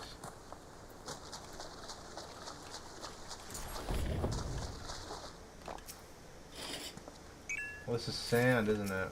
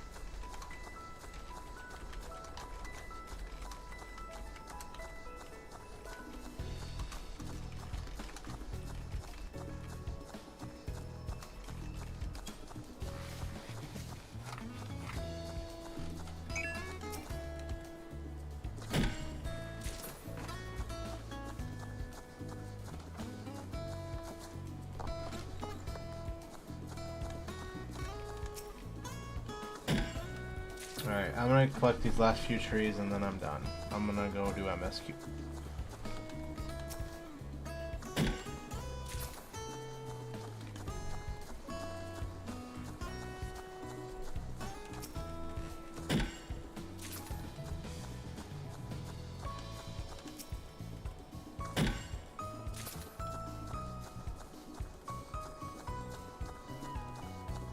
Sheep? What the fuck? I didn't see these sheep before. Oh well, it's too late now. I would have caught a sheep if I had known they were here. I must have ran past them. Oh, actually, I kept diverting to the left and right. I never went straight for the wall. Oh well. The Koblin and the Plaku I caught are arguably rare, so I won't fuss too much about it.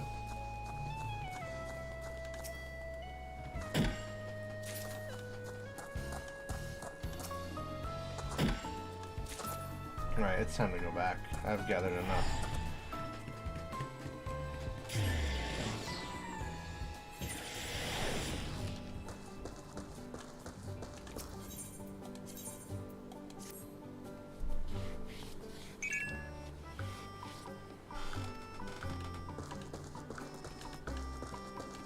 How long is this going to take?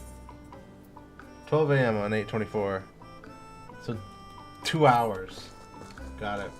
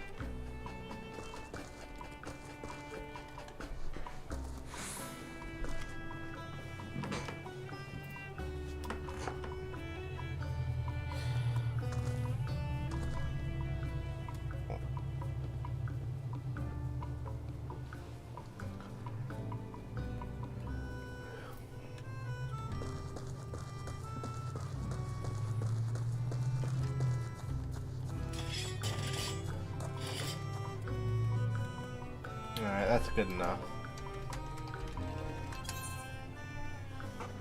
I'm going to Razathan, right?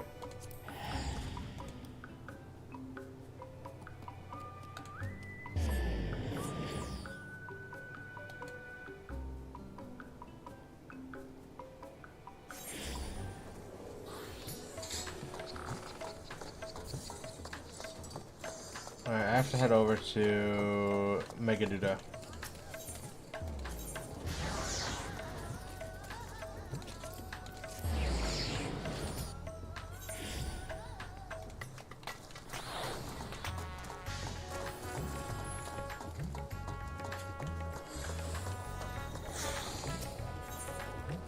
Vesteron has tidings to share. Excellent time, just a moment ago I received word from the Ironworks. They've completed their tasks and are on their way to reinforce warding scales. Separately, our alchemists have also succeeded in creating an artificial Atamos. All is readiness for our journey to the void. I have instructed our comrades together at the Great Work. Let us head there at once.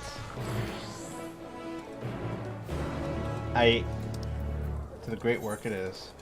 And I'm gonna go to the bathroom real quick.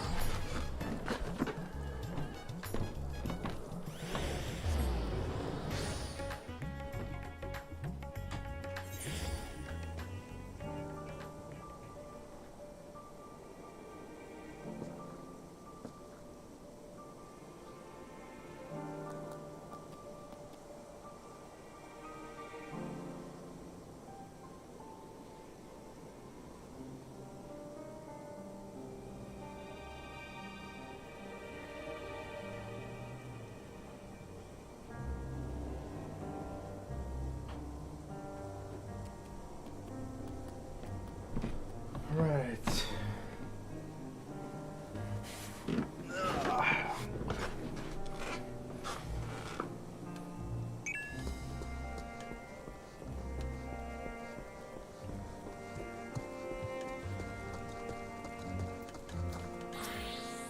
Hey, Shola. What up?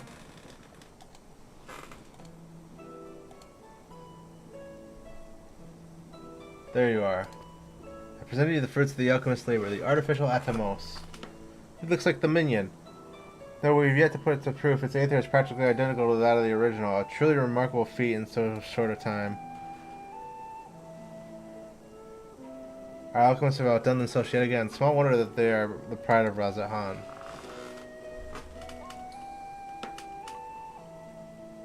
I'll express my gratitude to Nidhana, but she isn't here. She rushed off after bringing Atamos to attend to a pressing task, but said that she would return ere we set forth.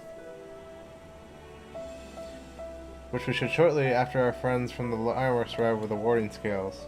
Did someone say warding scales? Because it just so happens we have them. Hey, Sid's back.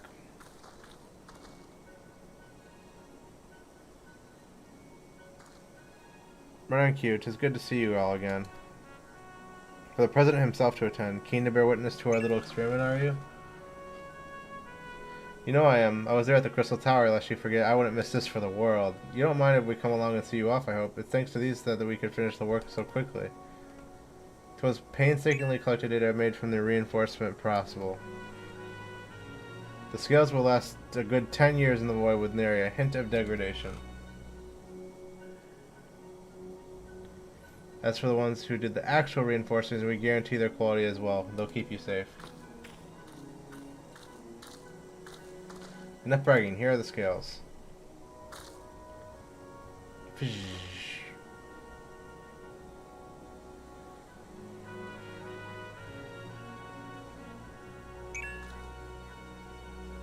With these we can search for my sister without fear of corruption. I know not how to repay you. Don't mention it. Midgard Zomer came to our rescue in the rift. It's the least we can do to help his children. Thank you. The only regret is that I won't be able to accompany you on this latest grand adventure. Wait.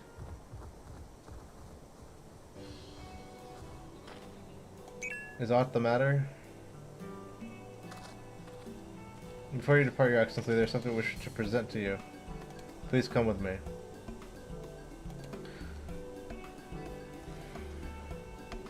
Forgive me, my friends, but I require a moment.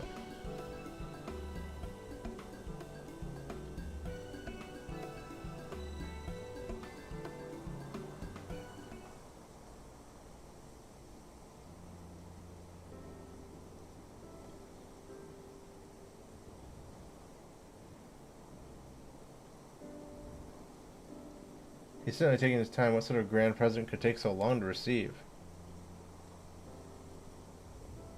The kind that'll help him in the void, I presume. In that godforsaken place, he'll need all the help you can get, but you of all people ought to know that, huh? Oh god. Triggered!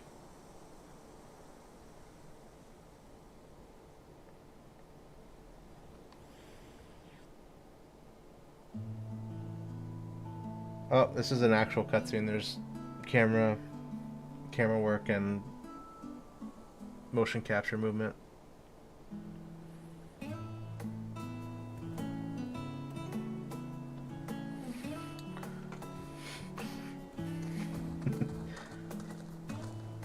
My apologies for keeping you waiting. Vritra, I presume. A new homunculi? He's no longer a kid. Indeed, this vessel now serves as a host for my eye. I was aware that the alchemists were busy preparing something, but this... We couldn't well send you on such a perilous mission unprepared, Your Excellency. We spared no effort in crafting the body, and I dare say you'll find it adept at wielding weapons and magics both. It Really? was our intent to present it to you sooner, but we could not bring ourselves to do so, knowing we could yet improve it further. Pray forgive us. There is no to forgive. I am grateful for this fine vessel, and shall put it to good use. His voice got deeper.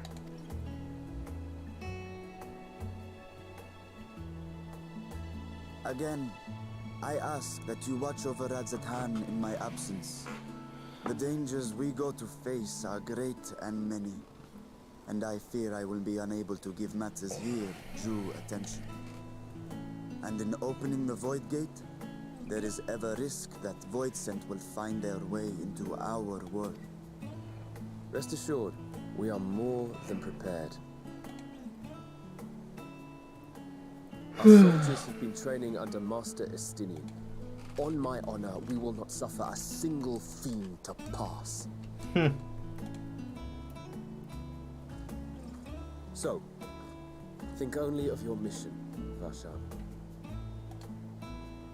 Ah, but seeing as this is a different body, perhaps we should use a different name. Nay, Bashan shall suffice. Though I may have thus grown up, I am as ever a little brother to you all.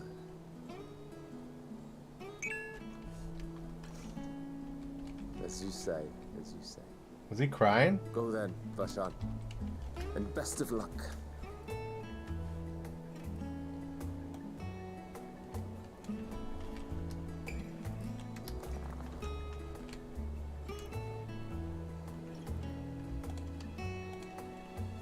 I have something for you as well. Uh-oh.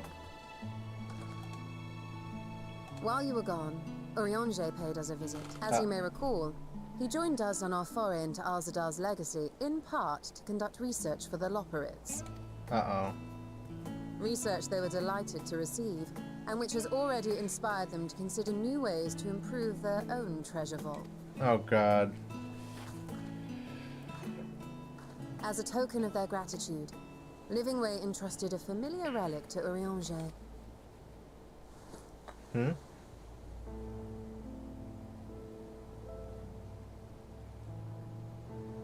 Aye, the crystal, which showed the way to Meteon.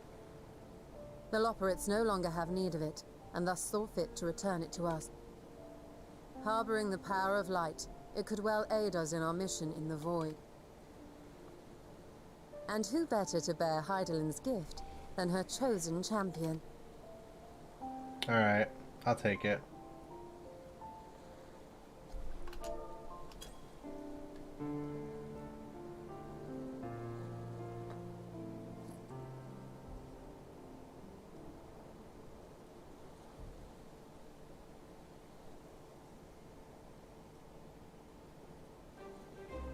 If there is nothing left to discuss, then let us depart. Our boat awaits us in Akyali. Alright. I have to go get a haircut first, though.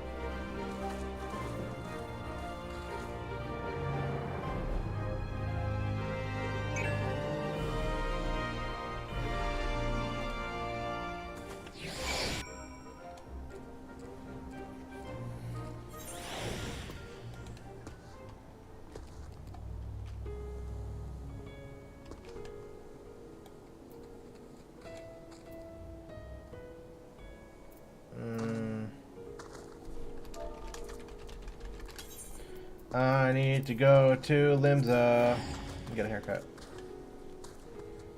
I'm gonna have to change my headgear too. I don't know if my headgear is gonna go with the new haircut I want. God damn it, there's so much to do this patch. It's a good thing.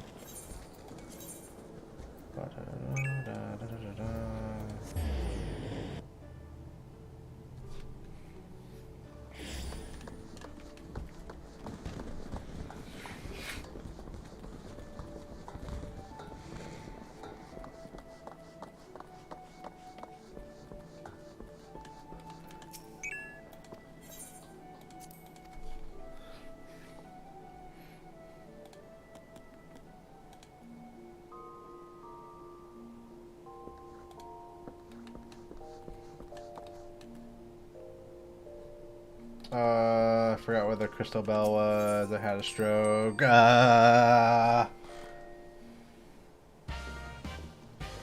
Long time no see. Chandeline. God, the 1.0 H card leave thing makes me feel sort of emotions.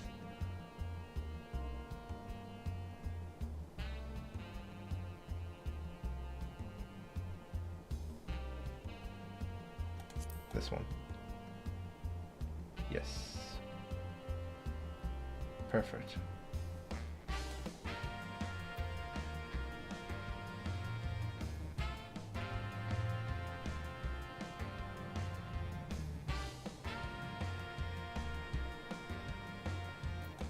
I'm good to go.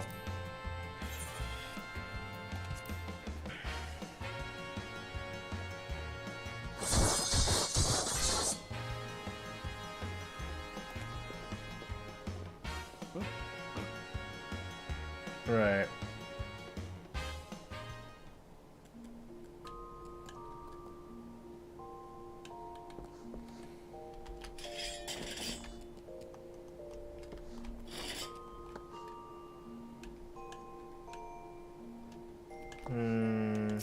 Definitely need a change.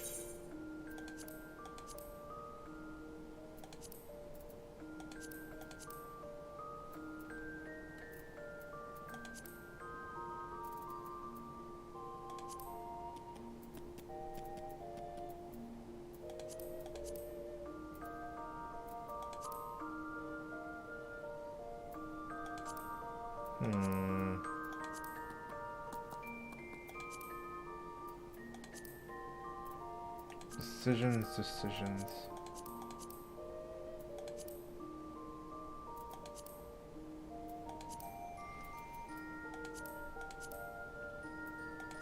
Isn't there anything that doesn't clip with this stuff? Guess I could always just wear glasses.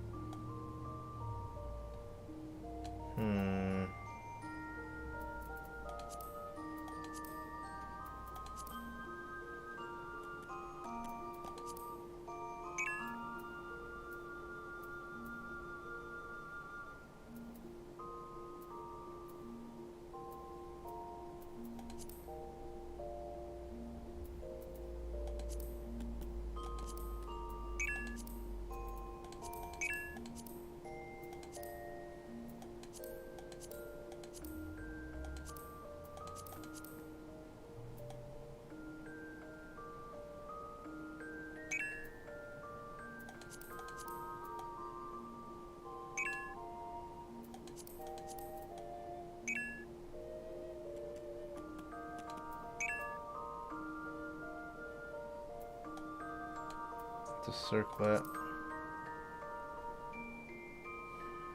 I don't really have any good options for this haircut. And again, back when I had this haircut when I was a Makote, I would never wear headpieces. Because I felt like it was too much.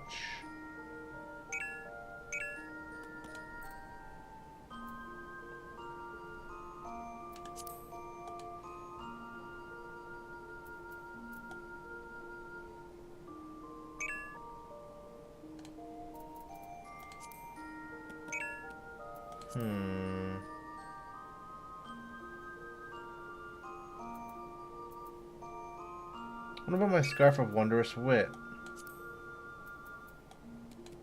Where is that? I think it was a neck piece now that I think about it.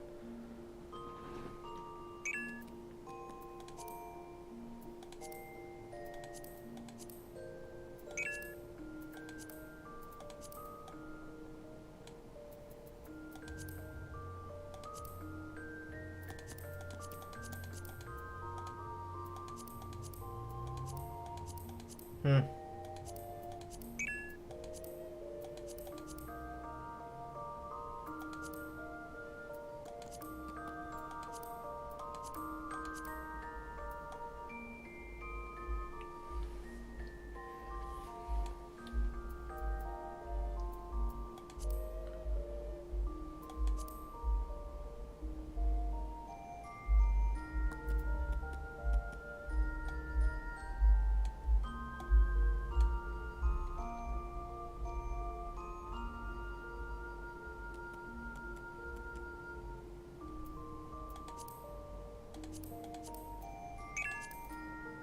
What if I die this? I think I could make this work.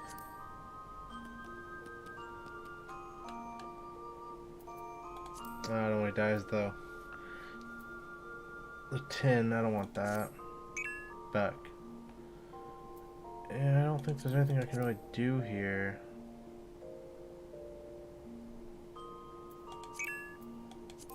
What does the peacock thing look? It looks like shit, yeah. This'll work. Actually, hold on. I refuse to believe I don't have anything that can help me out here. I didn't even check my fucking armoire. Little crown. No.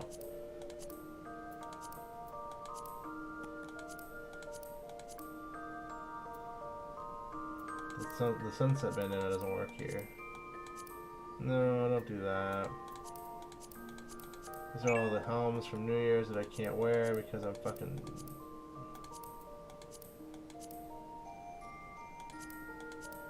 Is the headband eyeball? No. Fuck. Alright. Scarf of Wondrous Wind does not look bad here. Ribbon looks terrible. Ooh, the circlet doesn't look bad.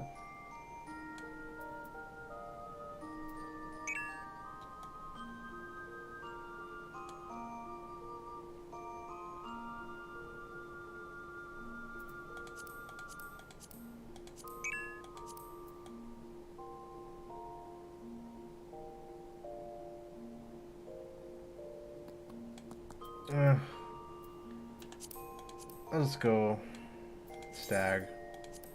It's fine. The monocle's just not working anymore now that I have this.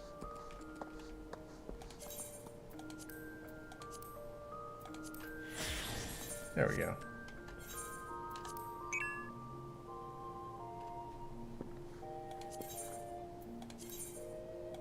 Oh, I don't have a glamour dispeller. Fuck.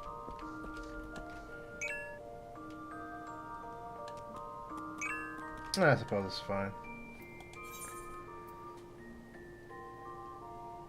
Nah, I'm gonna be in cutscenes. I'll go grab a glamour dispeller real quick. Whew.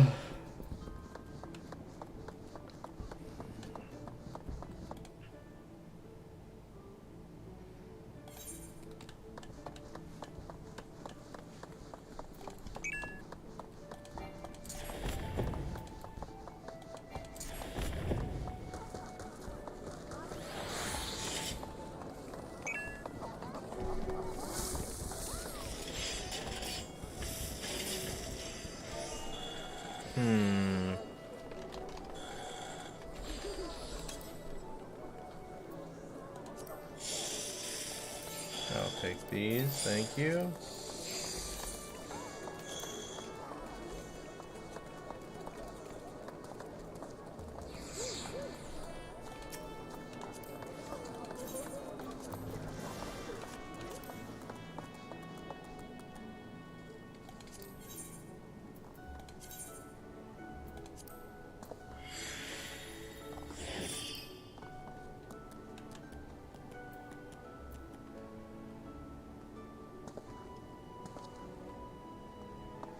I just realized I forgot to put the Emperor's new...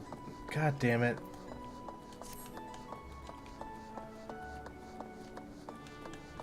I'm going back upstairs.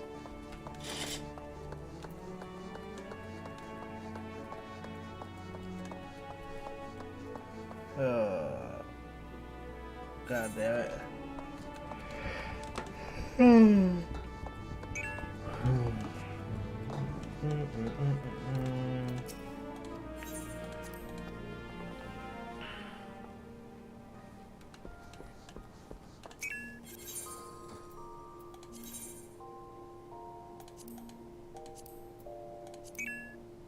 Don't tell me I don't have the Emperor's new hat. Fuck. Fuck. You know what? I remember why I did this. It was because I could just throw on a hat piece here and it would immediately take as not being able to display because I play Hrothgar. Yeah, let's do this. Fuck it. Fuck it. Fuck it! Watch this. Well, who needs the Emperor's new hat when you don't even... you can't even fucking wear hats. Boom. I'm good to go. Alright, let's get the fuck out of here.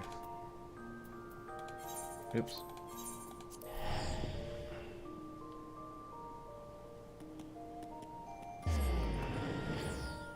Thavnir.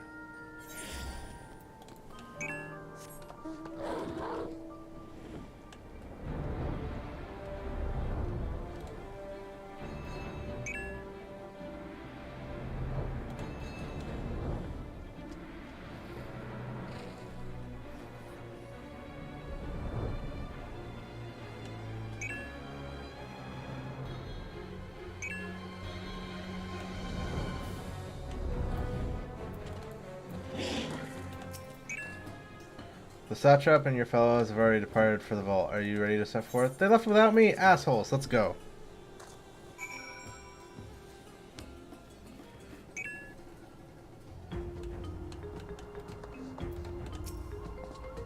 Let's say I'm feeling nervous. It's not only us cheering you on, but your alchemists of old too. You couldn't possibly fail. Good gods, with the treasure here, if I were a thief I wouldn't notice if Weggy came and bit me in the rear. Like us, the alchemists has tremendous passion for their work. If we were to collaborate, I reckon we could achieve some great things. An undersea vault governed by an alchemical century, such a place would be an ideal proving ground for new creations. They've upgraded the vault's creations to contend with the Void Sun, a task which was made easier by the surplus of broken units. One could argue I did them a favor. For my research into the cross-rift travel, this is the moment of truth. For all those who helped us come this far, let us pray we succeed.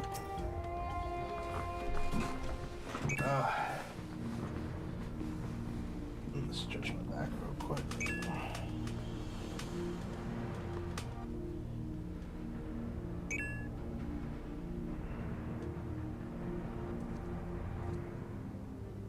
I shall now lift the seal. Hey, do it. In the name of Al-Sadal III, I cast open this door unto the void!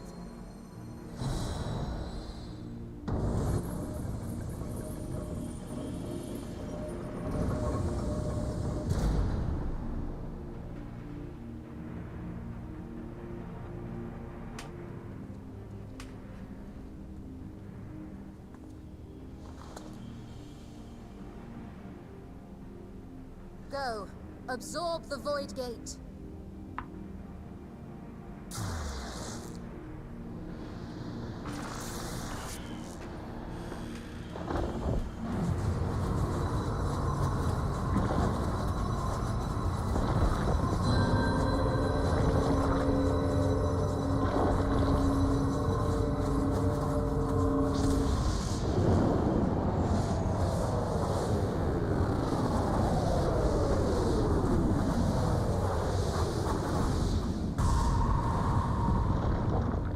It's a full-fledged Atomos now.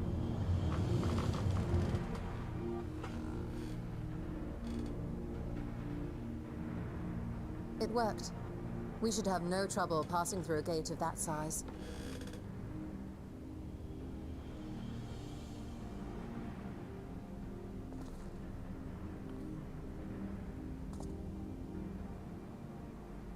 What can we expect to find after stepping through? Horrors untold. On my previous foray, I emerged in a castle swarming with void scent. I was hopelessly outnumbered and forced to turn back. But together, I am confident we can hold our own. Upon our arrival, let us deal with any hostile entities and secure the area.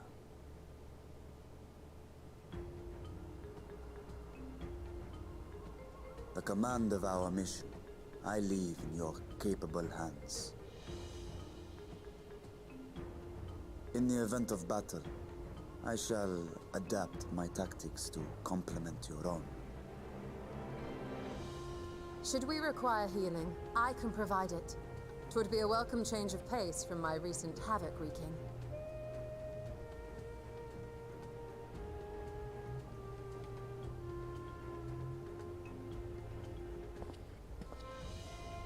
Take heart, my friends, and have faith. We will brave this broken world and rescue my sister Ajdaya. Alright, let's go save him.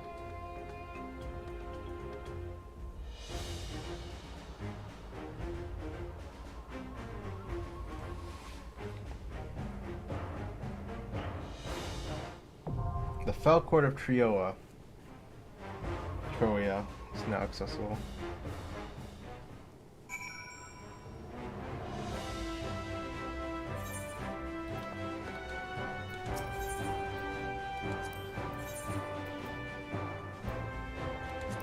Together then. Victory will be ours! Right then. Together then.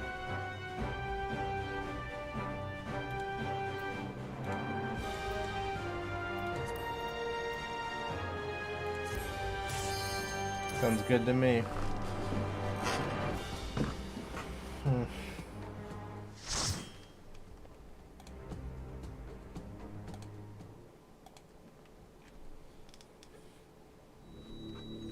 I'm glad I'm wearing these glasses right now, otherwise I'd be blind as fuck. Oh no, we're back here?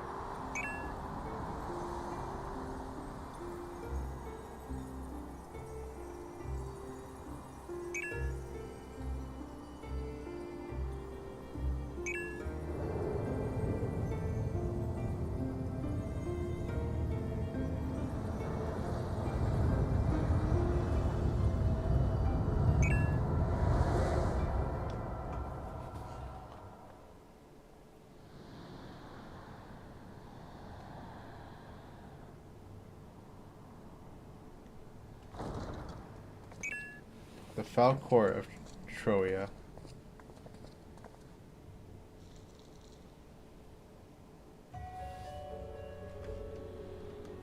Right.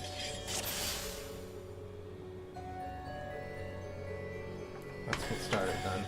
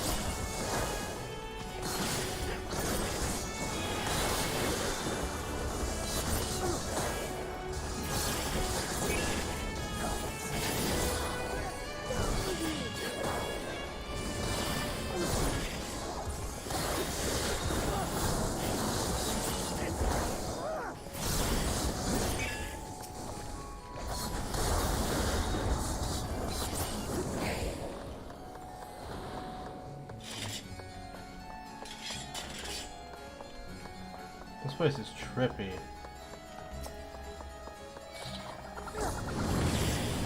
Oh no.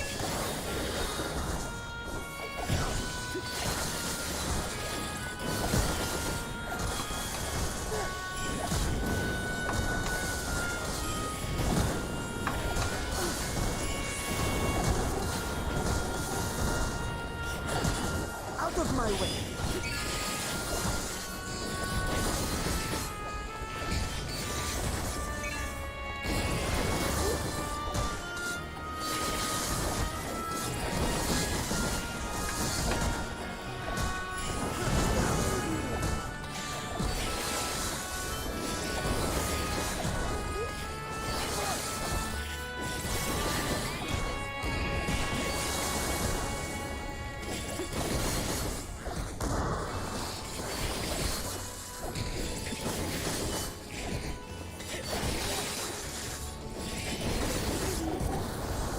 You underestimate me!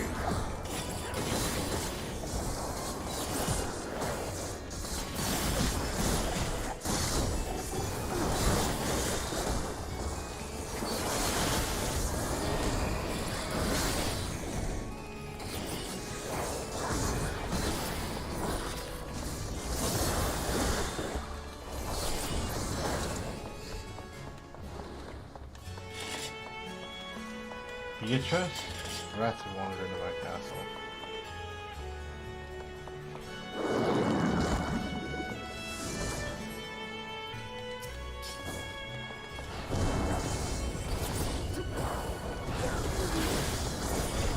Let's see how simple it is.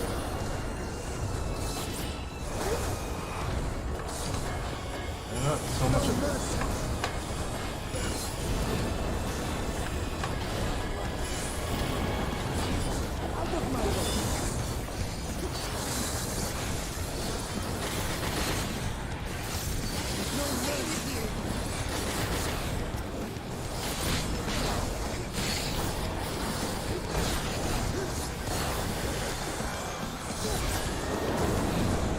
More?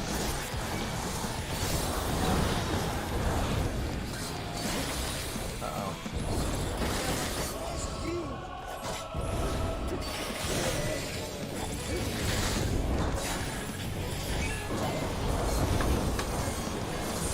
Ah, more?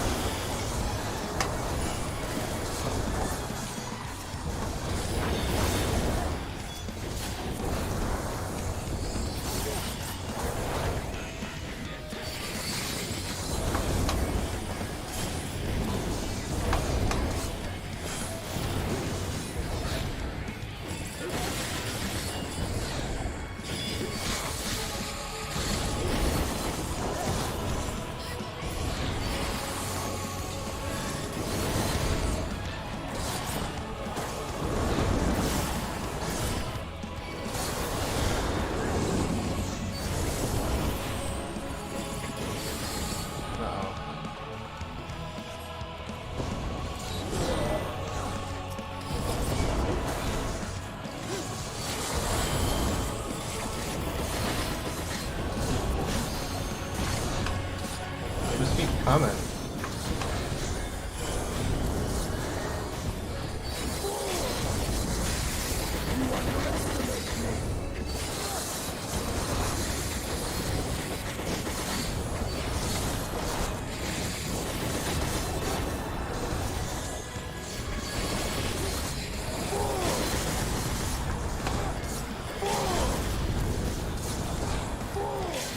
Uh-oh.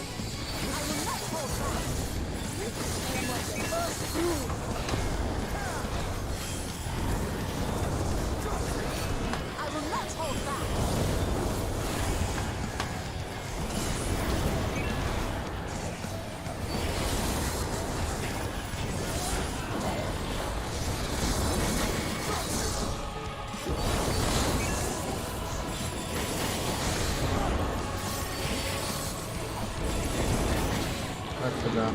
Oh god.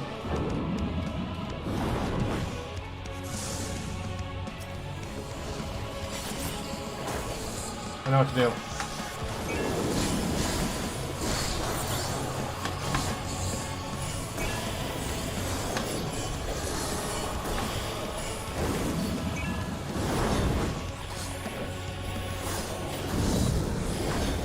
No mercy.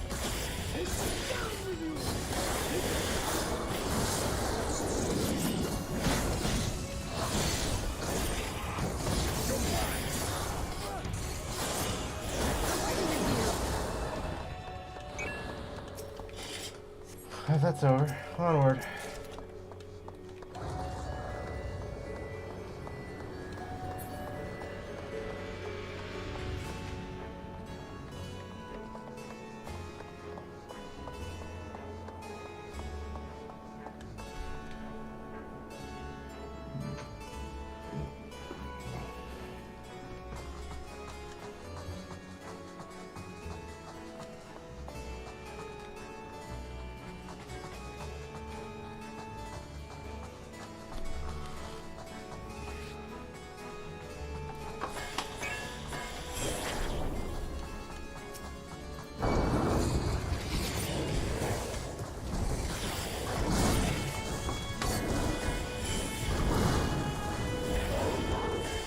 I fucked that up. Oh no, I didn't. Thought I did.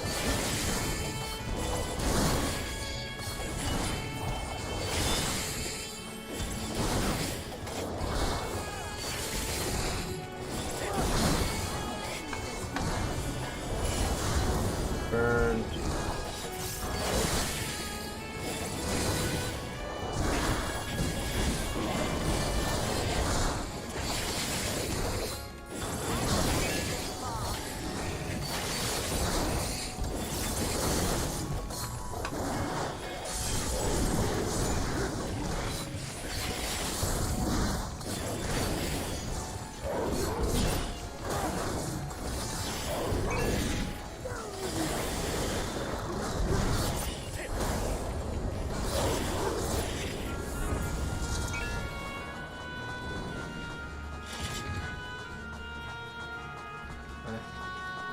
Up there.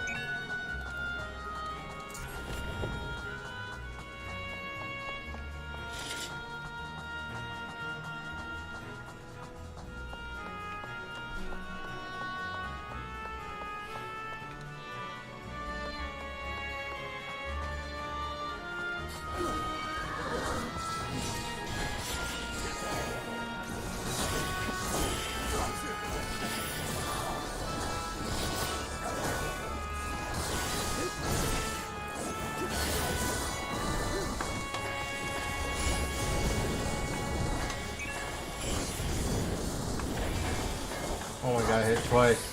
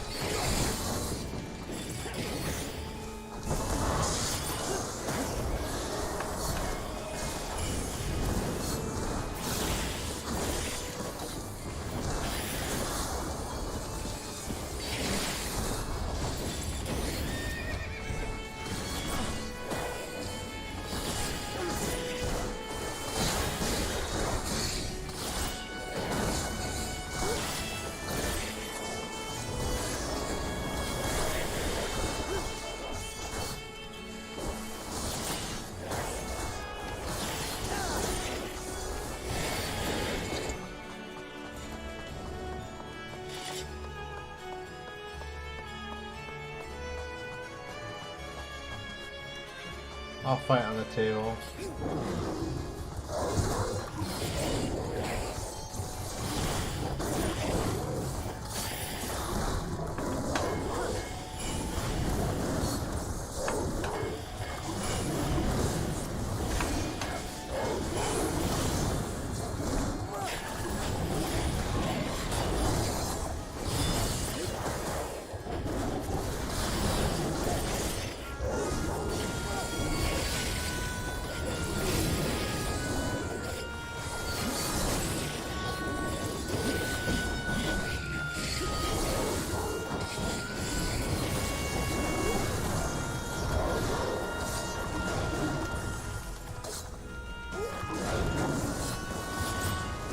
Alright, I think I got this.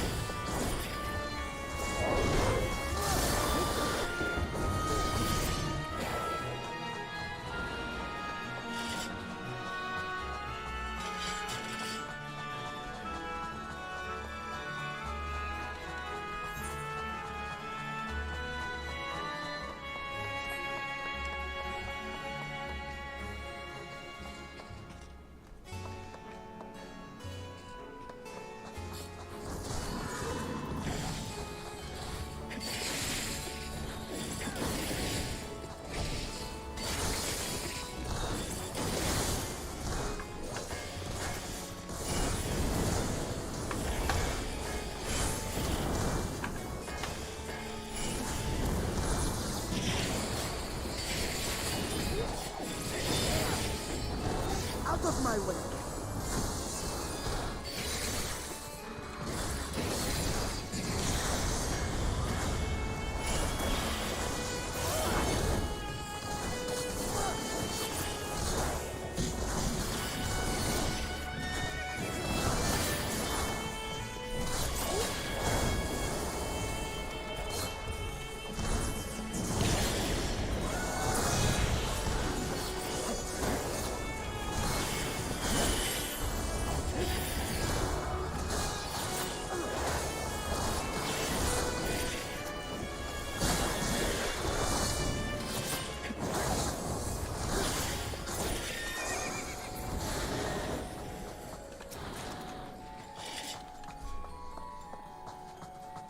CEO the foremost.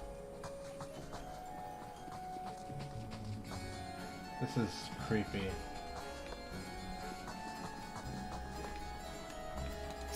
Beatrice.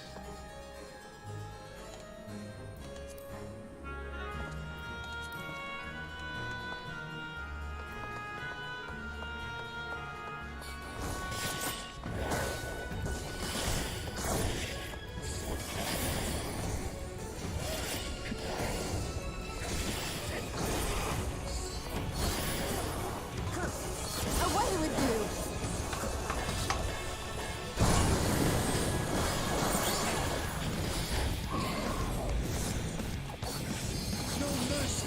I don't know how I dodged that, but I did.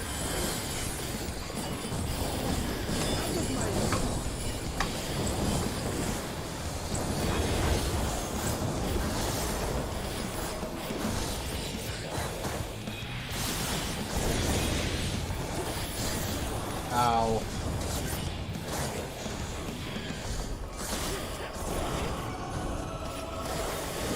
I will not hold back!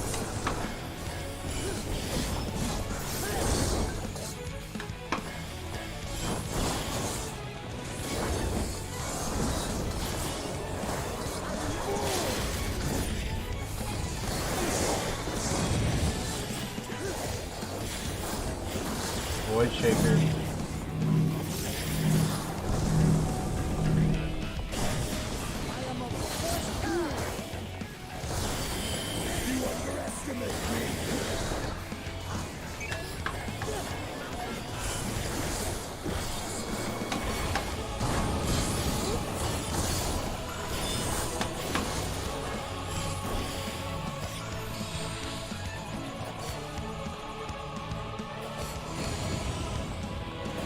I think I get it.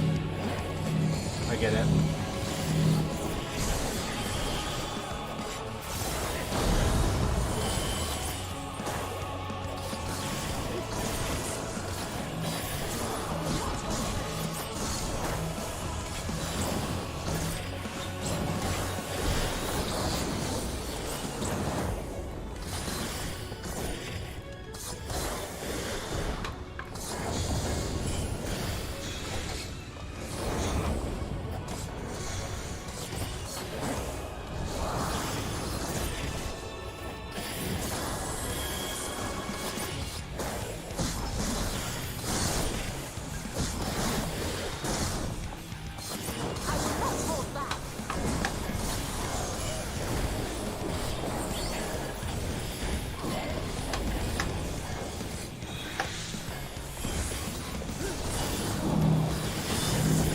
Oh my god, I just wasted Tenchi Gen.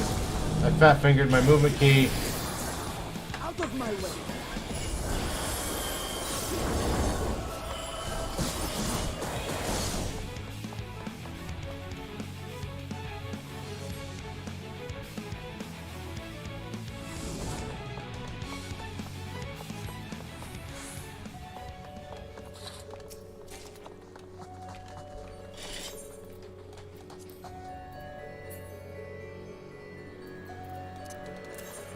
I can throw some stuff away real quick.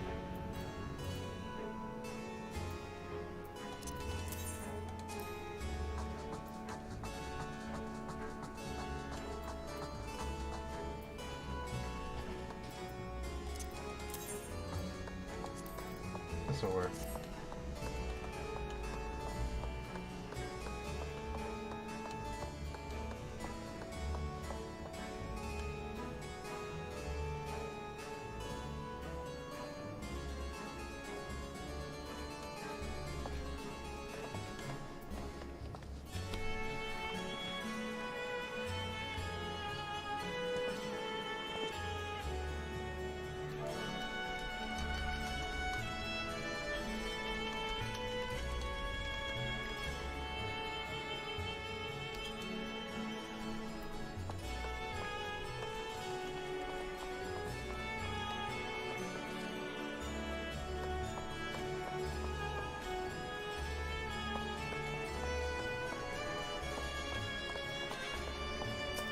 Alright.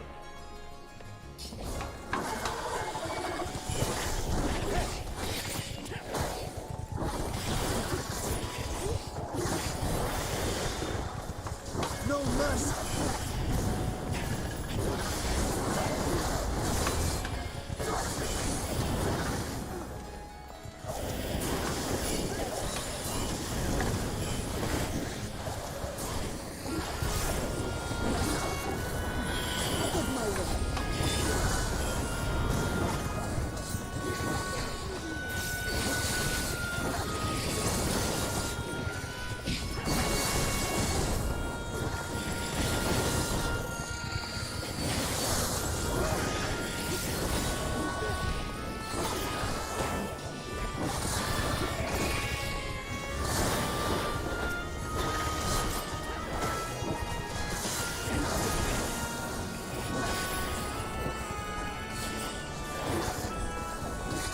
You underestimate me!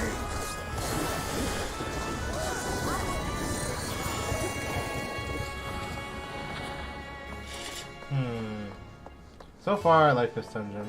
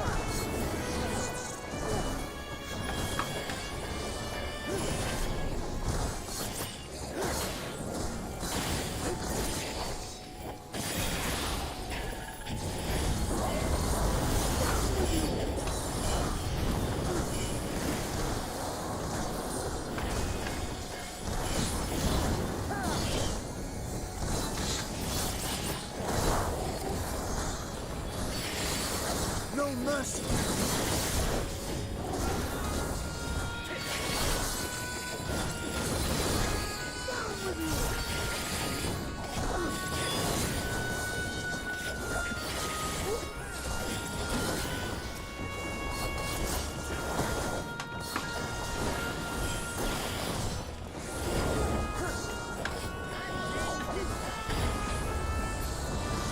Damn it.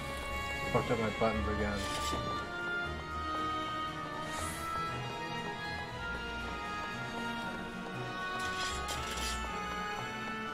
Something sinister in the air.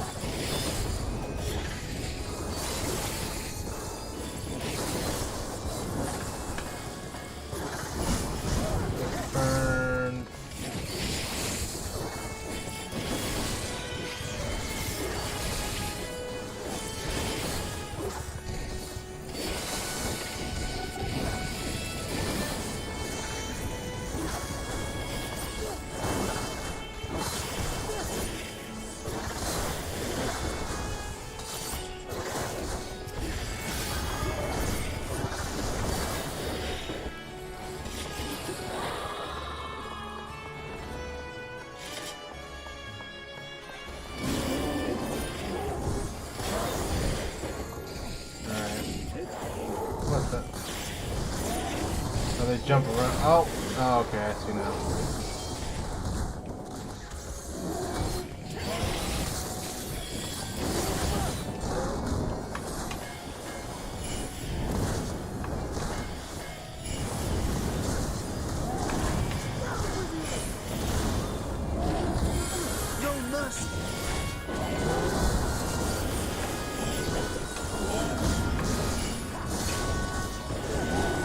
I forgot about Dokkan completely.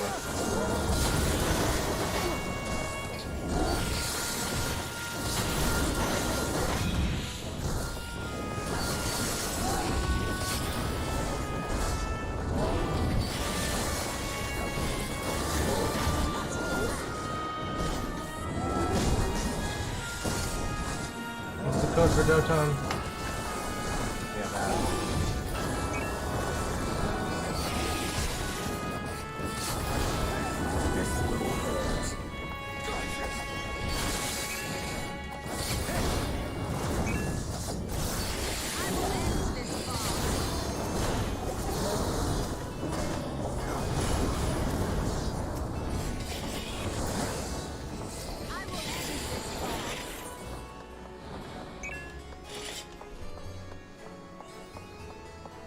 Mapping the realm.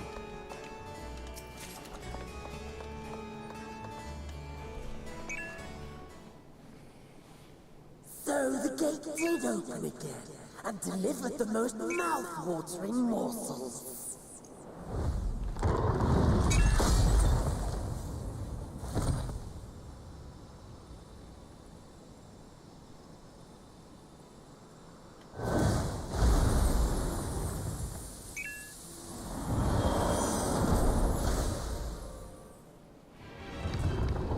Scarmillion, archfiend of Earth and first of Golbez's circle of fame. Such pleasure Why did death I will call it? take in delivering you unto your grave.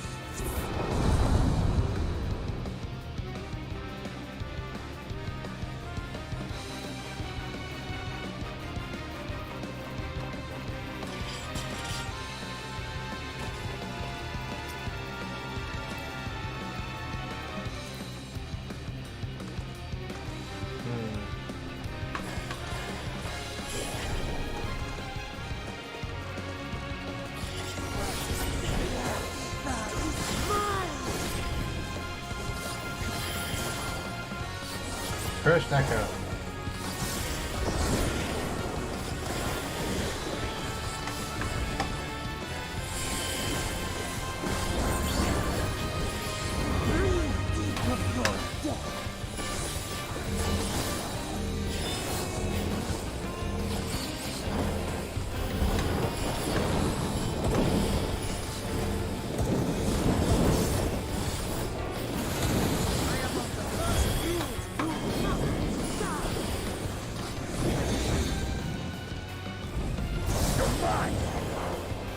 Ah, it's the walls.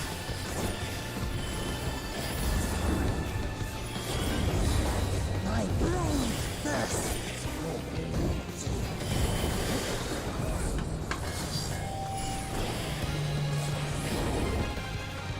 Ooh. Pretty big AoE there.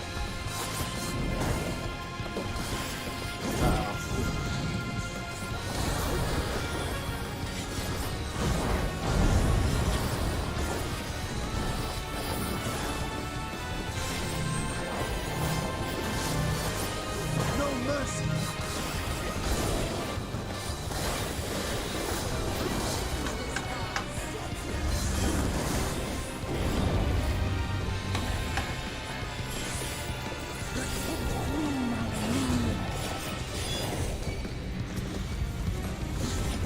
More?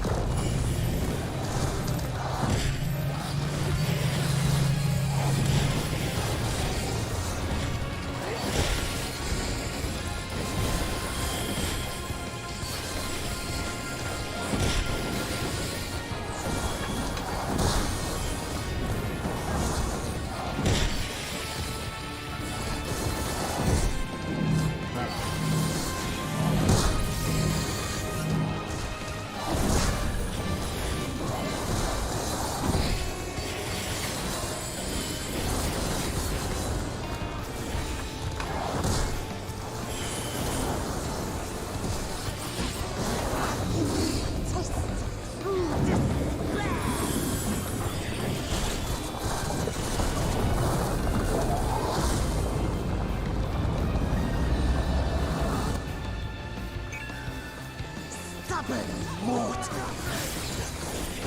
Out of my way. Come, fill your luck.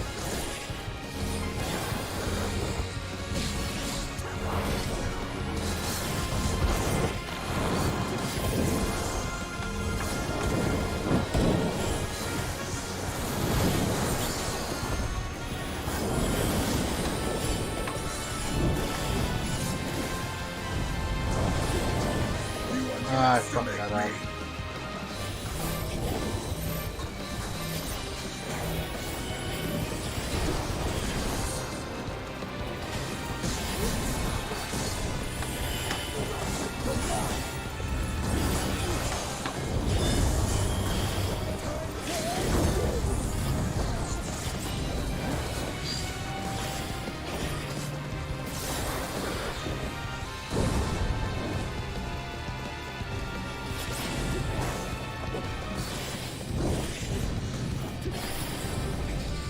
I will not hold back.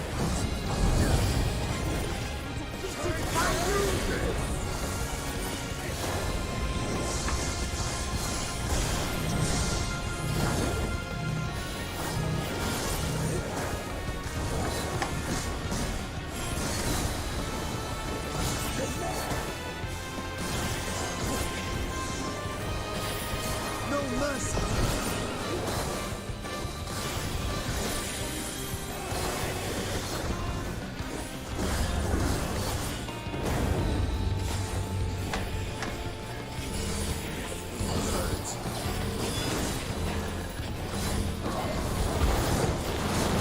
Got him. Easy clap.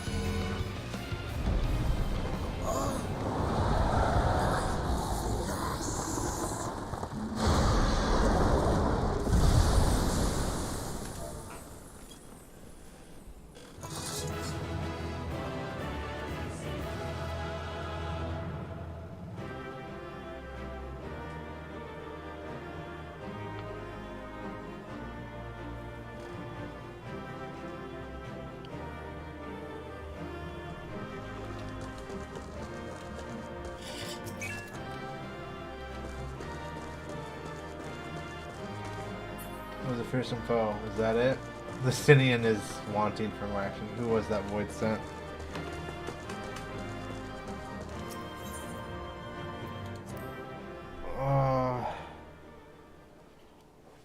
Take the gaming glasses off a little bit. Let my eyes see regularly so I don't get too accustomed to it. This Scarmaleone, he knew the gate had opened. We knocked on the door and said hi. And not for the first time. He and his brethren must keep watch over the portal. Damn.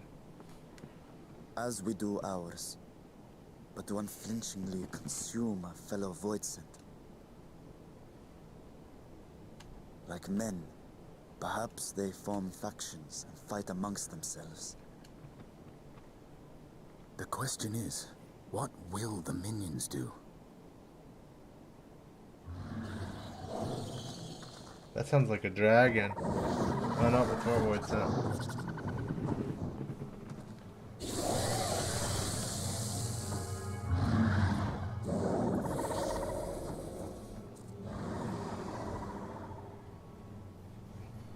Your mistress is no more, and the one who consumed her we slew in turn. Do you still mean to try us?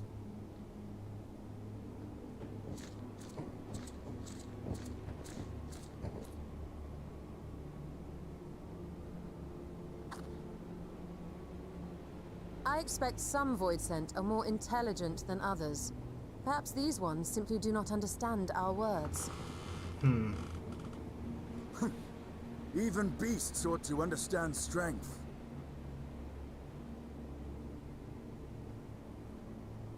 There is much we do not know about Voidsent. If we are to survive their world, it would be wise to learn their ways. True.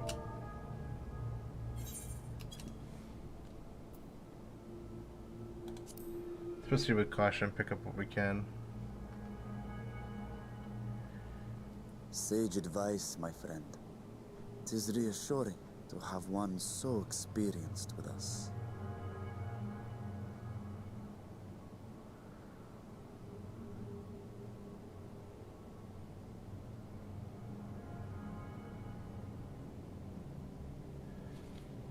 I am here, sister. Finally here. And I will find you. I swear it.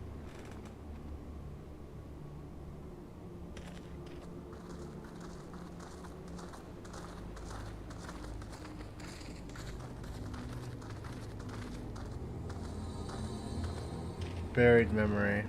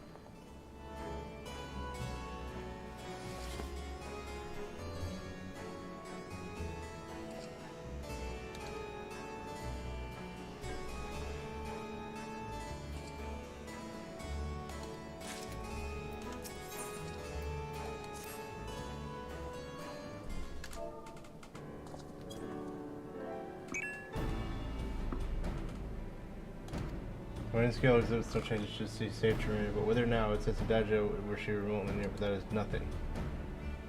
Might you not call to her, let her know that you'd come. Alas, it says I was not capable of calling across fastest. For that I required my true form. The new or possible dragon's call is born upon Aether. 'Tis liable to draw void sent to us. I see. In any case, there's a little exploration to be done while we're confined to this isolated isle.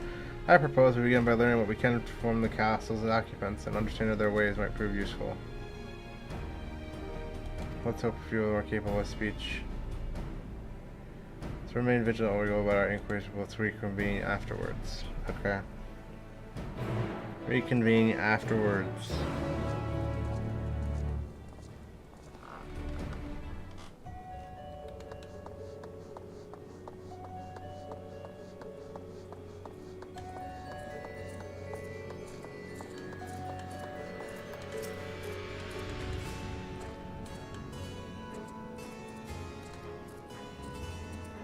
creature snores and glares at you, it's unlikely that you'll learn anything from it.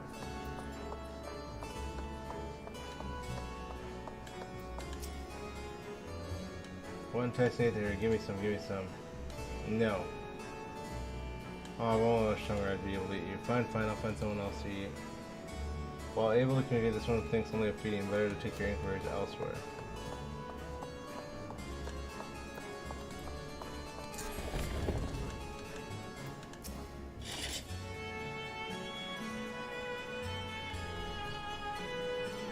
The mistress's eyes are beauteous, sublime. The bask in her gaze is subdued bliss. But now she's gone, never again will I feel rave. No mistress, no orders, what am I to do now? This creature mutters endlessly to itself, not sparing you so much as a glance. I serve our way, please don't eat me. My dragon, what's that? Does it taste good? I don't know anything about it, don't know anything. But the one we caught recently, they seem to know lots. We see them in the dungeon, but clever ones are tasty. They might have been eaten already. You let all you can.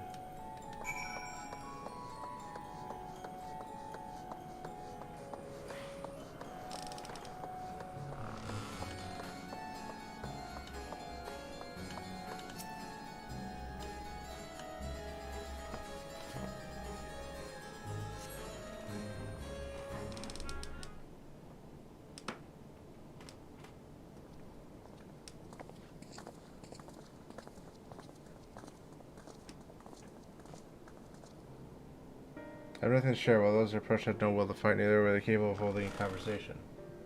My experience was the same. Low rung voice would tend to have lower intelligence, which would seem. The pretty scar lived Migley on his dead. He was talkative, at least. What of you?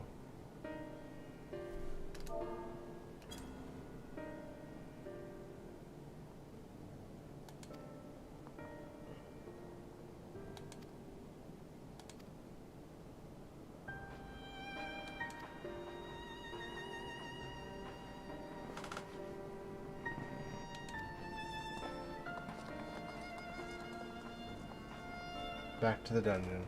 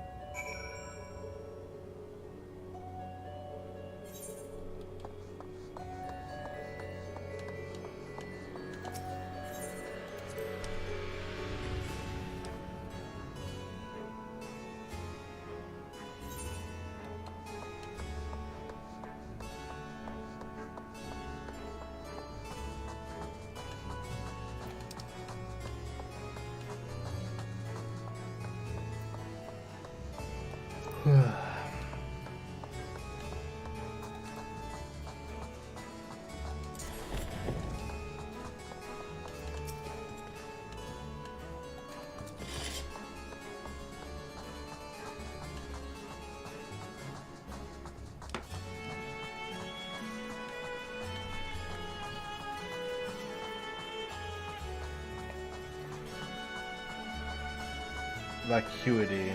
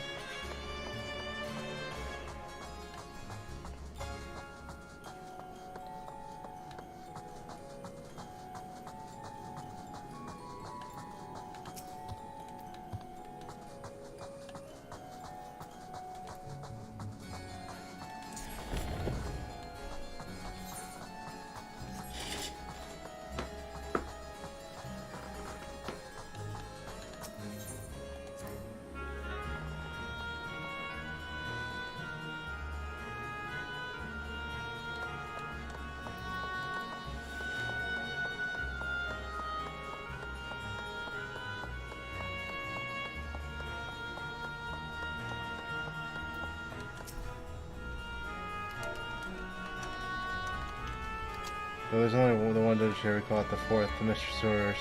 But the Mistress is gone and her orders with her. Rats can infest this castle for all I care.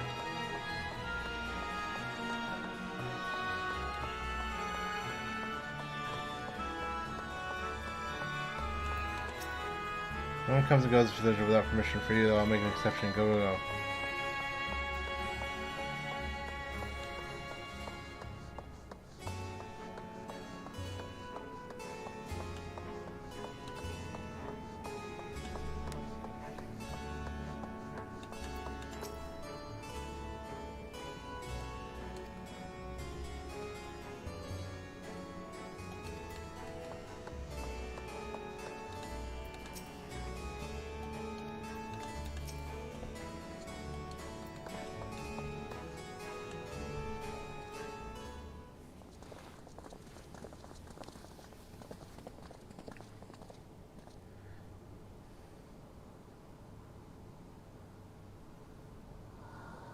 No.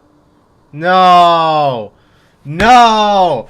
Stop. Please. I'm gonna die if it's Xenos. I'm literally gonna have a heart attack.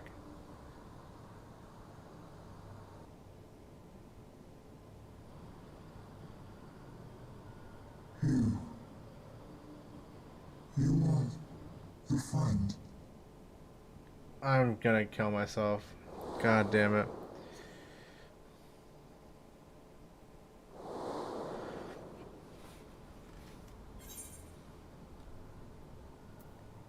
Didn't you fade away when Xenos fell?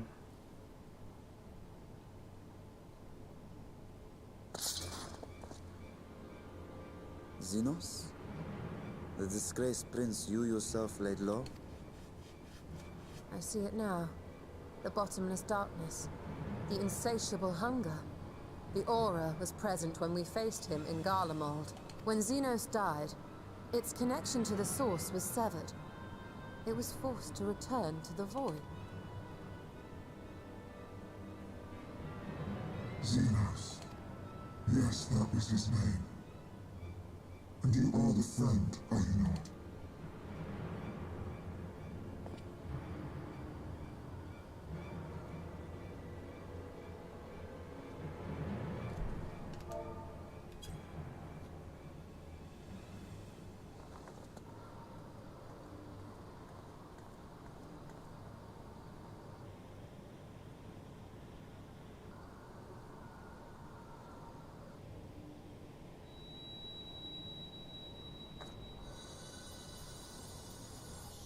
Is that Heidelin's crystal? Why is this reacting? No, no, don't give me some bullshit.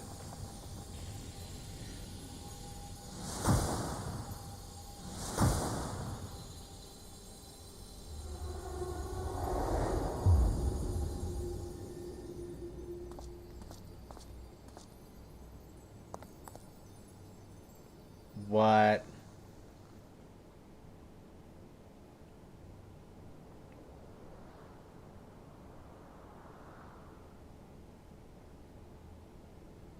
But how? The light just now. Of course. And thus I am returned. What's happening? This doesn't make any sense. What do you mean, returned?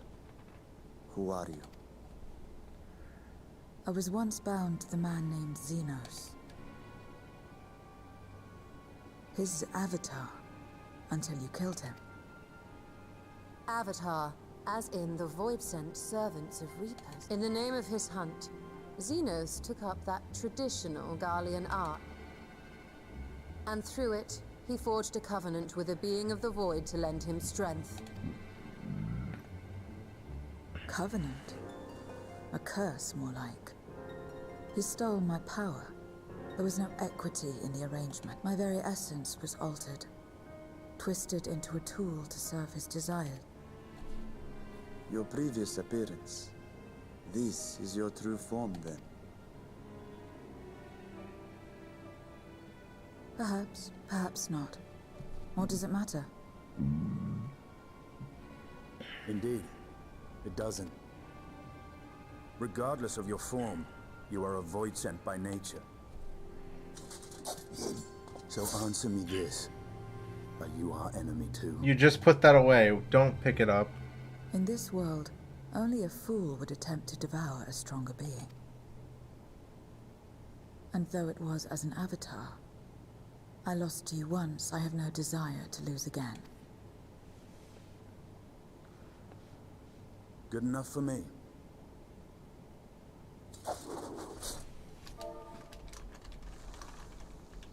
Now, you will answer me a question. Xenos called you friend. That's what you are? A friend?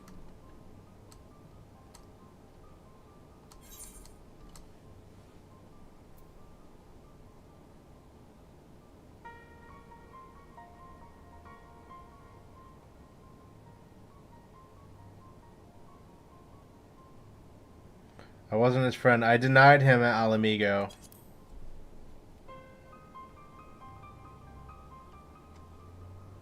So, You're not a friend. Then... what is it? What is a friend?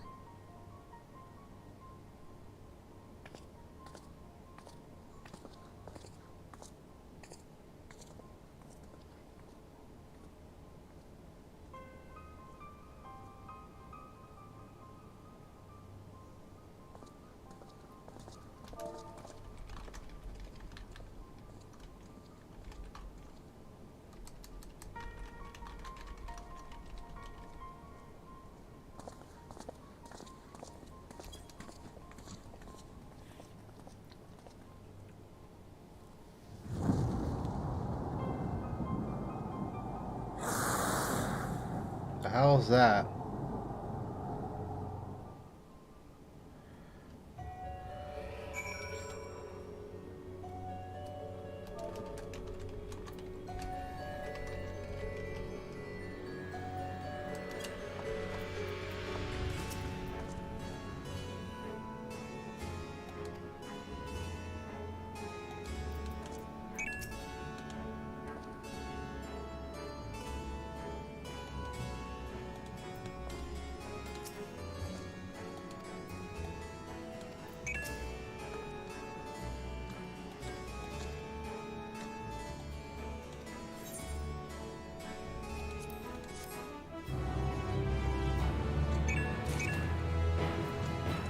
Xenos has been added to the Unending Codex.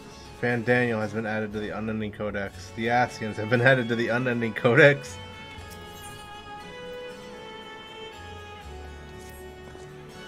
So I doubt you came to the dungeon by pure chance. What is it that you're after? We're looking for a Voidsent with whom we could converse, in the course of which we learned of you. We are visitors to this world, know little and less of its working ways. We would be grateful if you could tell us something about yourself. So this information, what do you offer for it? Voidsent do not give unless we stand to gain. If you desire something, you'll pay the price. That is the sole rule in this world we call the Void. Forgive our errors, but what would we accept as payment? I suspect the shortest point as we carry has no value. Voidsent carried one thing, Aether. In return for it, I offer you mine, just not all of it, mind you. I still have need of my life. I'll tell you more than you can afford to pay. Then we have a bargain. If we're to talk about the Void, let us do so outside. Come with me. Are you okay with that, you solo?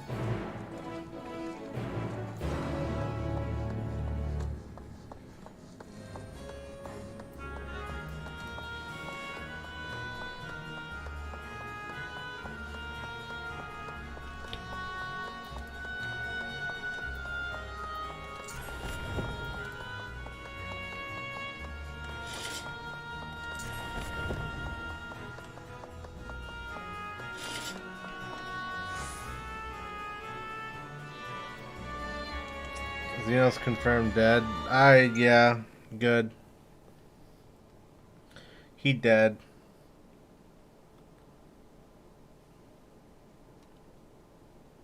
This is where I belong. My home. This endless darkness you call the Void. This place looks like shit. There was once light here, and it shone its warmth upon creation. The lands were green and the seas were blue. Life flourished. Before the war, the Contra Memoria. No, he's not my friend. It must have been a terrible war indeed. I rejected him in Alamigo. It shattered the balance, causing darkness to engulf the world. All life was transformed into monstrosities, Voidsent. We are the natural order now. As light begat Sin Eaters, darkness begat Voidsent. The sun was driven from the sky as fleeting day yielded to endless night. In time, even land and sea lost their distinction, and though the spark of reason had died in us, driven by memory's shadow, we formed factions and carved out domains. Yeah, he's super awkward. This castle, for instance. Its erstwhile lord must have abided in such a place once upon a time. If I may, the darkness in you is too much for any man to harbor. To my eyes, you are indeed a Voidsent. Yet your knowledge of the past and your demeanor mark you apart from your brethren. You are different. That much is plain. But in what way, I am unsure. As you say, I am void sent, but only in part.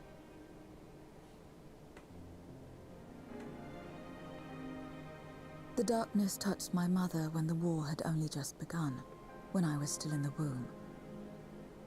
As a child, I looked like any other, but darkness coursed through me, and I ceased to age when I'd become a woman grown. But that was then. And now, I may as well be one in full.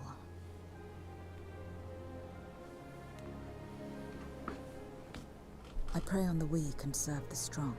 I live to survive. Nothing more. Interesting. Forgive me. 'Twas not my intent to pry. I realize, too, that I've neglected to ask your name. As we say mortal, you may call me void sent. No, that's a dumb name. That is liable to cause confusion. If you are not averse, we would address you by your true name. And call me what you will. I care not. Oh great, another Estinian.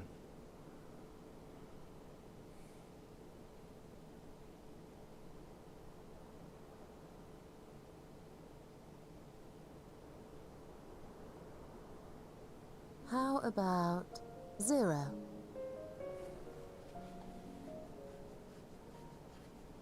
Meaning nothing.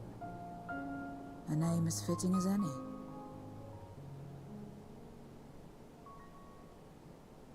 No, not nothing, but rather a beginning.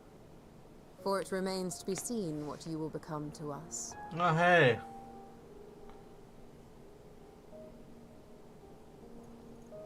As I said, I care not. 0 then. Did she just tip her? Okay.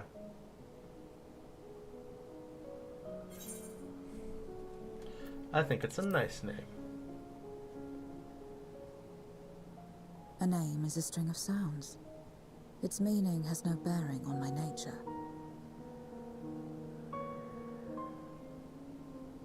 Well, Zero, while there is no end to the questions we could ask, it is only fair that we tell you our purpose in coming here. We are searching for a dragon. One who came to your world long ago. A dragon? Yes. Ajdaya is her name, and she is my sister. If you have any knowledge of her, I beg you share it with us. What the hell is that in the sky?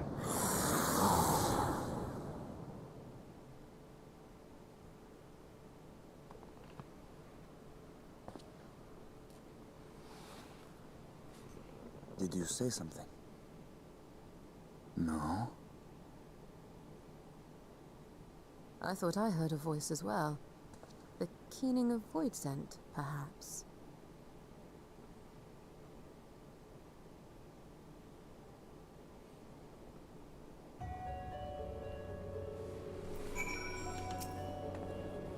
What else seems to be nearby? Perhaps they just trickle the wind.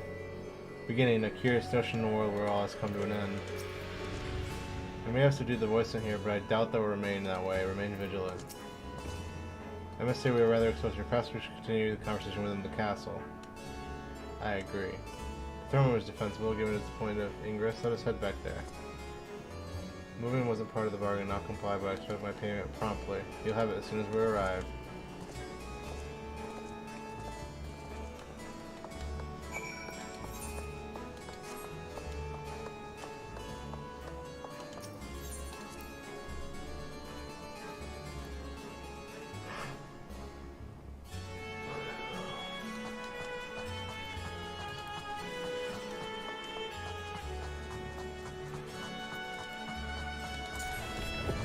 God, I love playing ninja.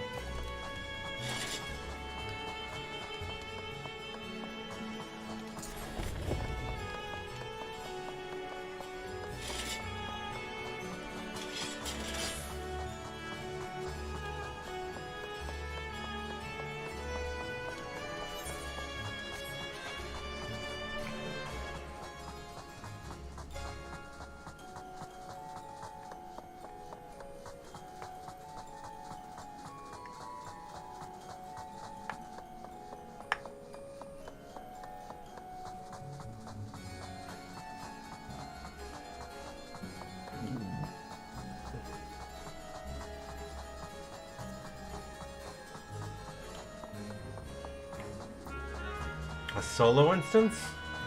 I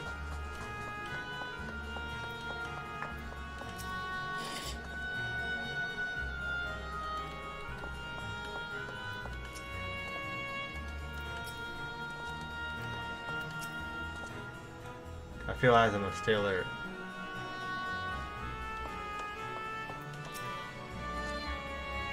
Several cut. Oh no! It's the message! The message is here!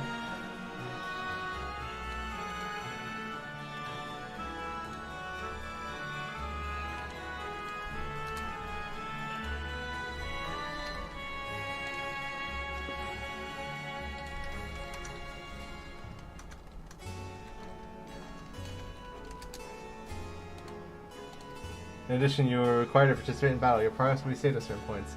In the event you're defeated, you'll be able to try again from the most recent cutscene.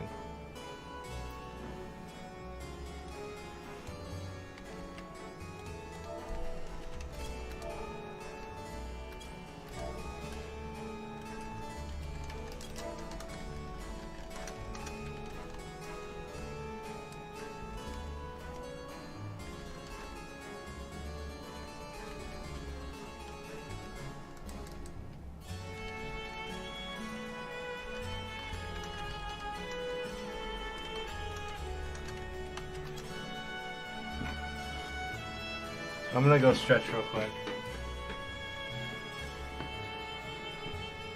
I'm gonna get some water too. I'm real thirsty.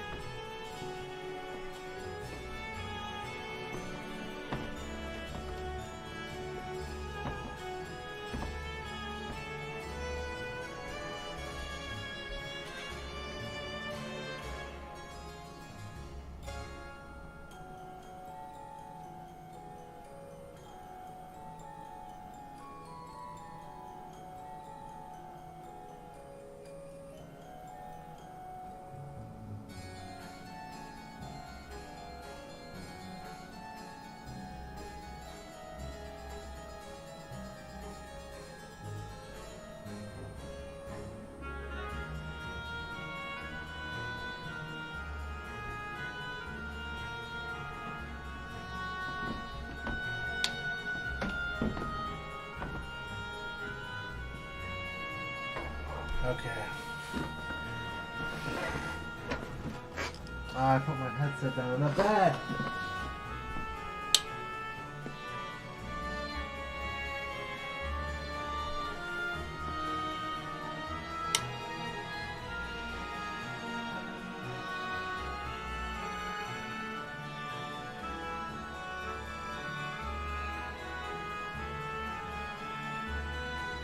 I just cracked my back. Ow. Ow, ow, ow, ow, ow, ow. I'm about to die live on stream. Oh god. Ugh. Ugh. That wasn't good. I tried stretching and I just heard a oh god. I think I'm dying. Ugh. Okay.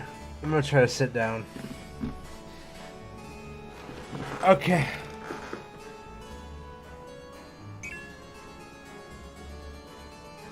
Oh god, this hurts. Stop throbbing. Use this as an ice pack now. Glad I got the water. Ah, okay.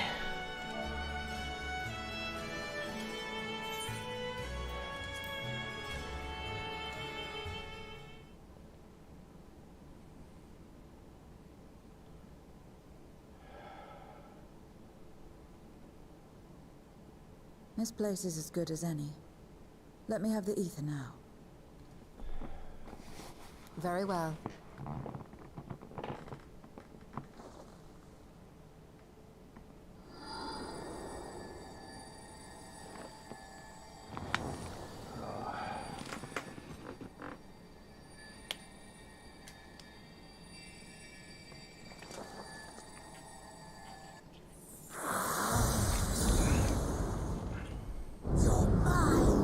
Scarmiglione?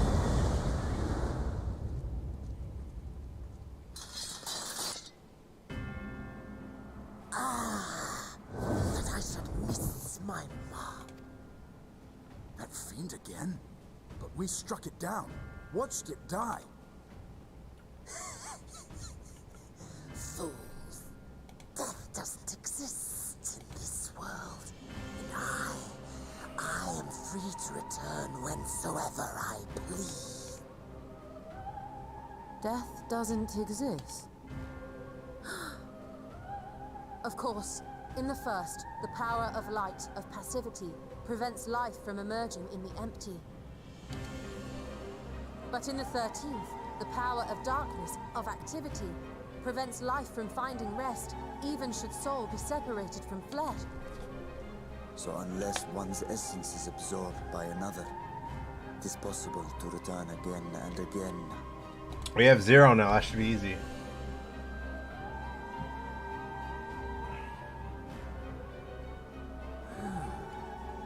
Your ether.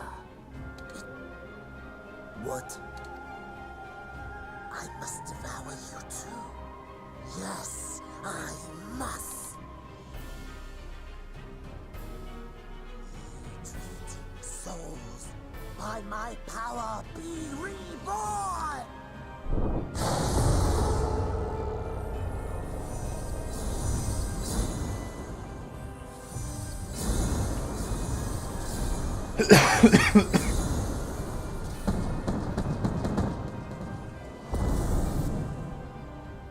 It's another death they want.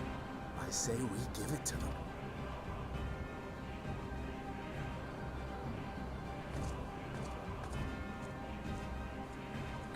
If you could lend us a hand, we'd be much obliged. That you would. But you already owe me a debt. And until you make... Oh, I'll find We'll 0. speak after you've won.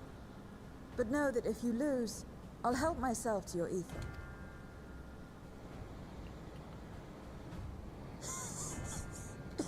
That a bothersome duty should deliver to me this lavish feast.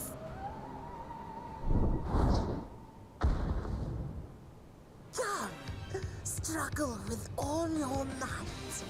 It will make you that much richer and tastier.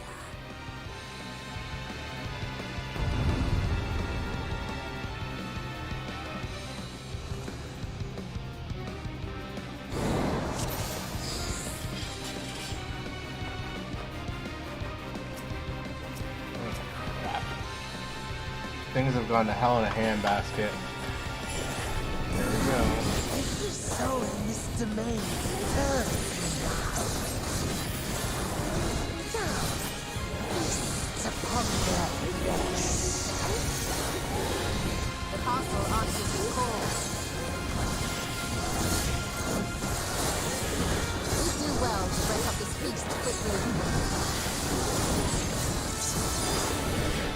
Then let's see these guests on their way.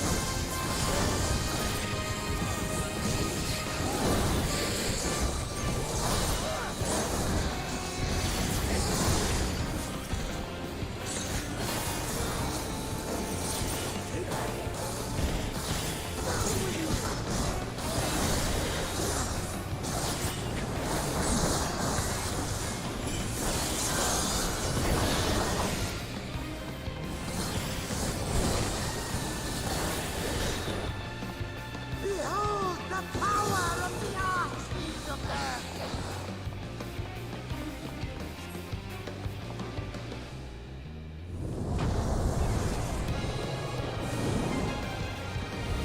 Crap.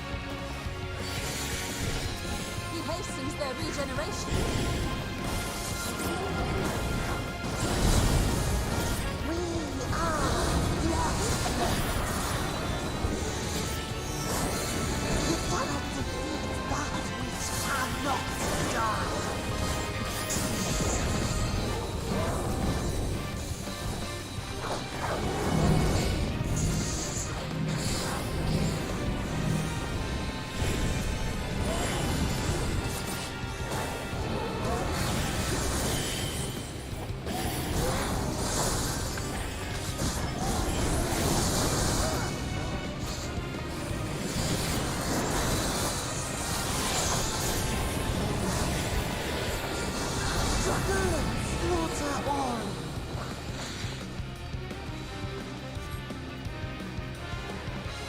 bones ill.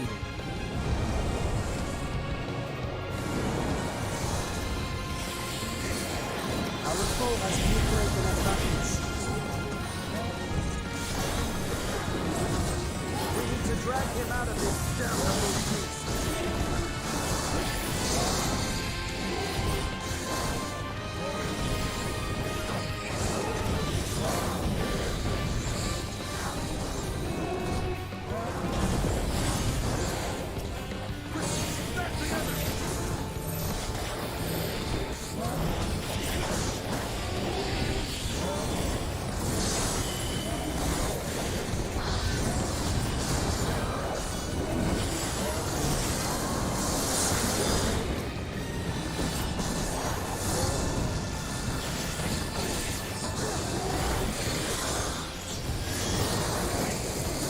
There's no end in sight. A retreat may be in order. Still fighting the same things again and again.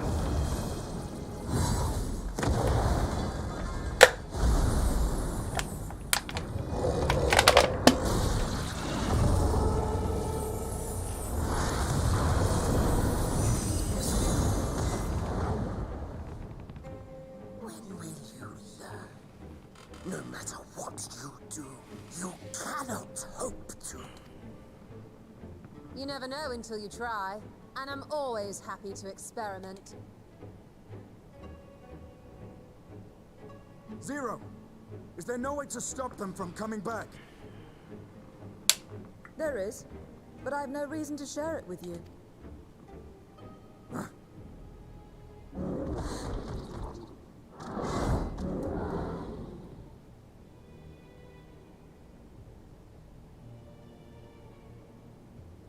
You know, Zero, you do owe us for one thing.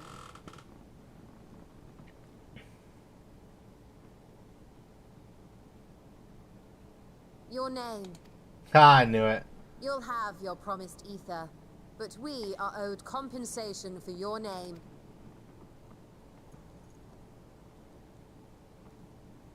A name for which I did not ask,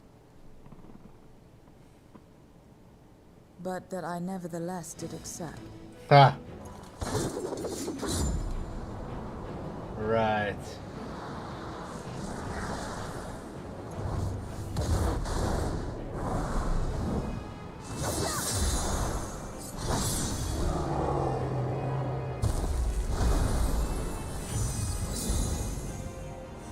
She turned him into crystals?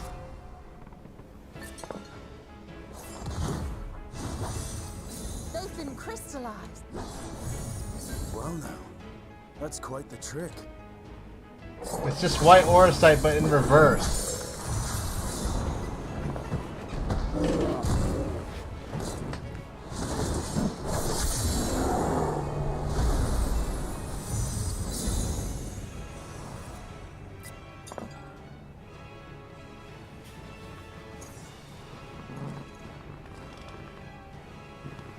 Satisfied? Completely. Come, my friends. With Zero's aid, we can defeat him. What is this?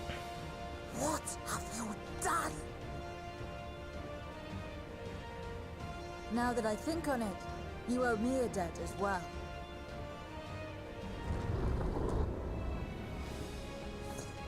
You may have missed your mark, but I won't miss mine.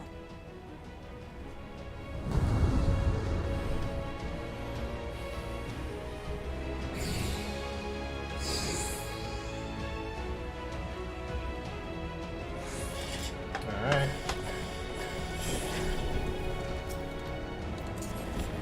However, a debt is a debt. I will repay it here and now. She can turn voices into crystals. But who's to say?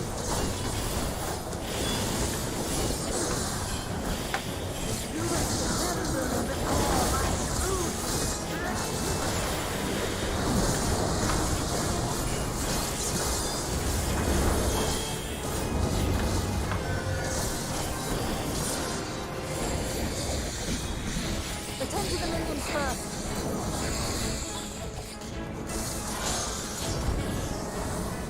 Be gone.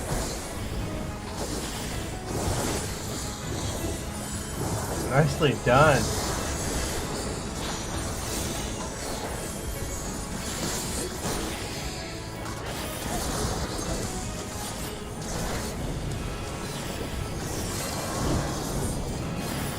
That's far enough.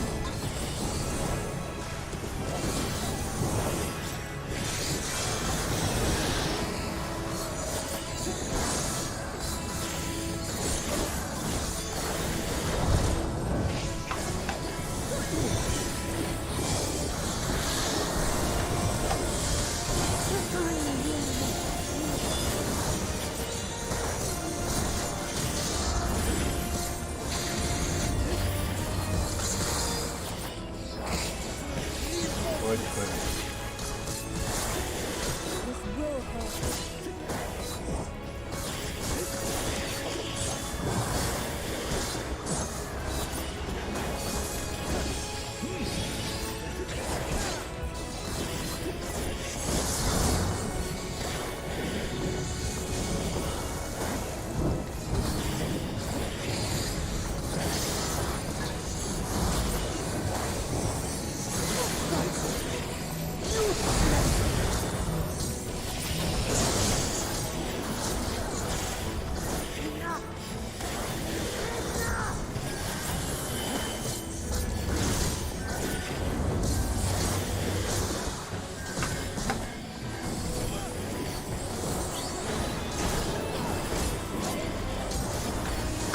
We cannot win without Zero.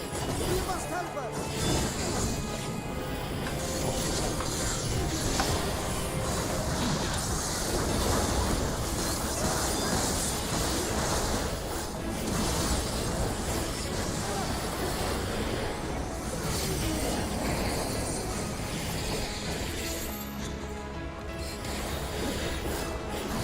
Another death is made.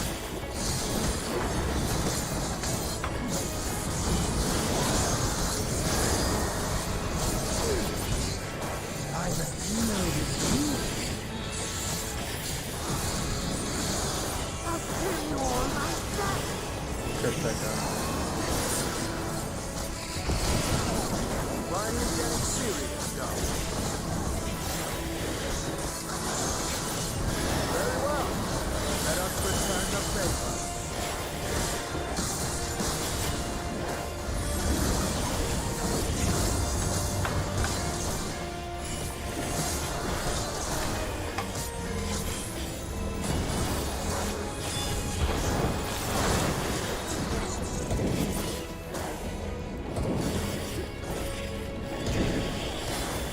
Brain rot.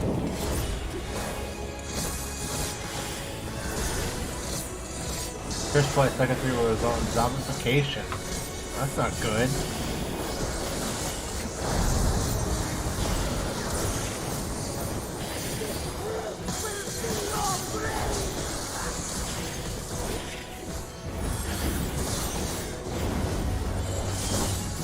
Magic. We must block it now.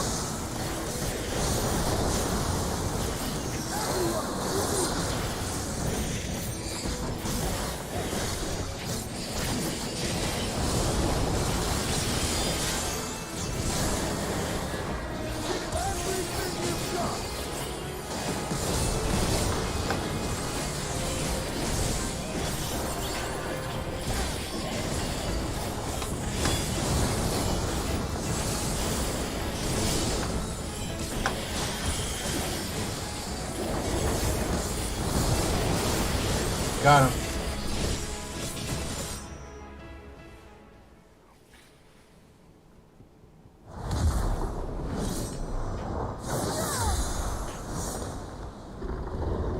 Nice shot.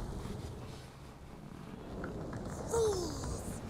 Do not think you have defeated me. I will return again and again. What? My flesh? Why won't it heal?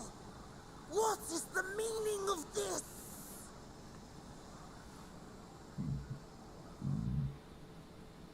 steal ether in crystal.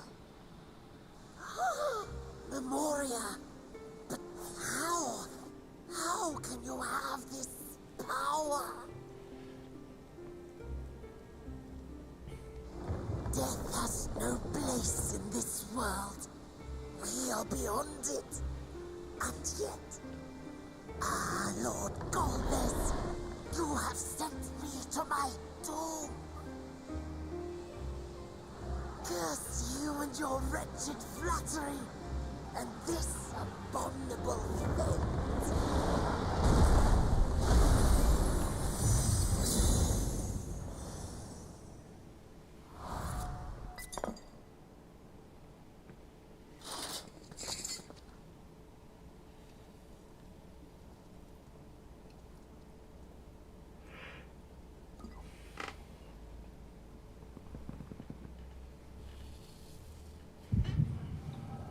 Oh god, I'm having echo flashbacks. My PTSD has kicked in. Ah! God, sometimes I wish it always is framed like the Warrior of Light spaces out. I wish I would have like a full PTSD on episode where I'm just seizing, just because it would make these things less awkward. Like, oh no, he's having another episode. then it'd be like, oh shit, yeah, there's something wrong. Instead of people just being like, dude, you okay? Come, seekers of might. How much funnier would it be if you were just like, echo flashback, Have called you for hither. That'd be way cooler than just being like, oh, sorry, I wasn't paying Who attention. would see us triumph in the coming crusade. That I may entrust you with command of our armies. Yes, but what of the bruised gift? In exchange for our loyalty, we are to feast on the finest ether. And so you shall, for if you are to serve me, you must be strong. Then honor the pact and pray we are not disappointed. Very well. Behold.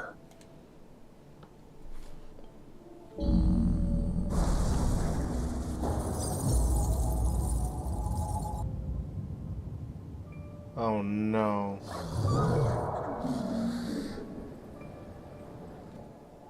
The fiery wings, the savage horns.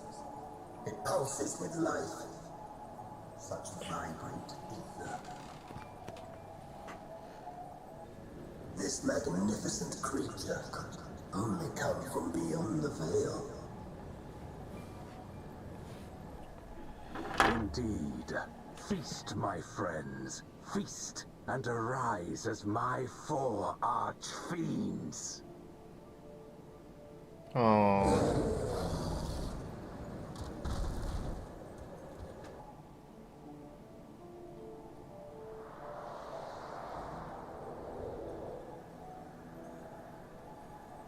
As they are now, they can consume but a fraction of the dragon's ether. Just as well, the creature may yet serve other ends.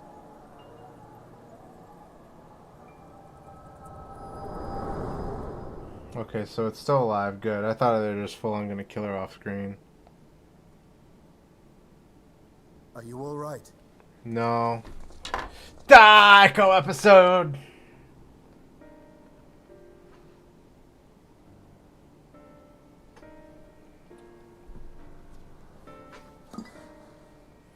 The Void Sense essence remains, but it has been sealed away. Memoria. Scarmelione called them. I take it they are connected to the war of which you spoke. Aye. Their use was central to the Contra Memoria, hence its name. And to my knowledge, the transformation is permanent. see. We thank you for coming to our aid. I repaid a debt, and in doing so ensured that I received my own due compensation. Yes, yes. I still have work to do, so I would thank you not to get carried away.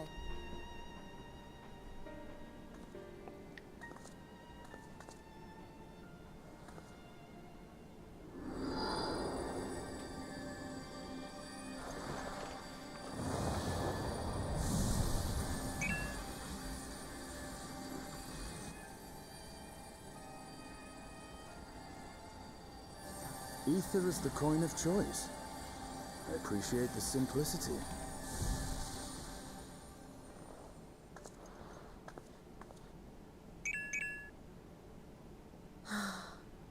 You good? That makes us even, I trust.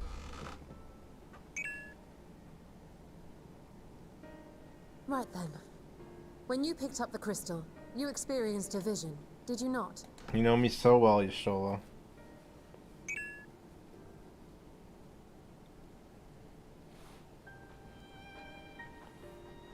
A dragon resembling a great worm. I dare to hope that it was Ashdaya.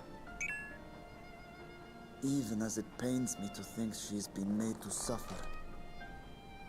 For the ambitions of this Golbez. We've been given much to consider.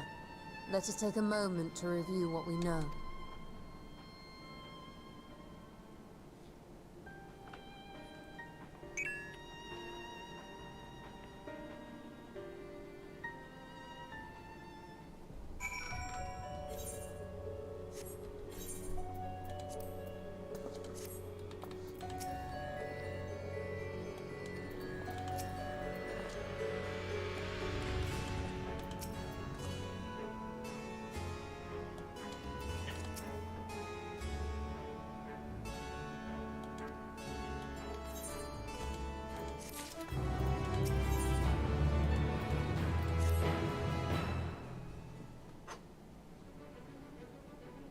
World of Darkness team, let's go.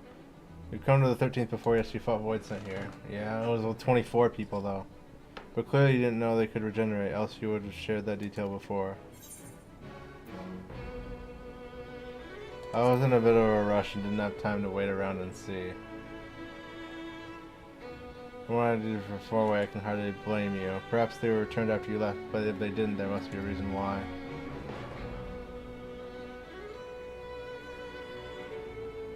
There are circumstances which were unable to return. If you like, I can tell you about this. Please do. The more you devour, the more powerful you go, but in the process your essence is blended with those of your prey. If you were to lose your flesh, the source requirement may break free and coalesce into two distinct voids sent once more. And before you yourself return, the own soul might be devoured by your enemies or erstwhile prey, a fate more likely for stronger beings who require more time to regenerate. However, even assuming you survive the process, it isn't highly uncommon to return as you were. Yet despite this great strength, Skyrim managed to resurrect after swiftly. Are the others capable of the same? Not that I'm aware of. His attachment to his flesh must have been unique for him to develop such an ability. I believe we understand the fundamentals of rebirth now. If I may, I would ask you about your power. Will you tell us about it? What you saw should speak for itself. I can bind the Aether of a soul to crystal. Many wield this power during the Conta Memoria, but I'm the only one left. I am told the heroes of the 13th once sealed gods in stones called Orosite. Are they and Memoria one and the same? Orosite. I do not know this word, but the world is vast. Perhaps Memoria had different names elsewhere. But it does sound quite similar. How does one come to wield Memoria, and what happened to your peers? I've never thought about that. I do know, though, that Voidsent can't use the power. I assume I'm because I'm part mortal. I see. I wish to ask you about the man called Golbez. He may well have my sister in his clutches. Is there aught you can tell us of him? The name sounds very familiar. I can't say how I know it. If he is powerful, however, someone in the castle may have heard of him. They must try talking to Voidsent again. His echo can help facilitate communication. More importantly, you should be able to maintain composure better than a concerned sibling. That I cannot deny. Forgive me, but will you not ask Golbez about Golbez and my son on the terraces to begin with, perhaps? Sure. Thank you. We should remain here and discuss what other avenues we might pursue in the meantime. Dun dun dun!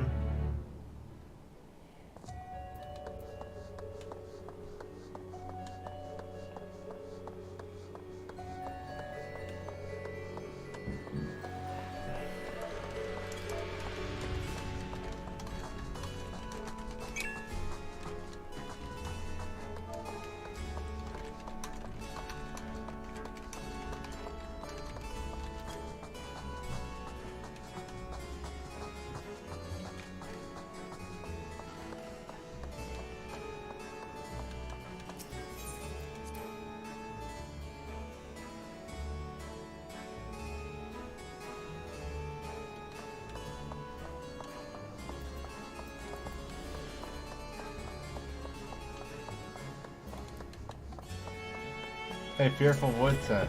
Very helpful. So the cover one hasn't been eaten, and no one wants it then perhaps. No, you can't have it either.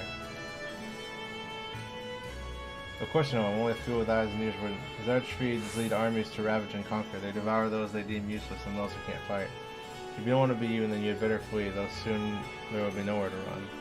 It means the archfiends only keep those who are fit for battle, others must be escaped or be consumed.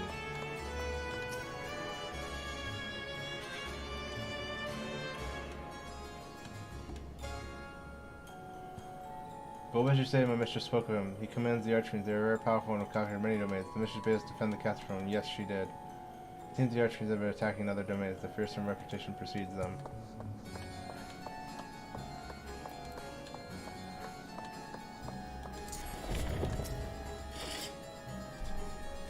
The tasty one returns to tempt me. I mustn't eat you.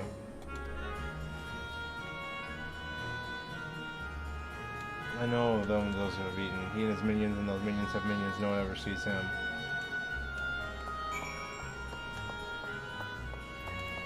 Okay. Very hands-off leader. I can respect that. Gives his subordinates time to shine.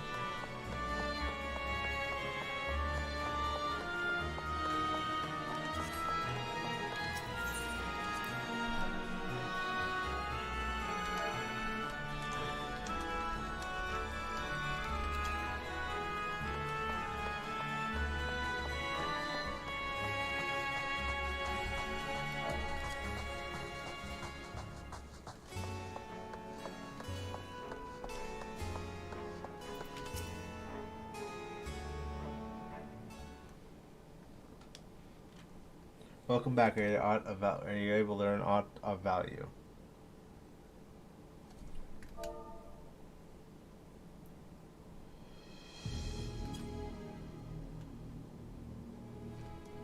So countless whites are answered to the archfiends, who in turn answer to Golbez, as your vision did suggest. Scarred Miglion's aggression is also consistent with the claims that the archfiends conquer other domains. The question is, how do we reach Golbez if he surrounds himself with armies of minions? If we should target other archfiends, or perhaps those who have fled his service, either may yield useful info. That said, we can't do much while we're stuck here. I am determined to save my sister's treasures. Even a faint possibility that Golbez has it, then I must find him. To that end, I want you to lend us your strength and knowledge. Will you accompany us on our quest? Forgotten the way of the world already? If you want help, offer payment. None here will aid you out of the kindness of their hearts, and you claim otherwise are liars and betrayers.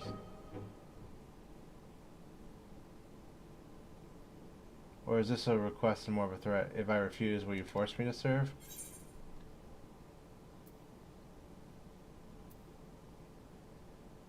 Surely you must desire something. Name it.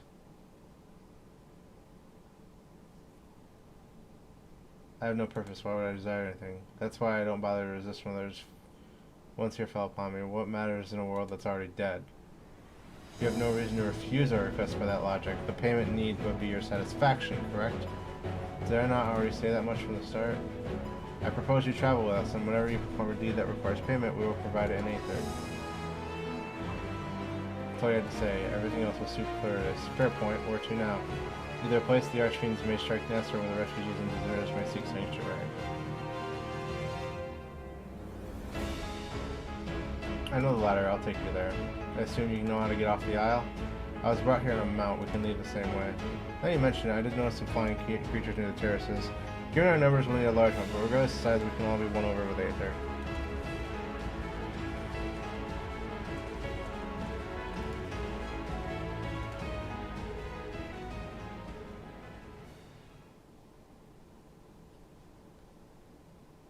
Not good. Lord Golbez must hear of this. Snooping Void Scent.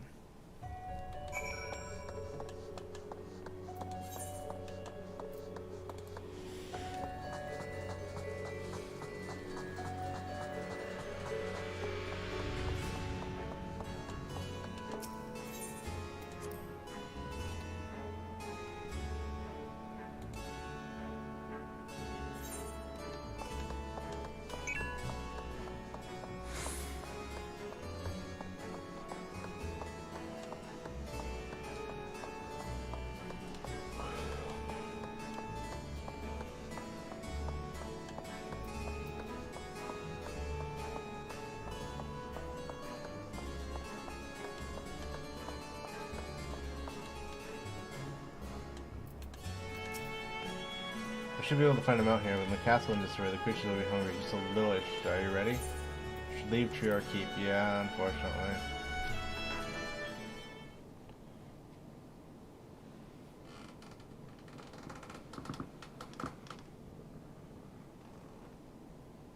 There it is.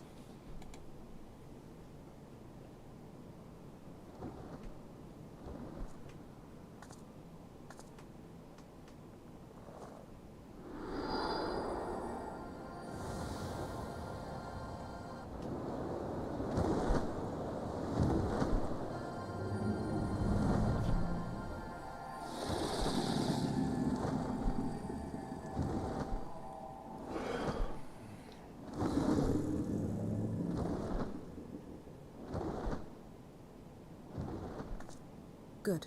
It agrees to serve. Get on. Is this safe?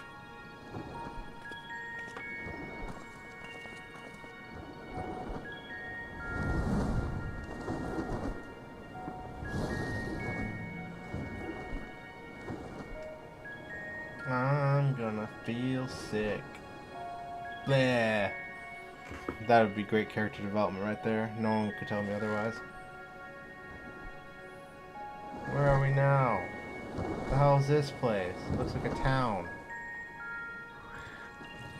Look at all the weak void scent. Mind flayers. Gremlins. Krakens.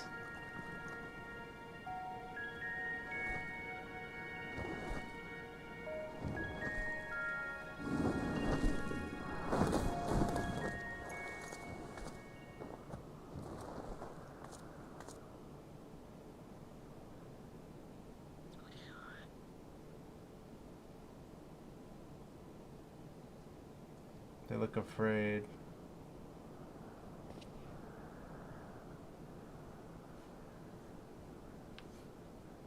What is this place? My domain.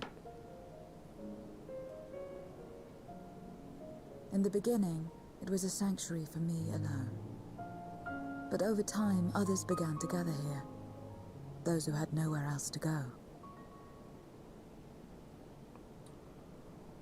A settlement of pariahs.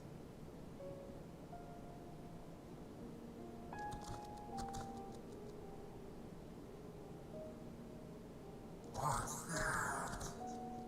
Mortals! They're mortals! What did they see here? A mirror from the Beelzebub!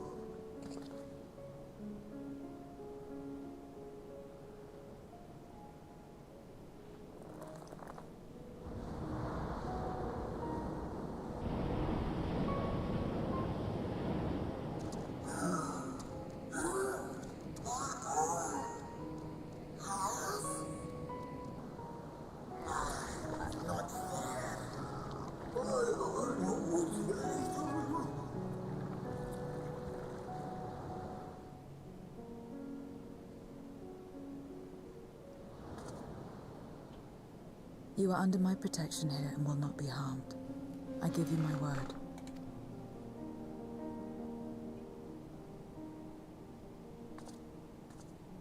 Follow me.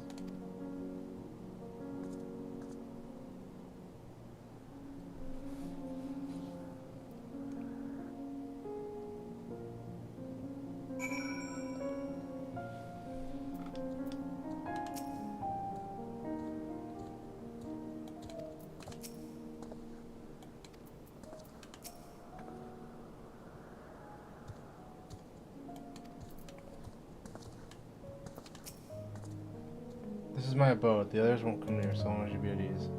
Well, they know their place. If Tantaline and either were to walk by, I can't guarantee they wouldn't pounce.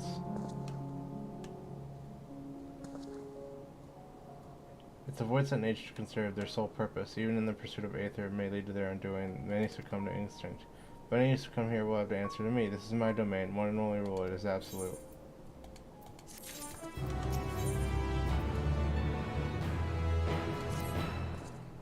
Consider yourselves duly warned. If you do wish to go among the voids in here, it is your choice to make. All have fled from one master or another, but whether any of those masters returns through Golbez, I don't know. Ask them for yourself.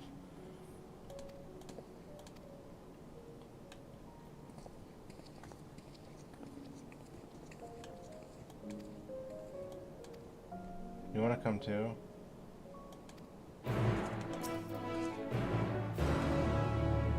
Zero's now accompanying you. Alright.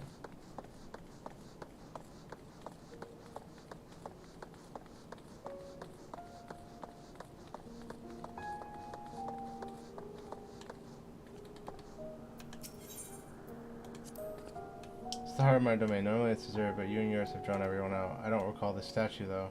However it came to be here, I certainly didn't wish for it.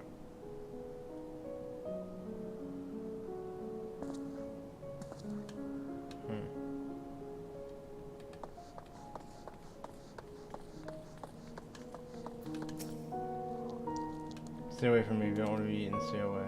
I'm sorry. Golbez, I've heard the name before. Always speaking of a great suicide, I don't know what that is, but it sounds delicious. Farfalio, he was a minion of another minion, went on about the terrible things he saw. Perhaps Farfalio can tell us more.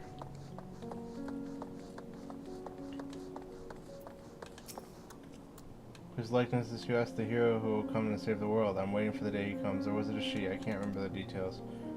How long have I been waiting, or why even wait? Could you be the hero, perhaps? No, I don't think so. Something tells me I know when I'll meet him or her. I'll just have to keep waiting.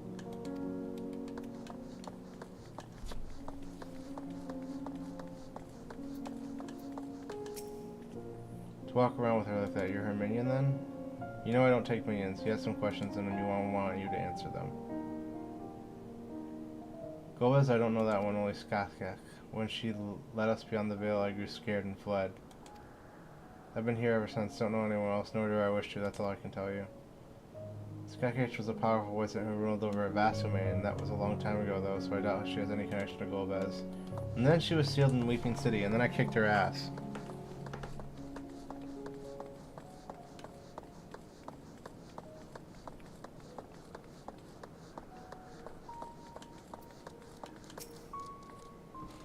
You're one of the mortals, is it true? When you die over there, you really die? Yeah, that sucks. So what brings you here?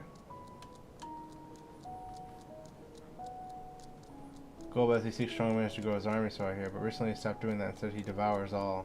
Perhaps he's gathered enough fodder and now is intent on bolstering his own strength. That sure sign he's about to make a move. So that's with what you learned? Ah, well, let's step away before it becomes too tempting to resist.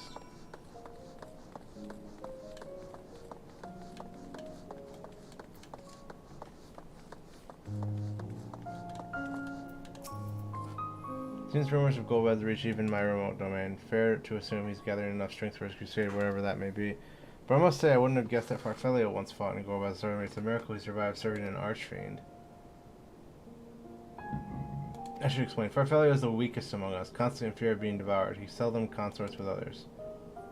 The only one he's comfortable with is Ciritio. He's a fellow coward who runs the instant he senses the threat and won't stop until he's exhausted. When their hunger grows to an sense, they feed on each other's ether, such as their relationship. But I ramble, you tend to seek out Farfalio? Yeah. I'll come with you, he's less likely to hide.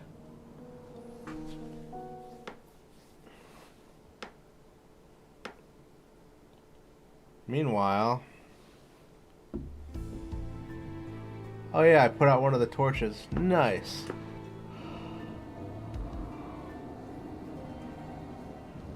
Not only did the mortals conquer Troy, they defeated Scarmanioli. I struggle to believe it. This war, my lords. They were aided by one of our world, who transformed Scarmanioli's soul into crystal. This one speaks of memoriam. Now there's something I've not heard for an age.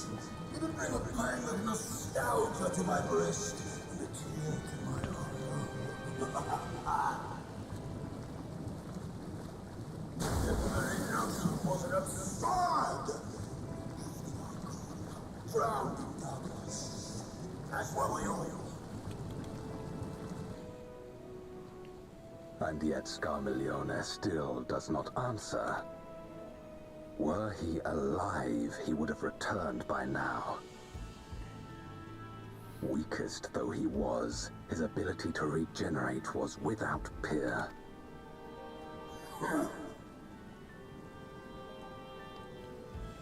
If this account is true, if a Memoriat has survived, they cannot be suffered to live. Leave this matter to me, Lord Golgaz. I, Barbaricia, shall strike down any who pose a threat to our plan. 'Tis true, you are a proven commander, well suited to leading an assault. And when I have succeeded, I would beg a boon of you. What do you desire? The dragon's ether. All that remains. Oh no! No place. With respect, my locks are free as the wind, without incentive to sway them. I know not whither they will blow. Boldly spoken. I trust you will not disappoint me. Upon this flowing hair and my immortal soul, I will not fail. Then go and impress upon these interlopers the futility of defiance. My lord.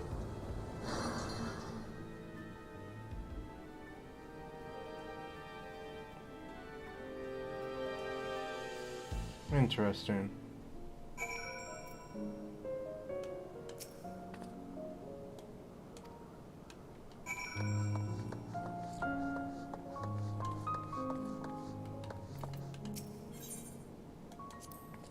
The voids sent here don't answer to a master, they can do as they please, but all must answer to the hunger, and they seek out prey when they need aether.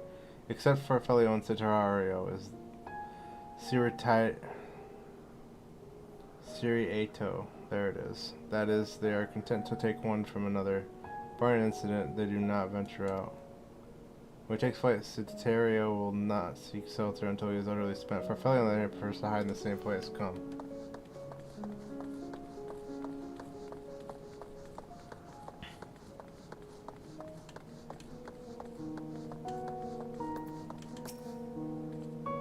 Or whatever I do now. This is rather expected. Where's Farfelio? He isn't here anymore. He's left. Left doesn't sound like him at all. He's gone, alright. What more do you want me to say? And there he goes. He's wanted to, but something tells us this is so well with me. What do you make of Sir Talio's behavior? I don't think he was telling the truth.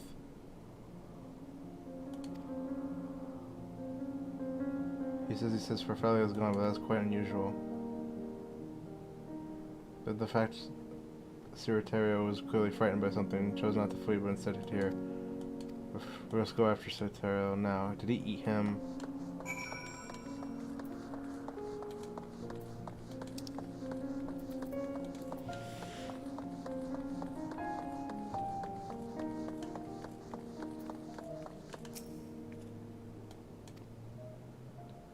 There's no time. The wind rises. We must flee. Dude, the wind rises. What is he talking about?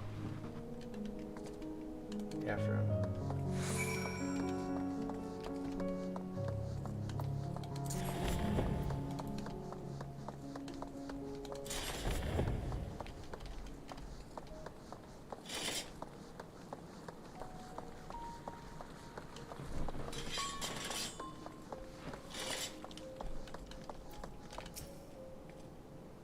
What's gotten into you? What do you mean the wind rises? The wind rises, she comes, Barbaricia. Who in the world is that? We must flee all of us, there's no time. I don't sense anything. It's a dead end, we'll corner him over ahead. Okay.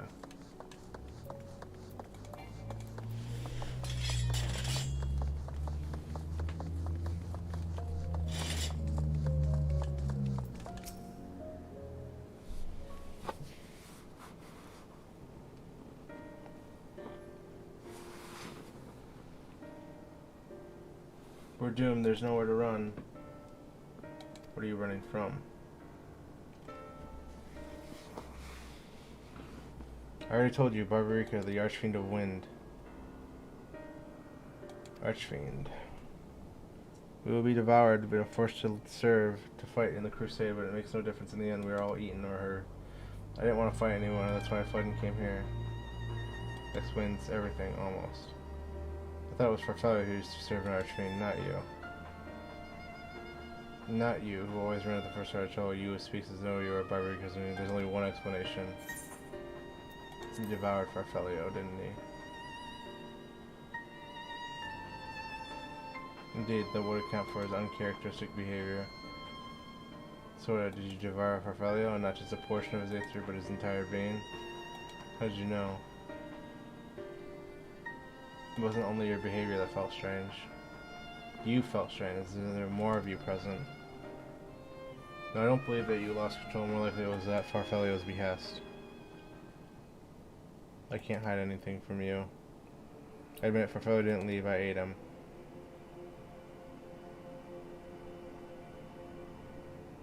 He feared Barbarica more than anything, hated the endless fighting, so he begged me to devour him, that he would never have to fight again. Rather than an eternity of fighting, he chose a moment of pain. For all the good did I consider his voice in my head. He's frightened, so very frightened.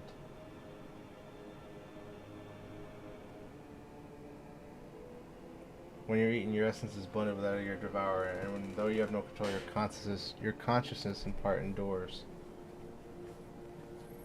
Were this a world where the wheel of life and death still turned, the soul wouldn't linger so stubbornly. In time, it would return to the great flow. But there's no such end here, no escape, and all know this, and making this choice for Farfello must have been desperate indeed. And that desperation has joined in Siderado's sphere, driving him to act erratically. This place will become a battlefield. We don't want to be neither me or Farfello, but there's nowhere to go, nowhere. Then tell me about Barbarica. I want to know who it is we face. It's too late, she's as good as here. No one can escape her winds. No one.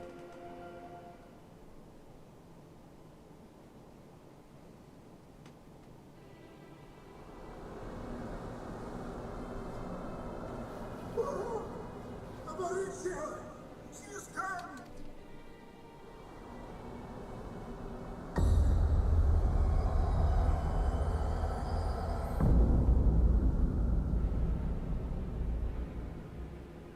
And she's brought her domain with her.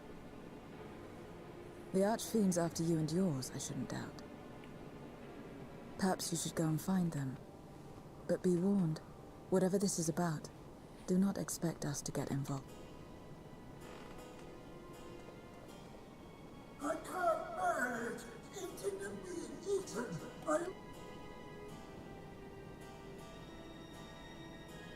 You and me both.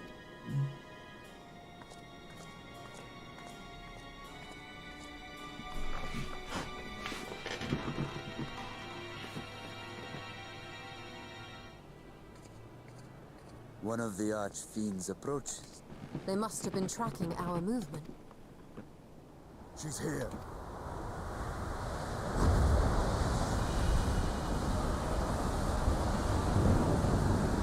Whoa. Better Garuda.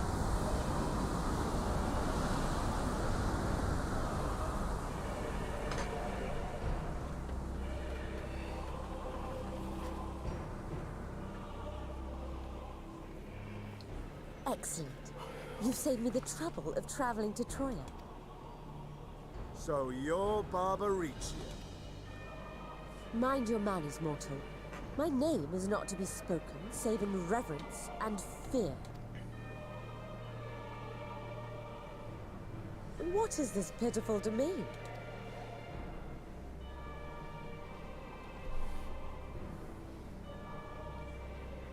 Pitiful wretches all. I will put you out of your misery.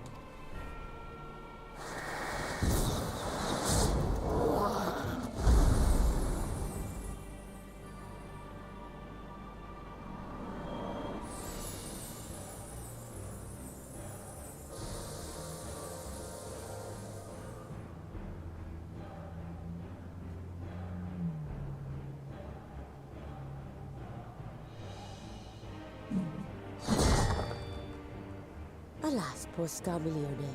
A good riddance. Felled by outsiders in pursuit of what? Pray tell. A dragon. One who crossed to this world thousands of years ago. Know you aught of it? A dragon, you say?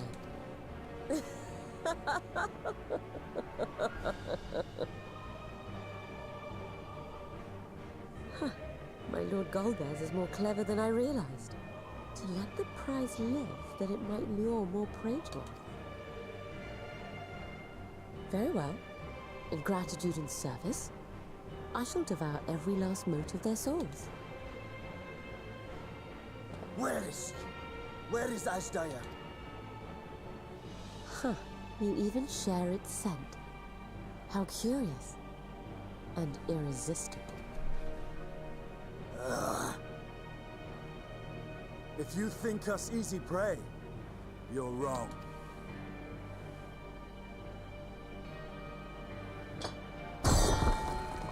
Unlike Scarmiglione, I need not skulk in shadow to claim what is mine. If you would know about the dragon you seek, then enter into my domain. You may flee instead if you wish, if the fate of the sorry lot here is of no concern to you. One way or another, I will have satisfaction.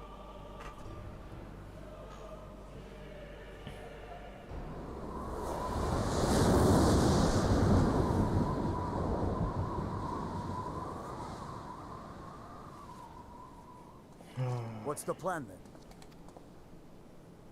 We go up there and beat her up.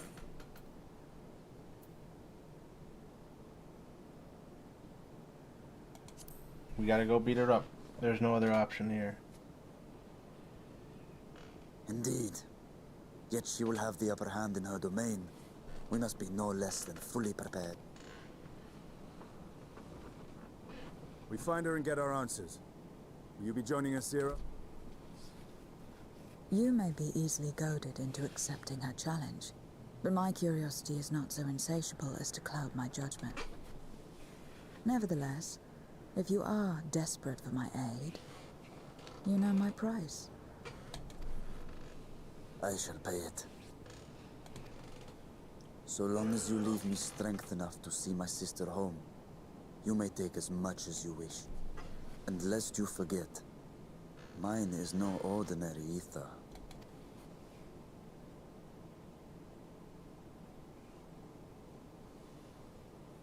Very well. We have a bargain.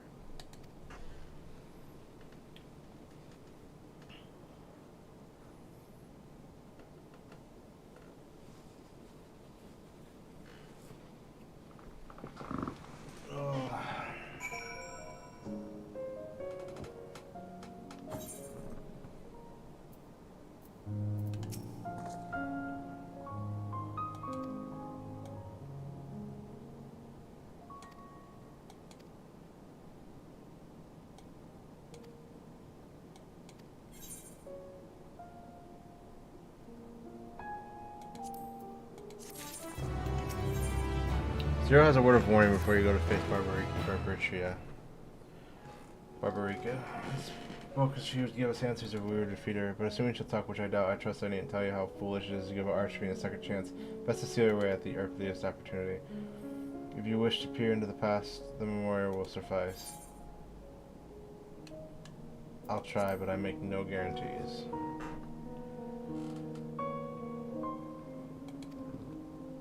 Rest assured, this won't be our last opportunity to learn about Asdaya. If another archfiend will go, always will slowly be compelled to respond. We will need to wait for our quarry to come to us.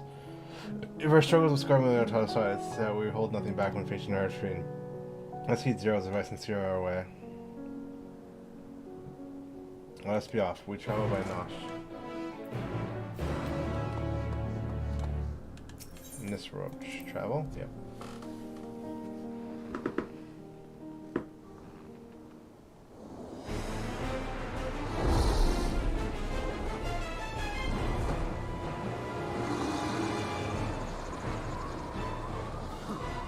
You're not the only ones who can ride the wind.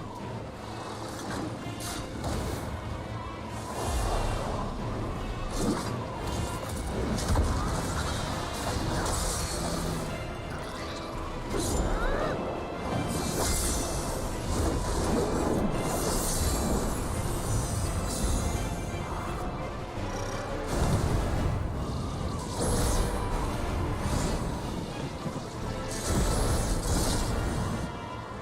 these ones to us. I, Siege of Arvaricia.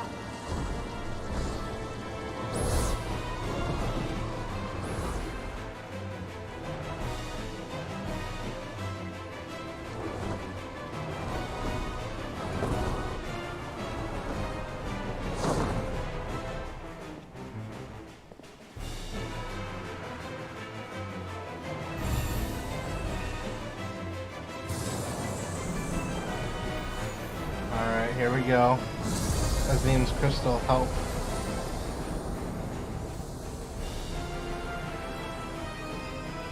Those stairs are fucked. How are we gonna climb those? Storm's Crown, now accessible.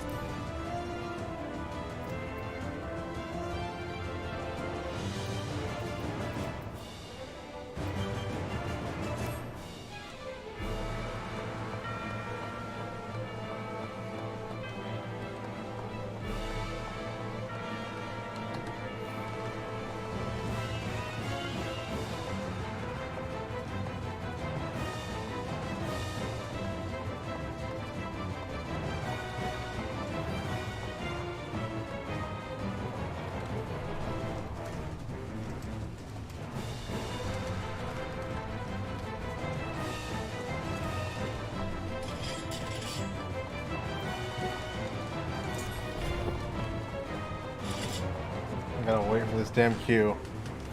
Of course.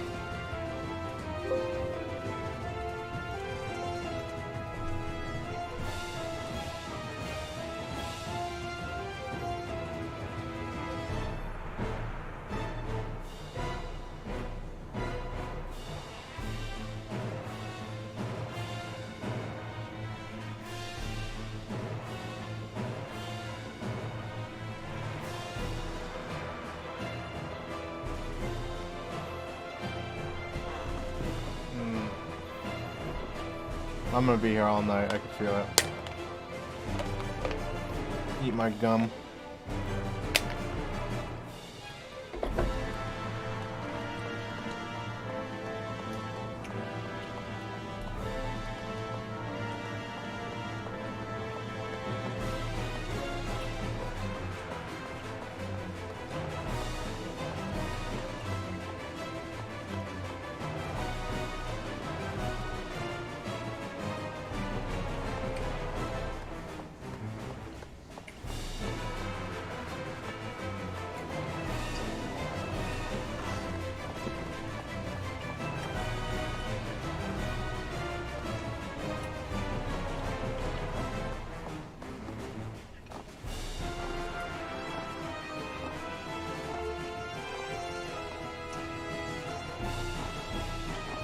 Kinda miss my healer cues.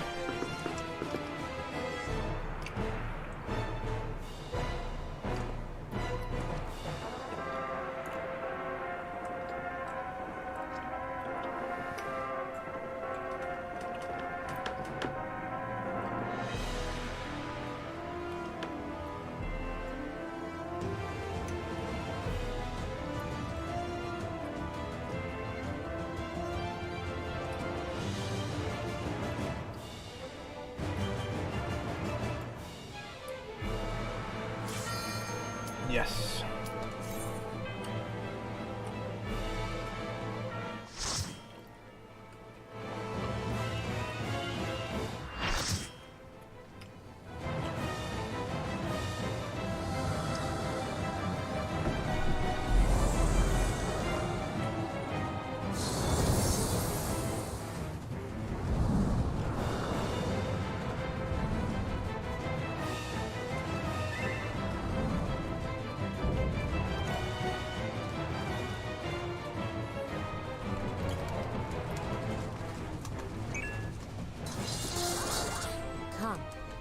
Give yourselves to my scowling winds that I may feast upon your essence.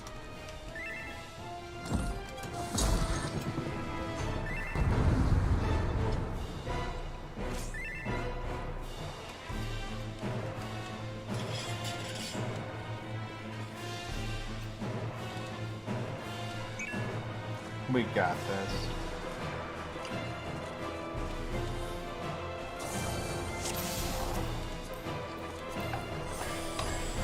Such rich, exquisite beauty.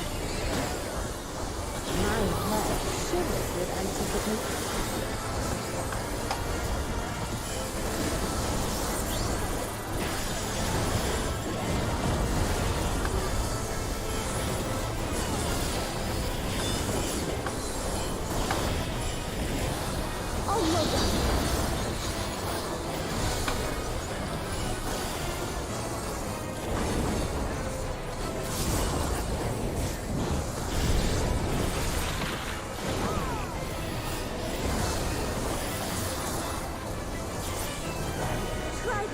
Oh shit.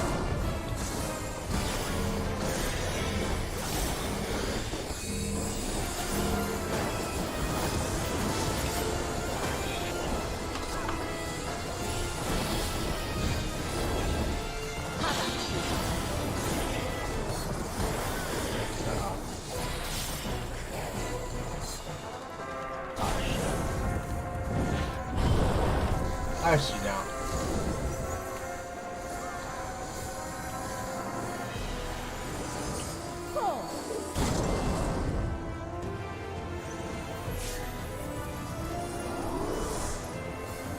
You better heal yourself.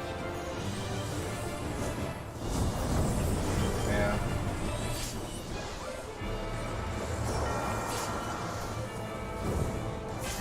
My legs are as the weight.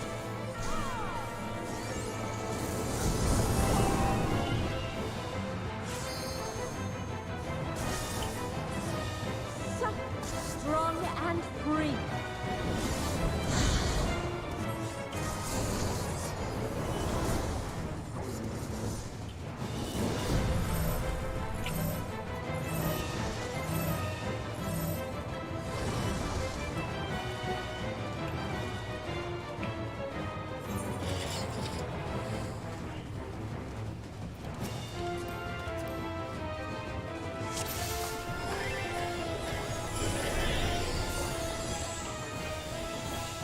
Such rich, exquisite beauty. My head shivers with anticipation.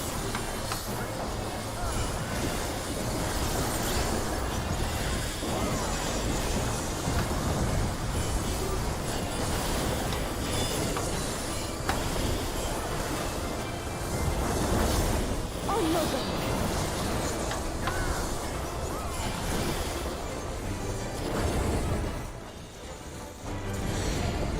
I'm dead.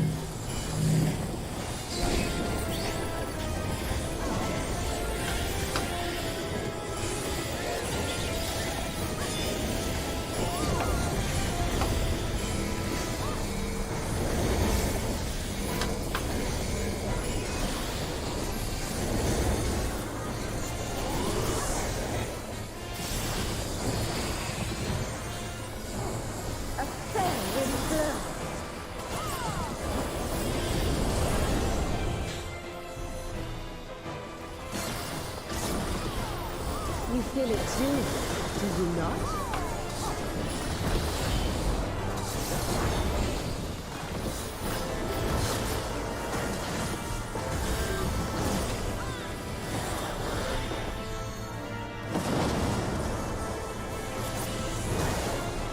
You've done well to last this long. But the Bible has only just begun.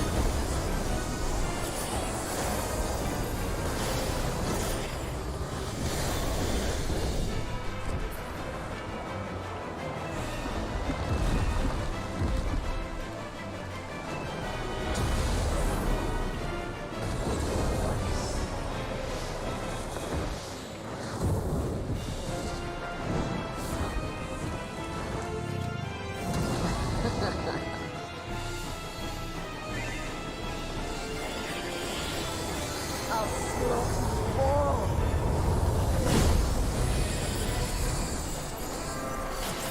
Dodge this if you can. I'll make it.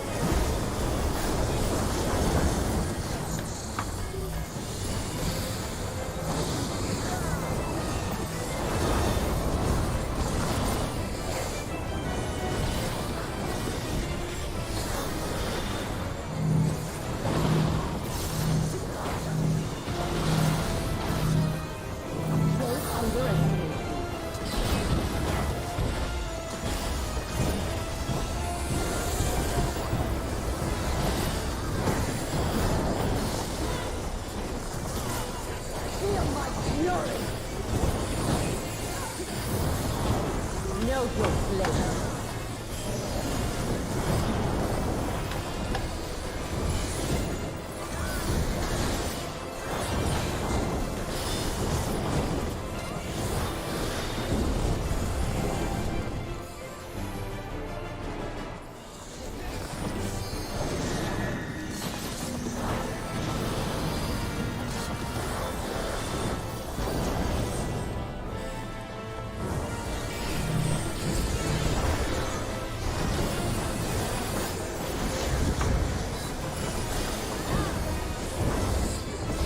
I got this. This isn't bad at all.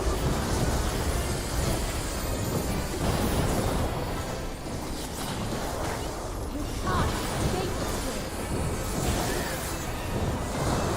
I'll break your every bone.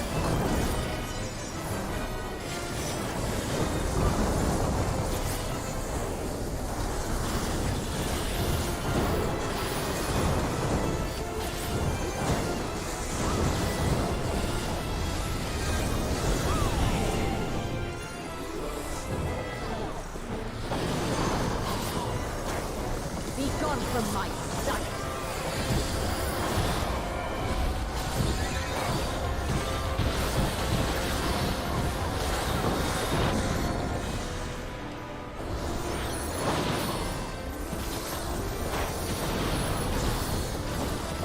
The insolence!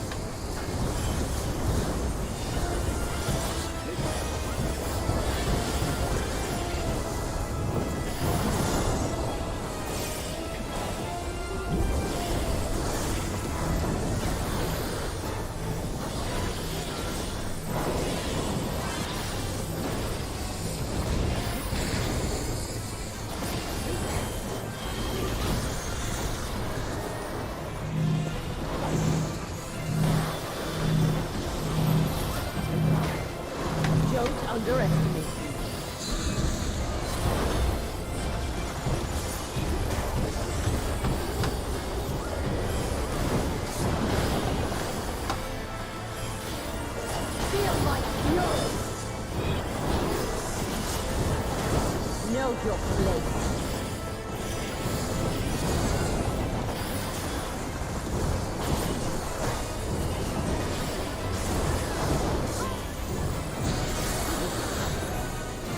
There was no way I was making it out of there. I didn't see what order they came out in.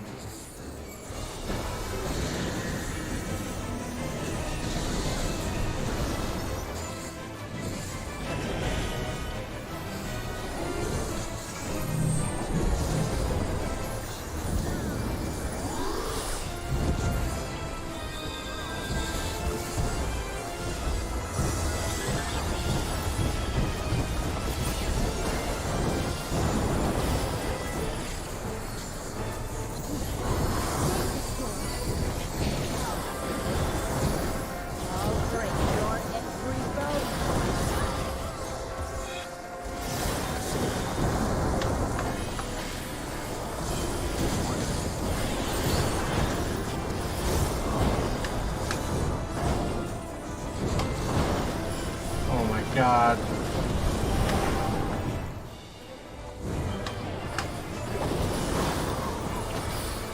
Be gone from my sight.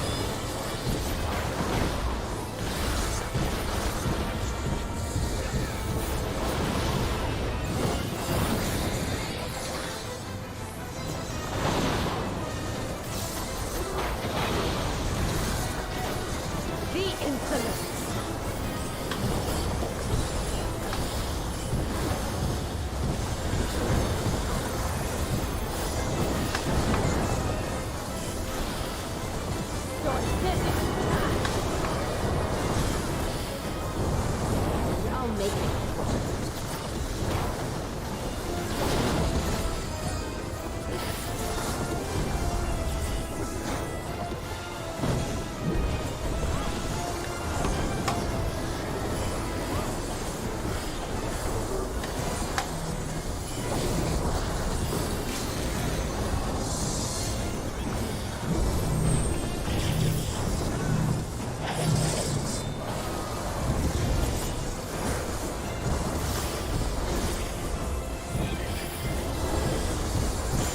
There we go. No, I will not be denied.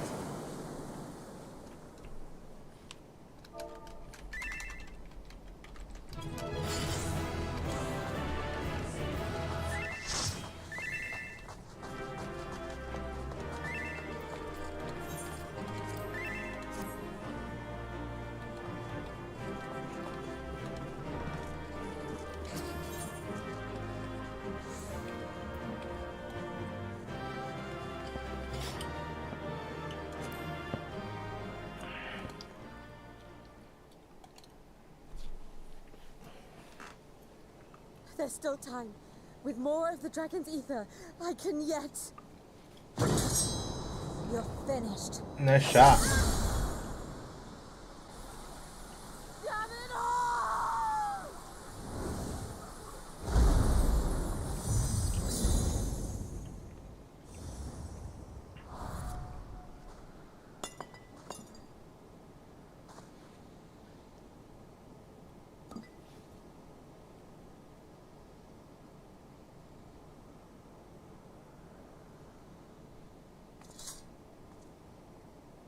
I'm not having an echo episode.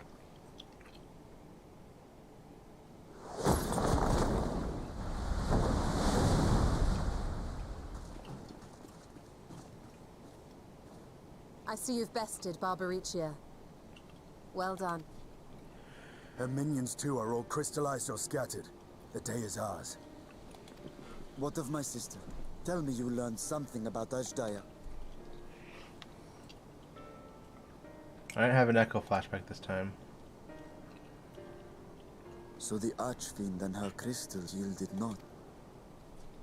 Our efforts have not been entirely fruitless. We have deprived your sister's captor of another powerful champion. With Zero, we may yet challenge Golbez and his minion. Indeed.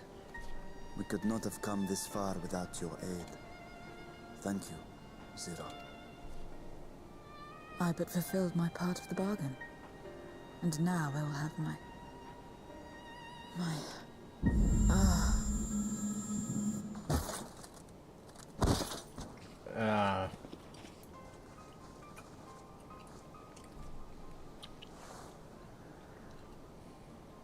ether is nearly spent. Perhaps unsurprising given how much power she used. I wouldn't want to face another Archfiend without her. We should hurry back to Zero's domain. Agreed. Eager though I am to continue, it would be unwise to risk our lives for the sake of haste. Let us suspend the mission and tend to Zero.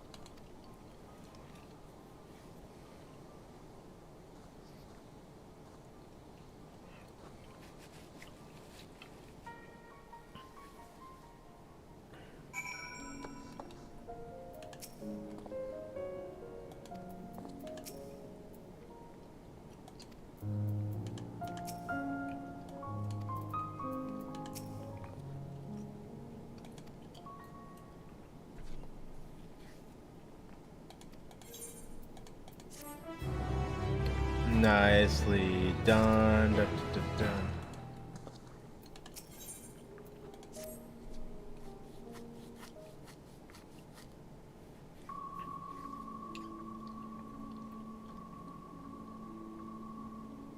Ooh. How long are you supposed to remain this way? Until the next patch. I haven't fainted inkling, nor can I say whether the aether we can afford to share would be enough to awaken her. It would be best to take her back with us to the source. There she should be guaranteed all she requires. Zero cannot give her consent, but it seems we have no choice. The alternative would be to leave her here defenseless. Should she later desire it, we can bring her back home.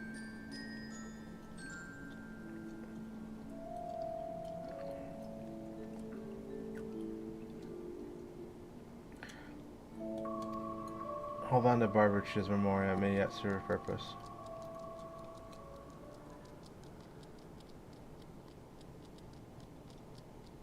What happened to her? You have business with Zero? We have a newcomer, a former minion of Barbaricia. Let her know when she wakes, will you?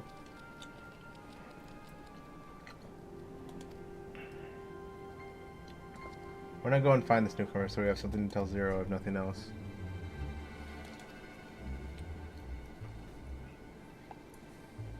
Can you join me? We might learn something at Golbez. Sure, let's go.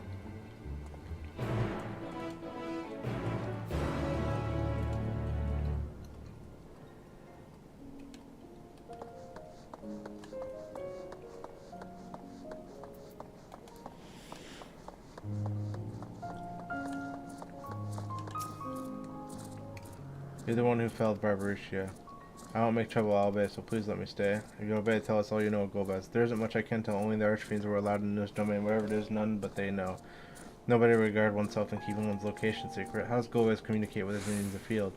He has scepters, staves, whatever they are, he uses them to talk to those far away. Not unlike link pearls, at least in function. That will be all. Thanks for your cooperation. Thanks to you afforded me the time. I am satisfied. Let us rejoin the others and head home. Oh, we're back here.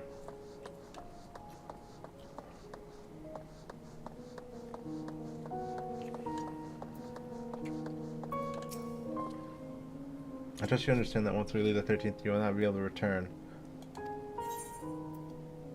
No.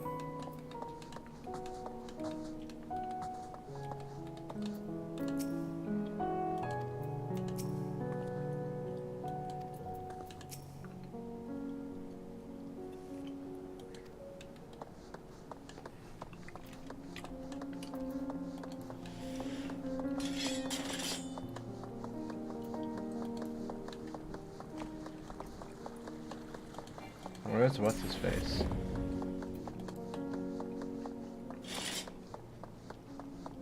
Not here. Oh, there you are. You did it, you defeated Barbaricia. That explains it. Why Farfelio has fallen silent. He's at peace now, and for both our sakes, I hope he stays that way.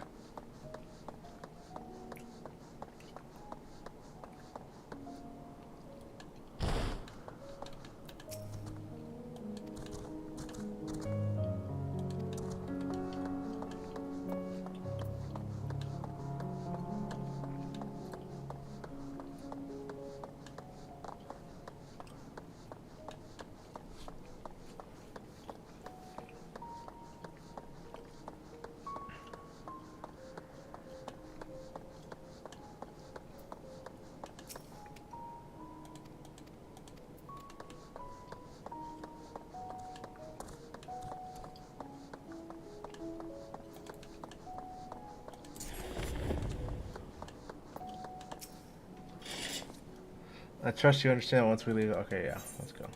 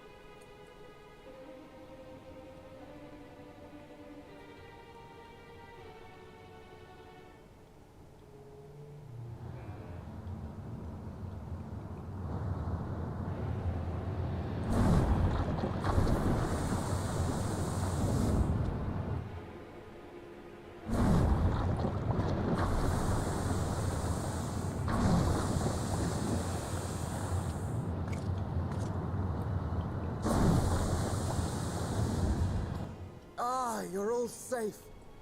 Thank the sisters.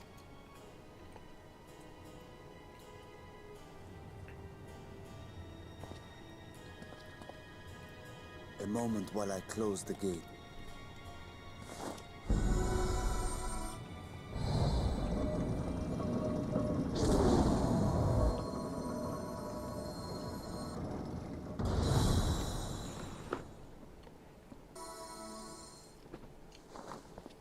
There.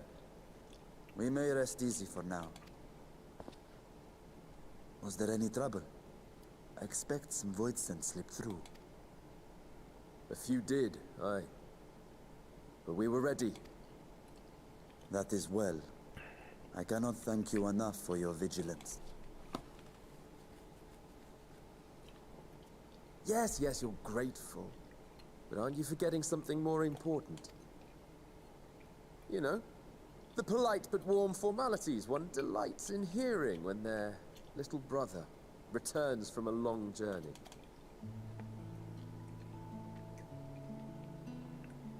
Indeed, you are right. It is good to be home again, among those who I love dearly and missed so much. And we are glad to receive you, Vashan. Welcome home. Chambers have been prepared for your use at Megaduta. Let us take Zero there at once.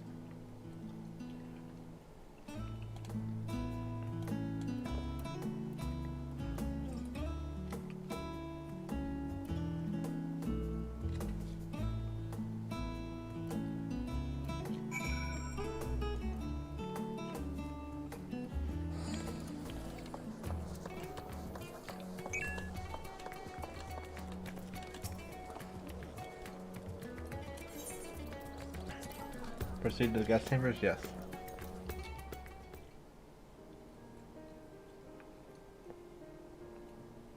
Our mission took many an unexpected turn.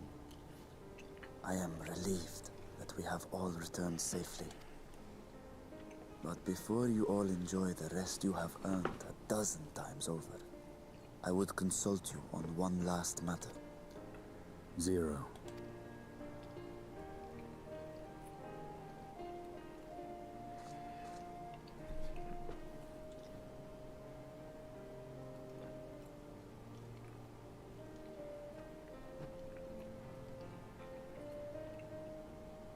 While she appears none the worse for wear, she remains locked in slumber, and I cannot help but worry. Is there aught we can do to expedite her recovery? If her ether is exhausted, perhaps I can share some of mine now. In the wastelands of the 13th, one can only replenish ether by taking it from others, be it by trade or by force. In contrast, the source is rich in ambient ether. Simply being here and drawing breath Zero will absorb what she needs. Then we need but wait? I believe so. She will awaken in time, and when she does, give her something to eat. Judging by her form, she should also be able to derive nourishment from food. I know you promised her your ether, but perhaps she might appreciate fine Harnish cuisine more. Food can certainly be arranged.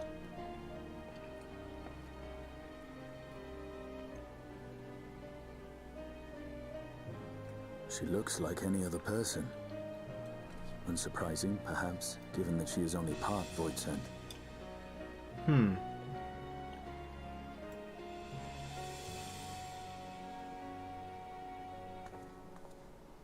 Zero said before that Xenos had altered her essence. A change wrought, I suspect, with the power of darkness.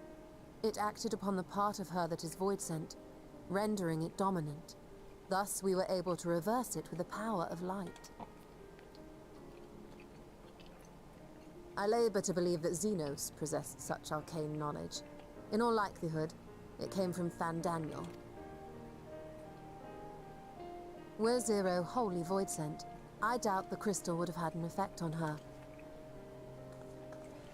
One might say that Hydaelyn had a hand in your meeting.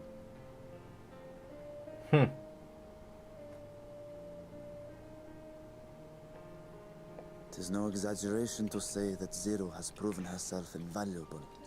A boon from Hydaelyn herself. Her cooperation may come at a price, but whatever it is, I am willing to pay it.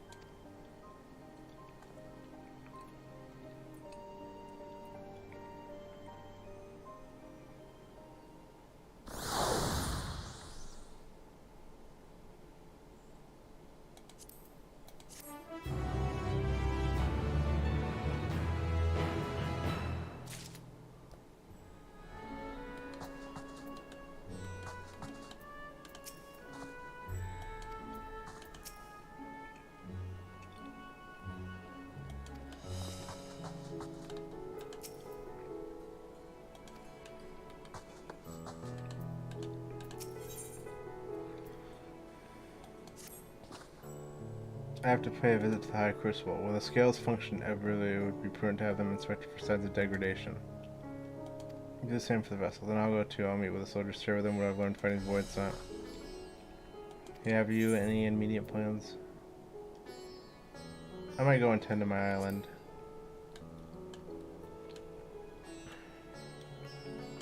I noticed that I might have entrusted you with the development of our nearby islands to attract visitors. Alright, should you be in no hurry, I might trouble you with a small task first. I wish to have food made ready for you. Would you see to go in Mirrodin's Maheen and make suitable for refreshments? I'm on it. In the meantime, Nidana will watch over Zero. Let's each tend to our respective businesses and reconvene anon.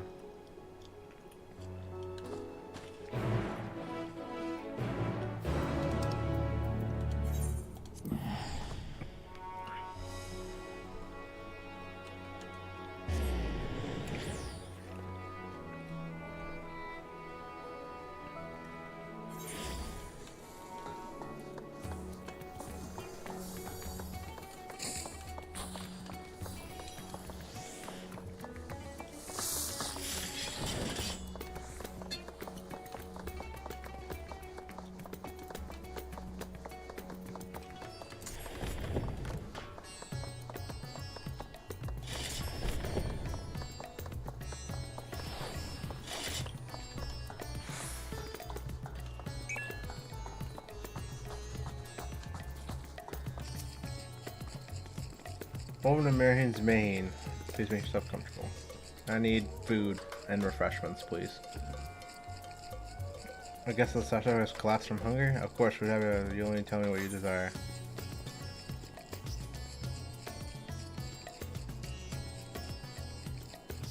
A modest quantity of a living mortal's aether should survive. Well, if she's awake, she's probably not gonna want to gorge herself.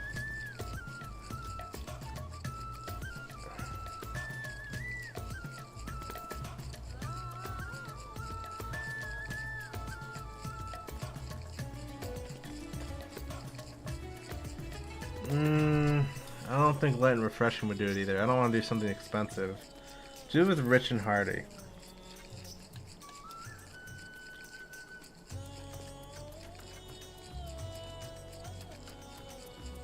Apples here. God damn it. Fine.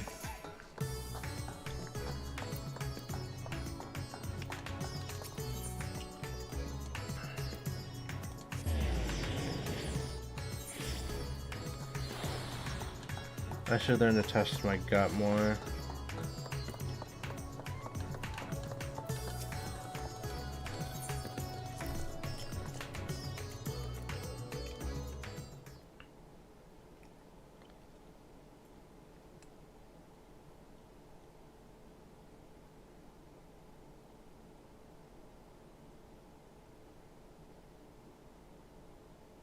Light.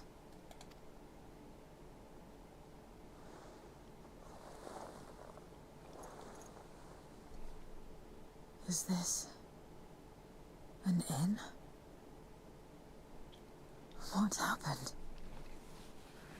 How did I get here?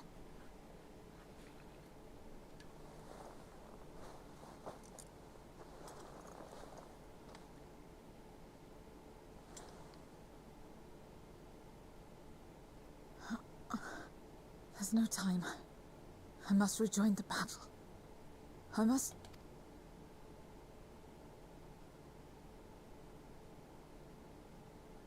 Oh, you're awake!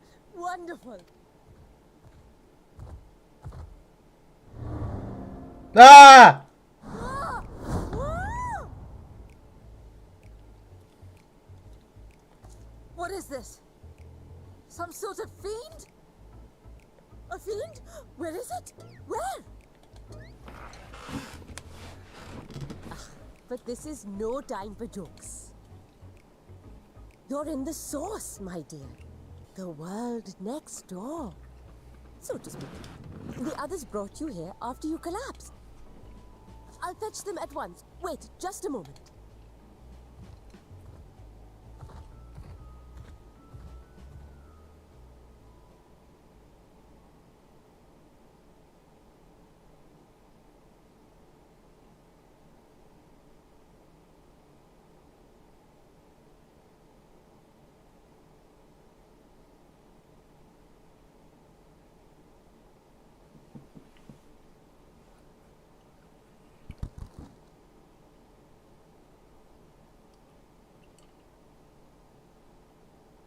Apples.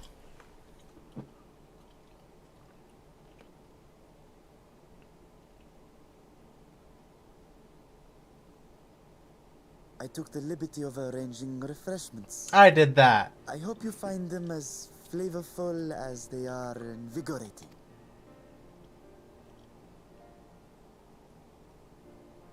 This isn't what you promised. I suppose ether is ether.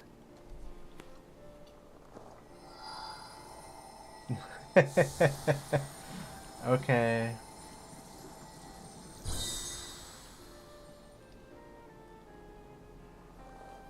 Wait. Don't tell me you don't know how to eat? I took what I needed from it. What's the problem? Where's the enjoyment in that? You're supposed to bite, to chew, to savor, and then swallow.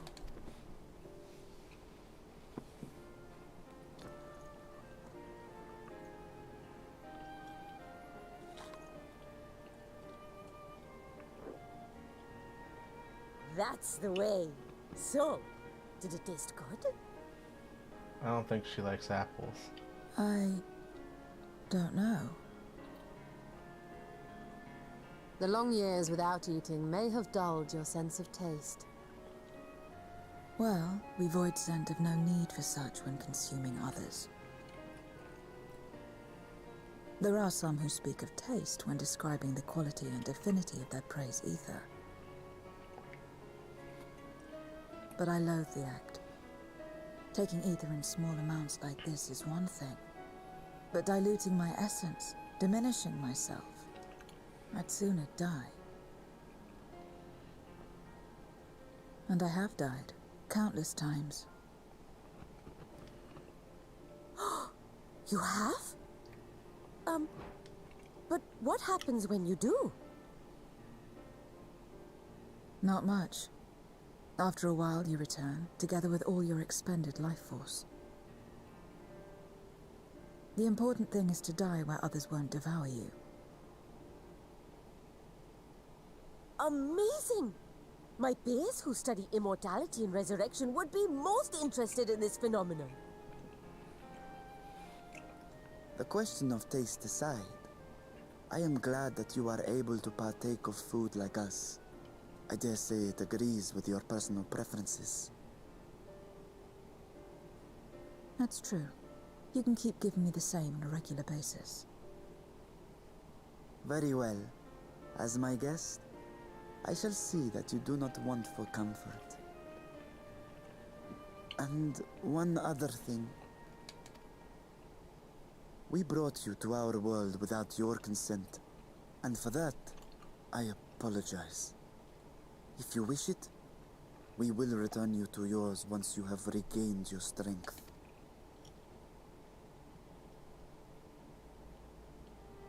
It's fine.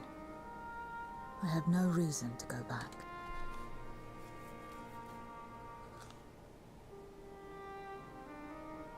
Except for yours, perhaps. You intend to cross over again, I take it? I do. I have yet to find my sister.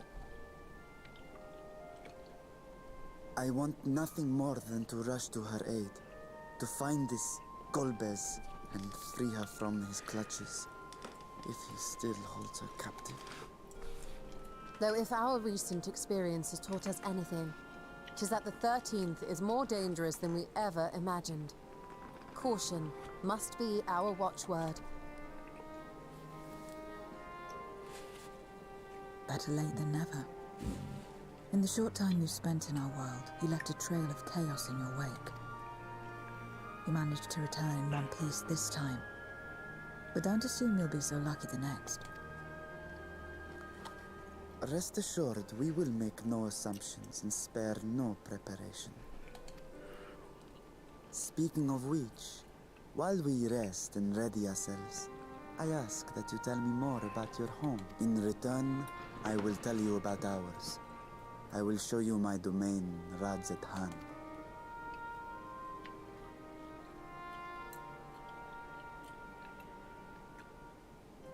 Again, a stranger in this strange land.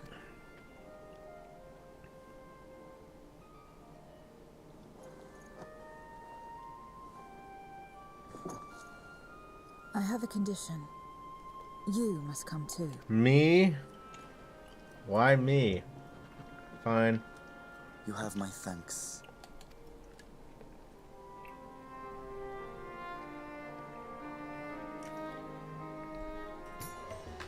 Right. I was burning with these here. I feel bigger just standing here in the breeze. Better to hear that. So is there any particular wish to see?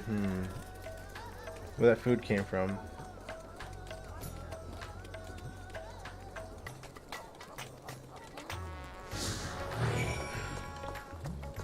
New party member. We got better Xenos.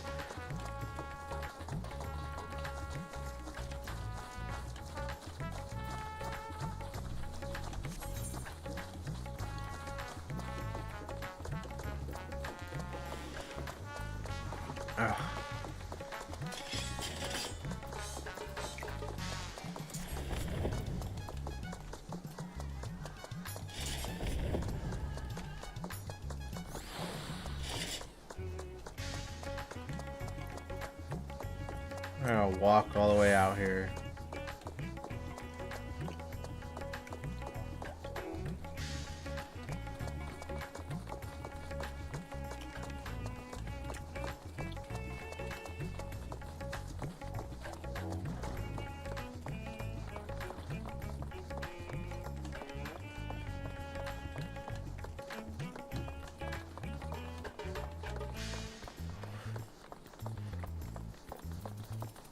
I don't think they can go up on ledges and stuff.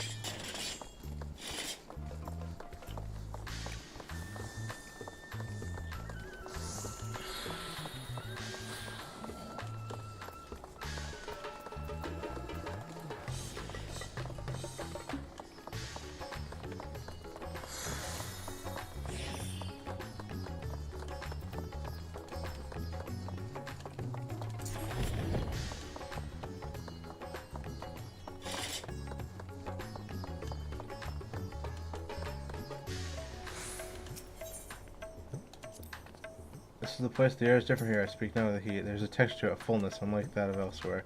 You smell the cooking. Hanash cuisine is quite fragrant and delicious. I hope you will agree. Okay, to attempt to use Zero to maintain yourself, but Mikhail is more likely to be available.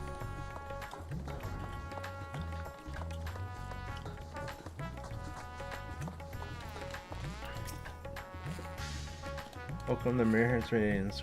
May I introduce you to Zero? She's an esteemed guest and I ask you to do her meals during her stay. Marion has told me all. Please come to me whenever you're hungry. We'll look after you.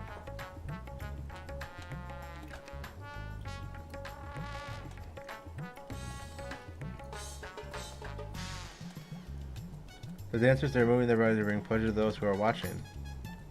It's a form of entertainment, part of our culture.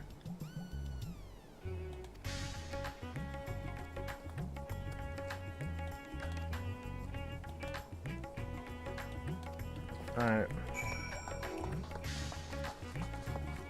Let's go visit the next place.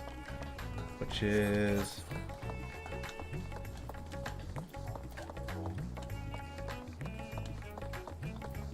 in the hallway here.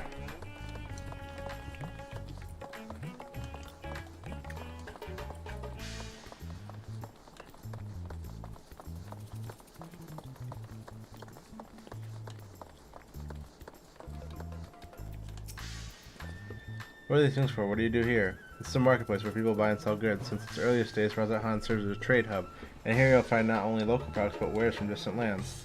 I should mention that vendors generally accept payment in coin or tomestones.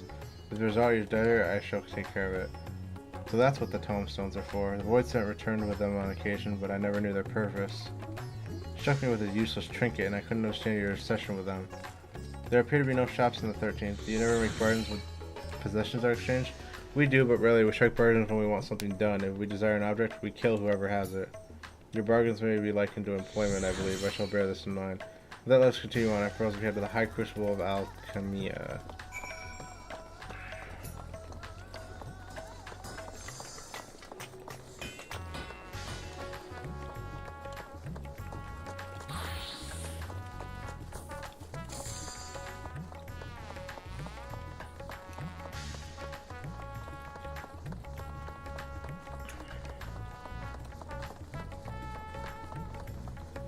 Hey Izu, what's up?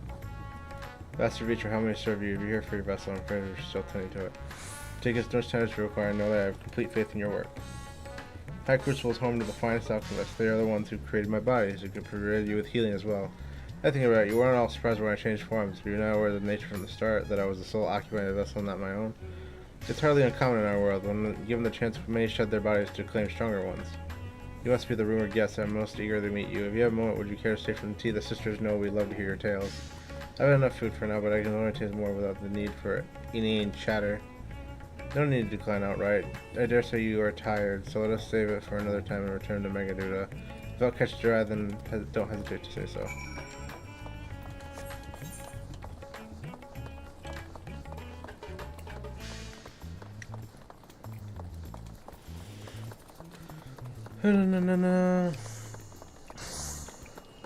Gotta reclimb the stairs again.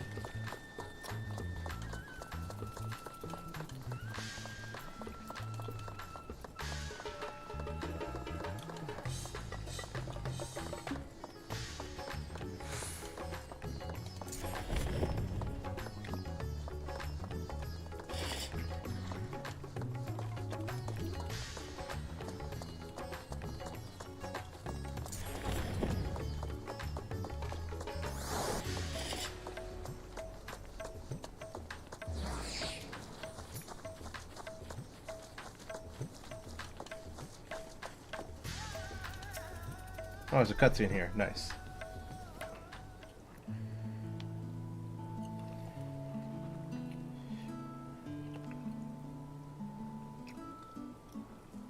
Some sort of fruit. Pitiful things, though. I imagine you need a lot to derive any satisfaction. These are mulberry trees, and one of the fruits are indeed edible. More important are the leaves, which we feed to silkworms. Without the creatures, we wouldn't have the silk to make our famous Venerian weave. Furthermore, the bark of the tree also possesses medicinal properties. You would be hard-pressed to find a more useful plant. So aside from food, I won't consider any other purpose for it.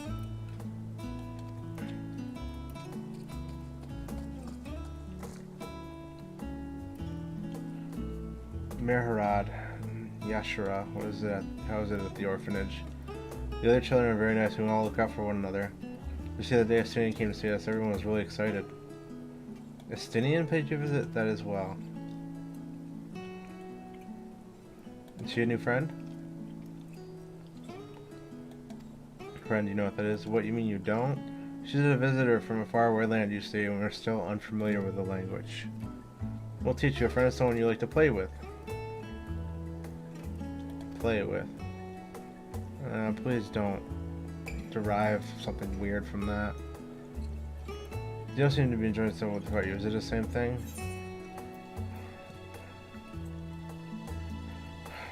Absolutely not.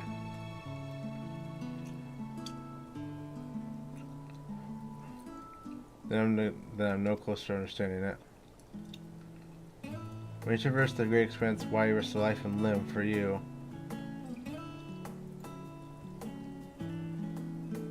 But I waste energy dwelling on such things. I am not Xenos. I stand to gain nothing by knowing his heart. I couldn't explain it well. There's no need to apologize. The fault is not yours, but mine for failing to make sense of your words. Better get back to our errand. Goodbye, it was nice meeting you.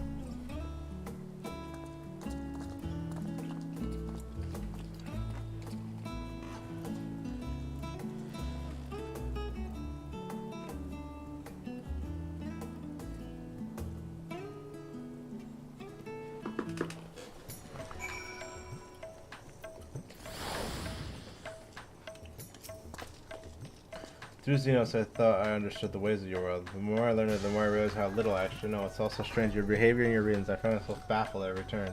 The feeling is not unwelcome. I'm learning, bit by bit. It was the right decision to join you. I believe Zero's time has been rewarding, and 'twas no one's fault due to your company. My great thanks for agreeing to join us. Let us return to Metaguda. Speak with the Metaguda attendant. Holy shit, is it really 1:15 at night? I'm gonna be hurting tomorrow.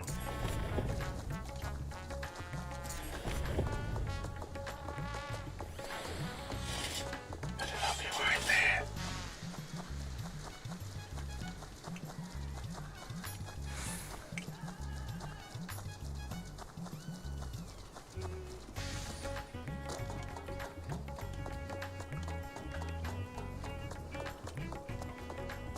Ah. Guest chambers, let's go.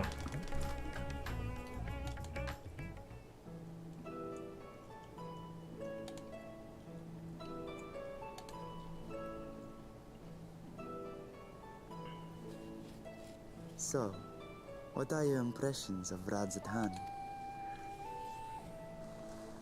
There's a lot of mortal.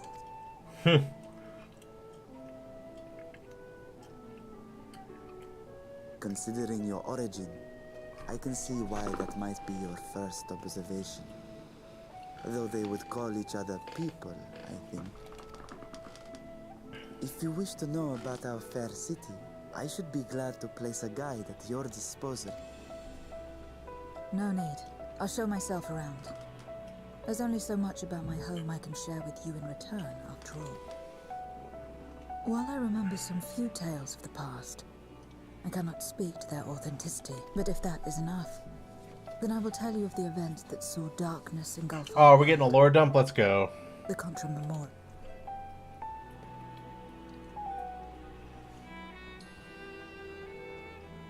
We are all ears. Please.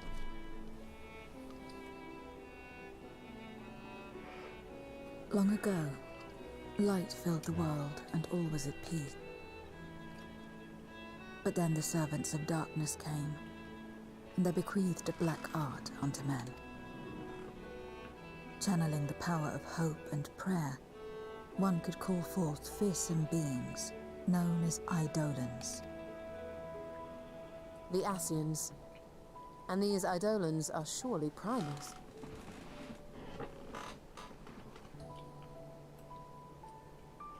Then you have faced the same, and understand that when an Eidolon is birthed, strife follows. And in such strife, the weak are the first to suffer.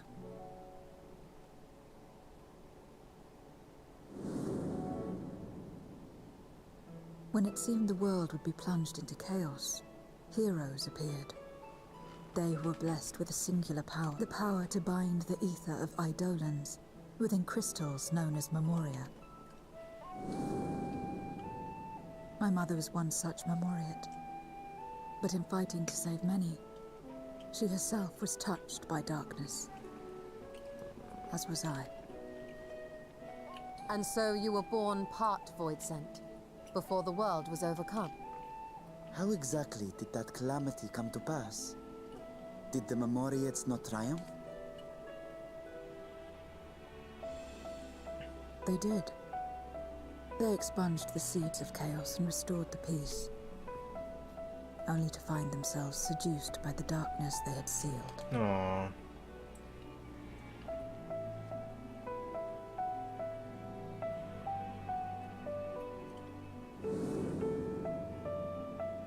They spread the taint, transforming men into monsters, what you call Voidsent, and raised armies to wage new wars.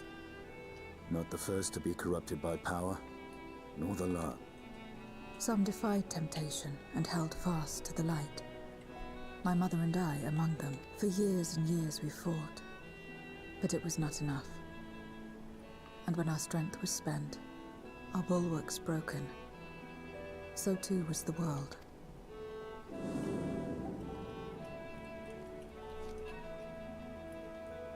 The flood of darkness. The stars faded from the heavens as a pall black as pitch enveloped creation. Darkness raged unchecked, rending the very walls of reality. I was cast into the rift, and there trapped for what felt like an eternity. Until I came upon a crack.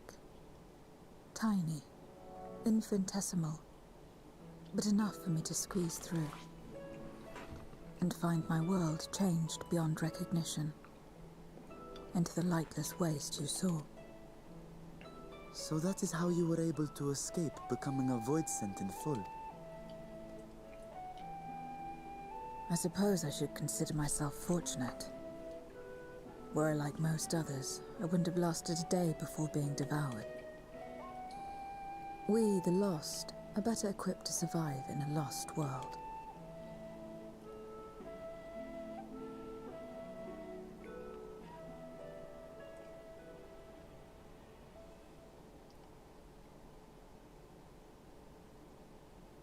A lost world, you say? I wouldn't be so sure. The 13th is still there, is it not?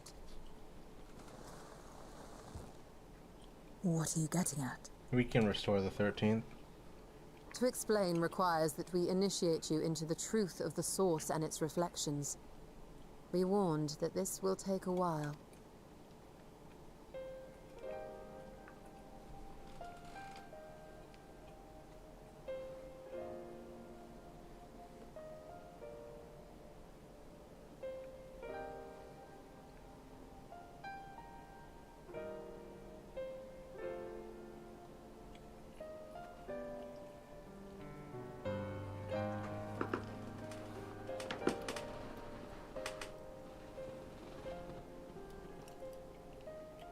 Then, unlike the worlds that have been rejoined, mine still... The Oracle of Light prevented the first from being completely overcome. So the situation may not be completely identical to that of your 13th. But the fact remains that we were able to restore a measure of balance to a world brought to the brink of destruction. After which, some intrepid young souls succeeded in restoring life back to lands thought lost to light. Which gives me cause to hope the day may yet come when life springs forth anew in the 13th. Of course, these are only possibilities. I offer no guarantees. But having experienced what we have, I dare say we are more qualified than most to speak on the matter. Wait, I don't understand. Why would you say these things? As if you mean to... We're gonna restore the 13th. But The sole reason you came to the Void was... To find a dragon, aye. And in light of what we've seen, we'd be fools to strive for more. But we Scions, former Scions, begging your pardon, have a habit of not leaving well enough alone. And old habits die hard, don't they, my friend?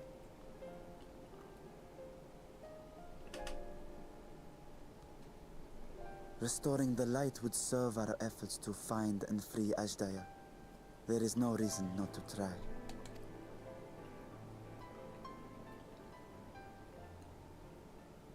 Do as you will. I have no desire to save that world. Be that as it may, we will have need of your power when next we face Voidsen.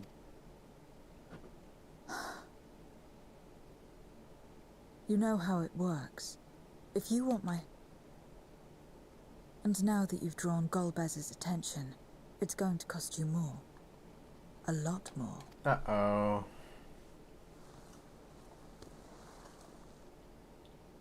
I will consider this a deposit.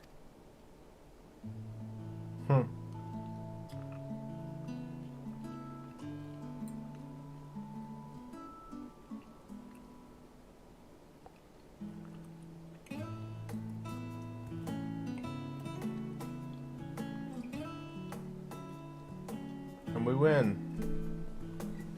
Give me the meanwhile. What's Golbez up to?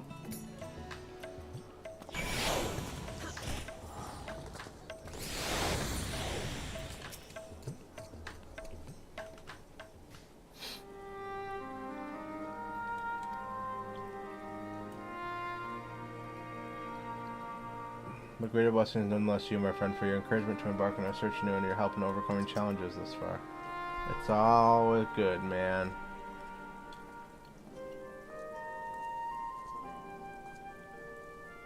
Is that a void scent?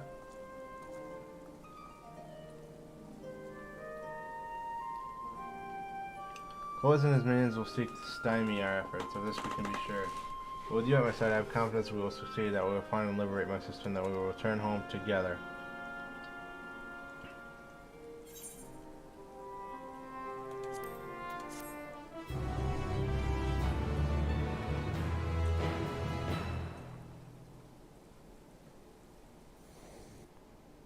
Give me the meanwhile.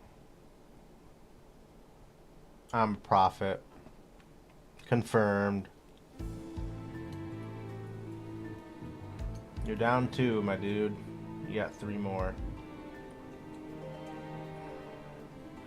Rubicante, I don't remember the water one's name, and Golbez himself.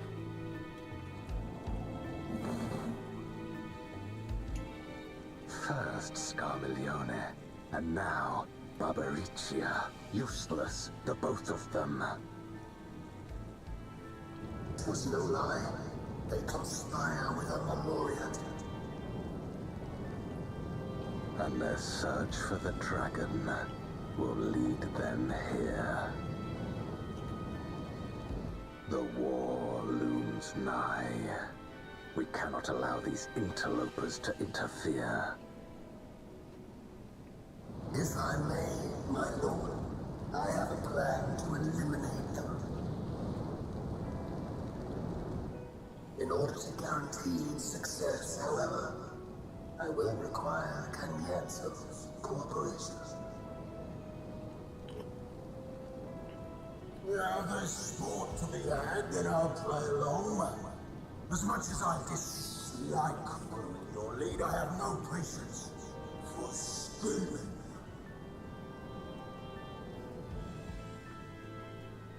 Well and good to have confidence, but do not forget the cost of failure.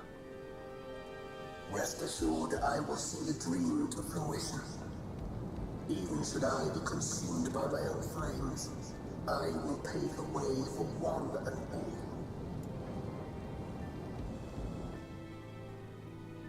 Then I will trust in your oath and your plan.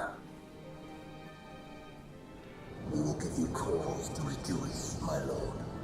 This I vow. Ha-ha! Some excitement for a change.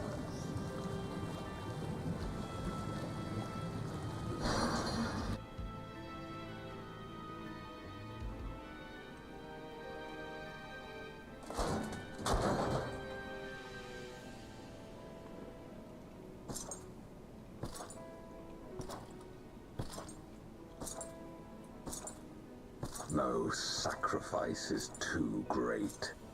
Even should my 4 archfiends be lost, I will not halt my steps.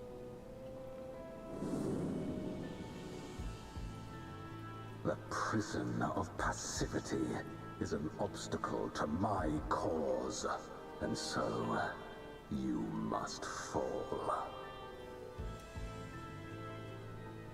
What irony that the blessed damned should set us free.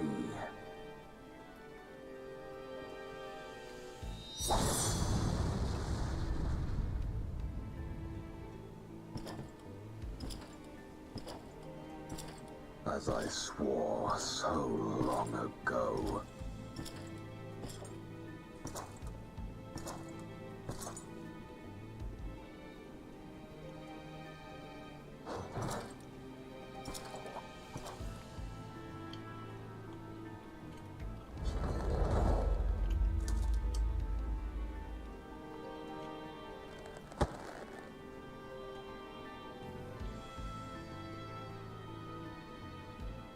The gate lies open.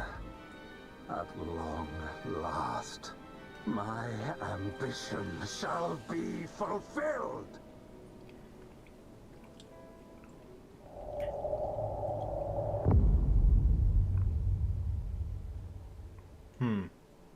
Interesting.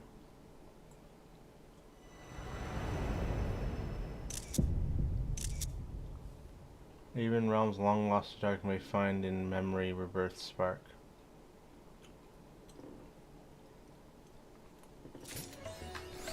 Into the light. I could probably head to my island sanctuary real quick before I head to bed.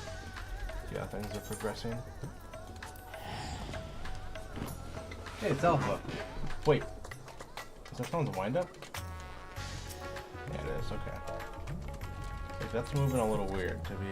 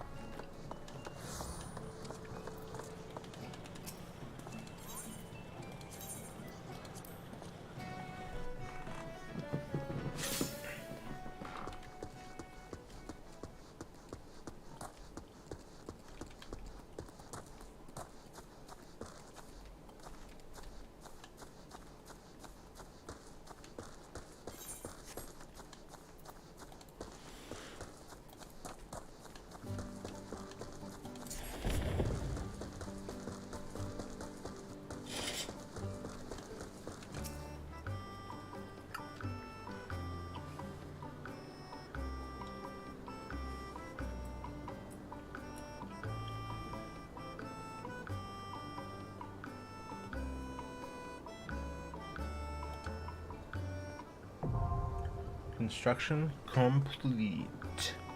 Let's go.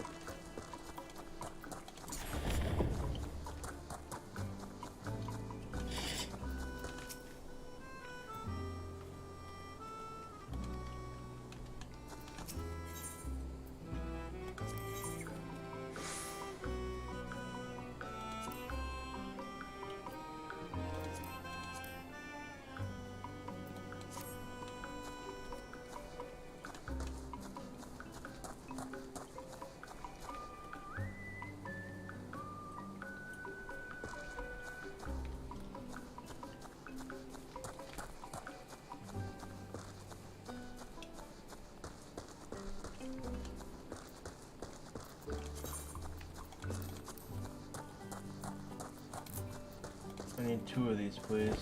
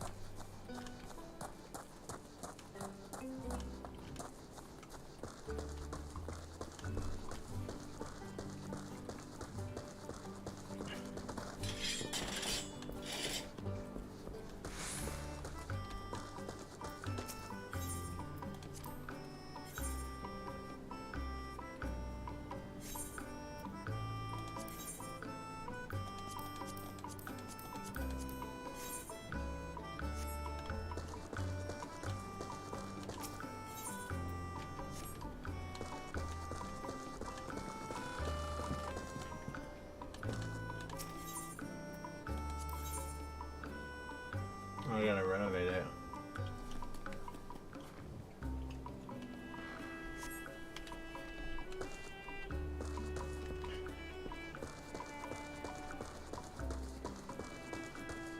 Wondering what I'm doing tomorrow.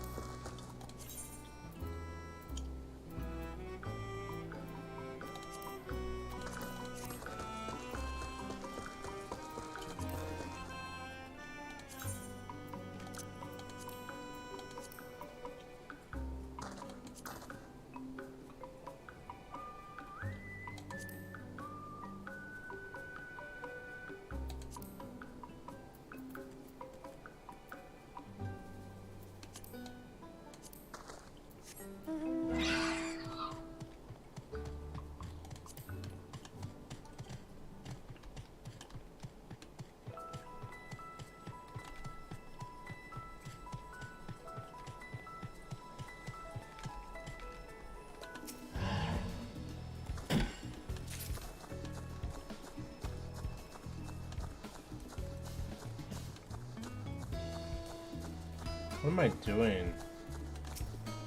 I'm sitting here at almost 2 in the morning gathering imaginary crops. Jesus Christ.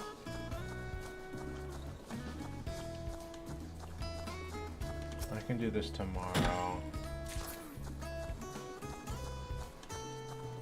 What happens if you log out in Island Sanctuary? Does it just kick you to the main hub? Probably does. That's how House One works anyway.